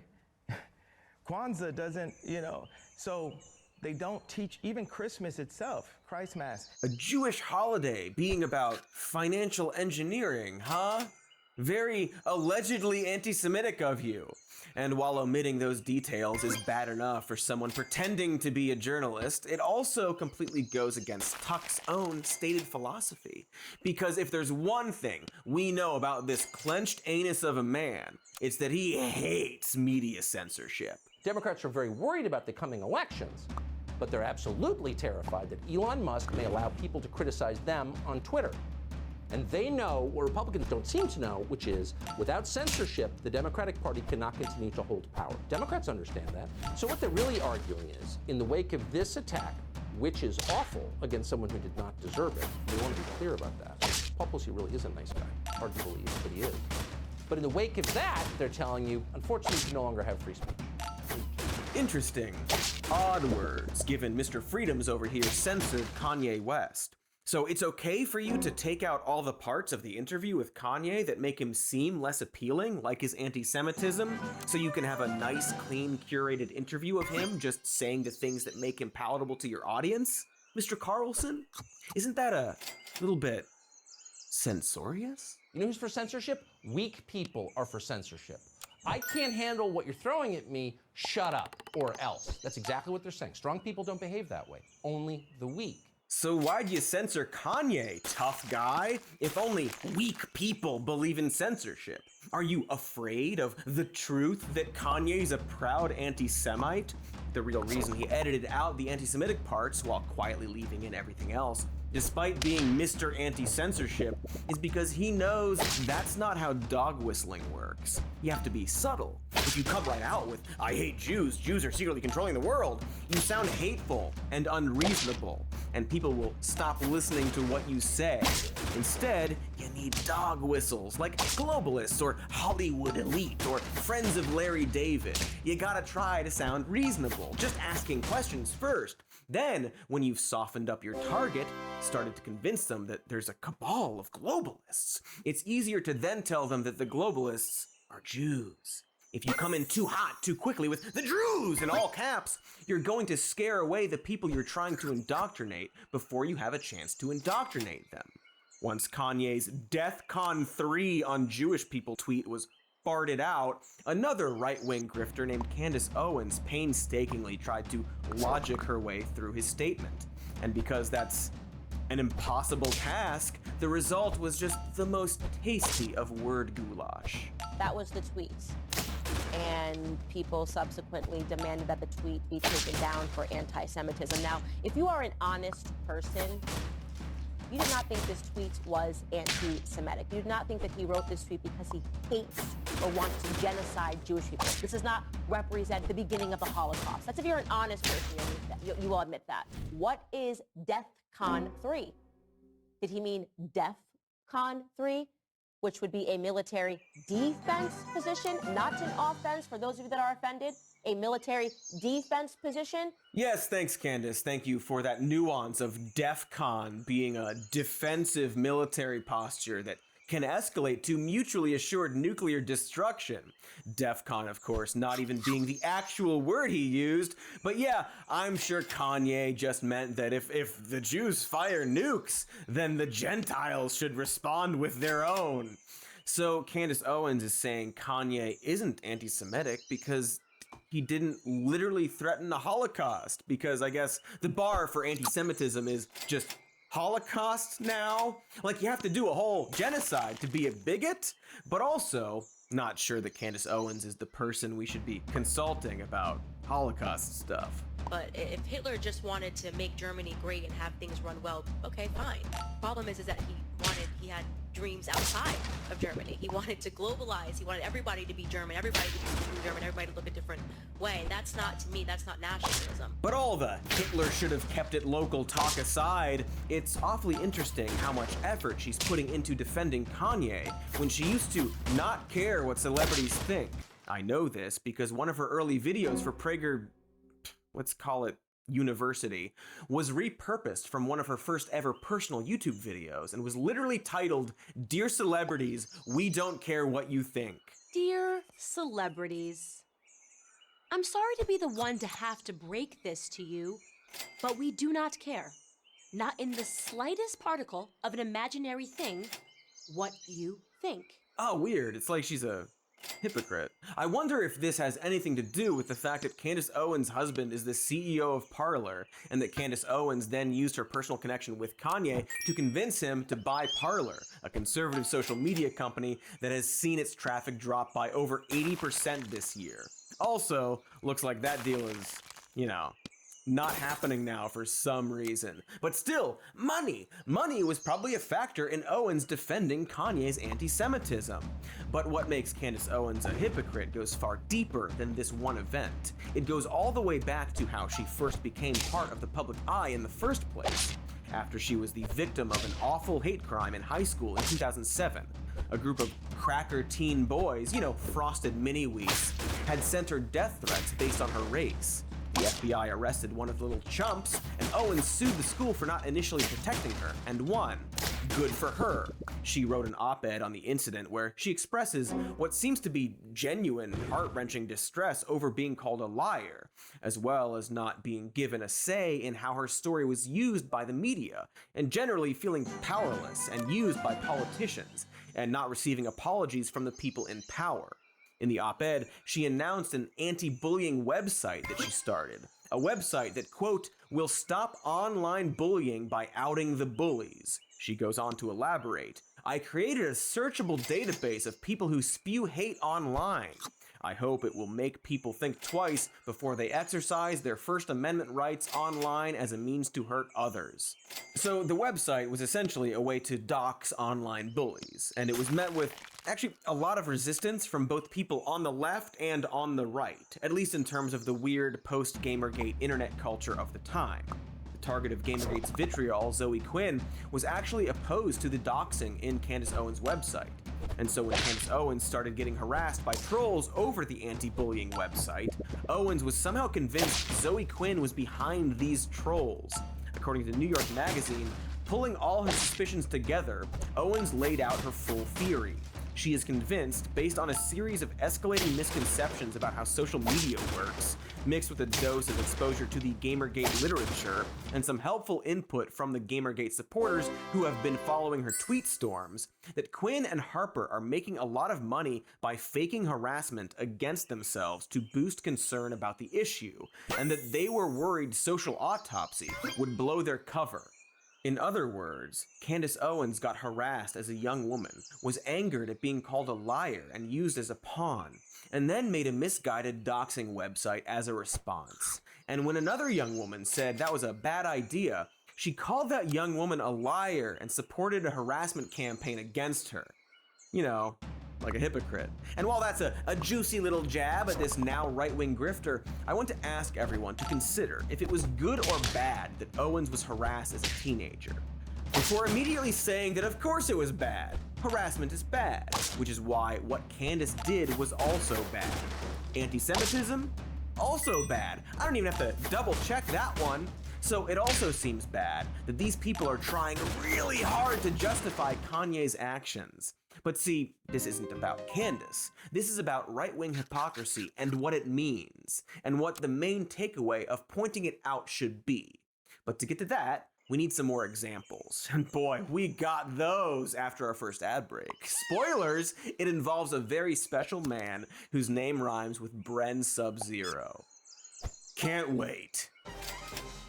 What's up, my tubular bras and braettes? It's me, Surfin' Cody. When I'm not chasing the nug or hanging 10 on a sweet bomb wave, I'm on the shore chugging my vites. That's vitamins with the Hodad types. You know, coming off that juice. And nothing gets me more pumped for hitting the lip like AG1 by Athletic Greens. They're the category-leading superfood product that brings comprehensive and convenient daily nutrition to everybody. You see, Air Boss, AG1 keeps up with the latest in nutrition news to create their product, which is a drink that replaces all your daily vites. Look on as I get beated up on this fabulous liquid.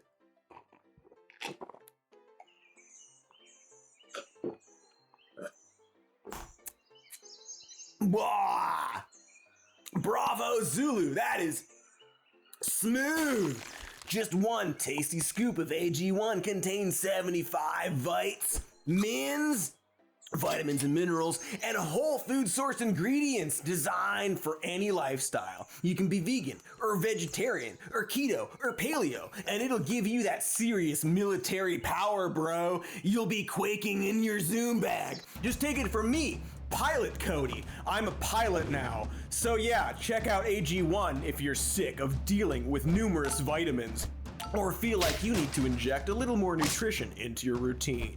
To make it easy, Athletic Greens is going to give you an immune-supporting free 1-year supply of vitamin D and 5 free travel packs with your first purchase if you visit athleticgreens.com/more news today. Again, simply visit athleticgreens.com/more news to take control of your health and give AG1 a try. It's a 4-bagger, baby!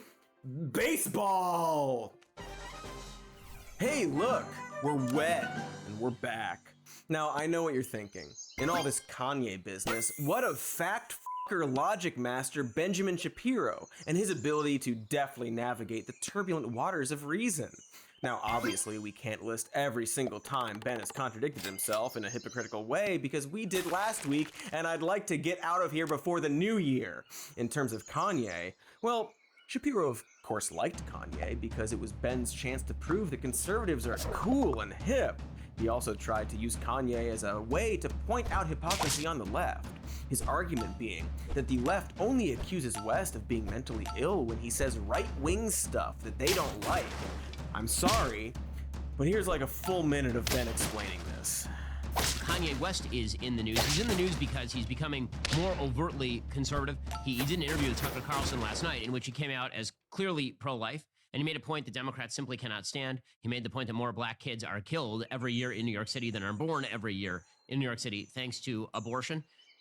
Again, one thing that is very telling about how the left responds to Kanye West is that when Kanye West goes on stage and is crazy with Taylor Swift, their response is, oh, that's amusing and not crazy at all. The minute he says he's pro-life, like, that guy's crazy. He's pro-life? No way. He's a black dude who's pro-life. That's impossible. Impossible. Kim Kardashian, by the way, is considered totally sane, despite all of her myriad sexual peccadillos and the fact that anyone who dates Pete Davidson is, by definition, insane. It's an amazing thing, right? The media definition of insanity is not actual mental illness, which Kanye has actually acknowledged that he struggles with. That's not mental illness. Mental illness is when you're right-wing. Mental illness is when you put on a MAGA cap. Mental illness is when you say that you don't want to kill babies. That's the true mental illness. First of all, fun Pete Davidson jab. Fun stuff, Ben. You're a real cut-up. And while there is absolutely hypocrisy on the left about all sorts of stuff, perhaps in another video one day. But does Ben actually know how people reacted to that Taylor Swift thing? It was like a decade ago. Did he look that up? I know he was only 4 at the time, but the internet exists. And I'm willing to bet he's right in that most people didn't immediately assume he had a mental illness because that's just not how that works. However, there was at least one article from The Root that identified this problem at the time.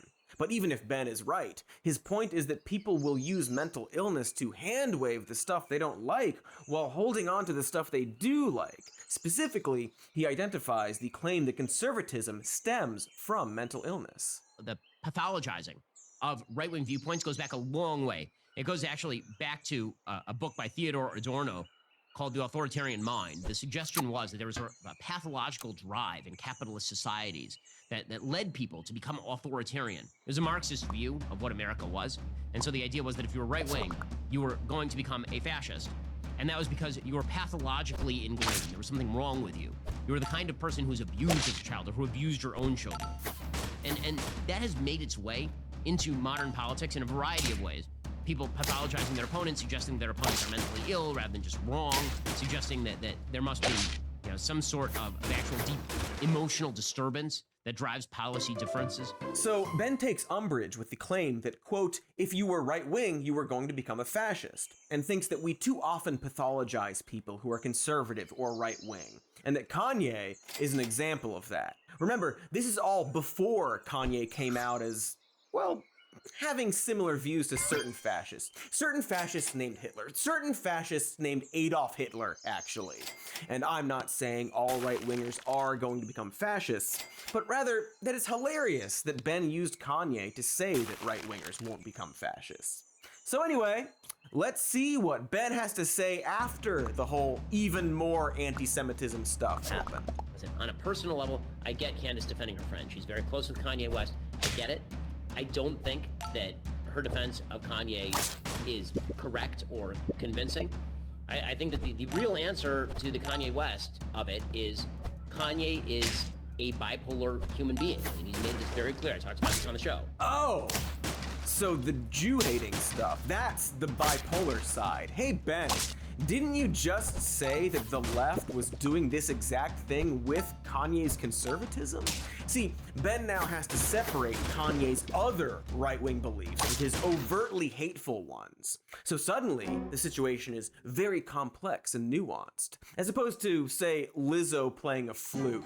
The reason the clip is viral is the contrast between a person twerking and the idea of an extraordinarily classy instrument, a historic instrument that speaks to sort of the gentility of America's founders being brought into a context that is vulgar. It's the vulgarization of American history.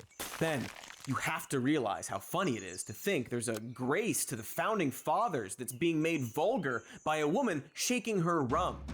Surely you've yahooed the words Benjamin Franklin plus mistress before. Or maybe look into slavery and what happened to the Native Americans. But the main point here is that Ben now has to really struggle with explaining why Kanye's anti-Semitic views are separate from his conservative ones. And so he's decided to pathologize some of Kanye's beliefs while handpicking the ones he likes. Literally the exact thing he claims the left is doing. To be fair to Ben, though, he did eventually get there, kind of. And honestly, good job, kind of. But perhaps now that you've accepted that Kanye is an anti-Semite regardless of his mental health, maybe he should reassess his praise for those White Lives Matter shirts and, I don't know, think about how the things he supports are clearly a few hops away from full-blown Hitler loving.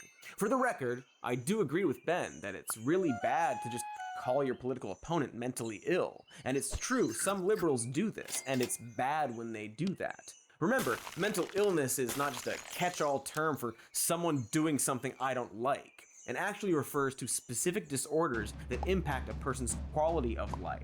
And despite his contradictions, I'm glad Ben agrees with me here. You know, unless we're about to cut to some clips showing him doing the exact opposite of that.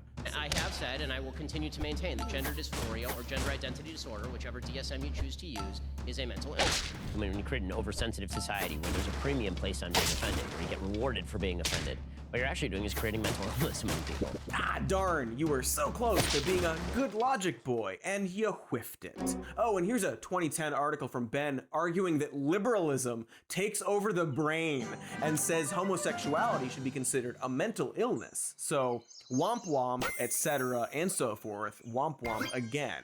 Wouldn't you know it, Ben's a bit of a hypocrite, which would probably explain why he's not a fan of the media pointing out hypocrisy. For example, let's talk about loser and abuser Herschel Walker and that whole coerced abortion thing. According to Ben, it is so very telling that the supposedly horrible thing that Herschel Walker did, according to the media, was support the pro-life position, not knock up a woman and pay for her abortion. Because if he were pro-choice, this would not be a story. The hypocrisy charge, as always, isn't about the personal immorality of someone's activity, and it's immoral as all hell. It's about undermining the actual moral standard they violated. So to circle back, anti-abortion Republican Herschel Walker likely coerced multiple women into getting abortions after getting them pregnant.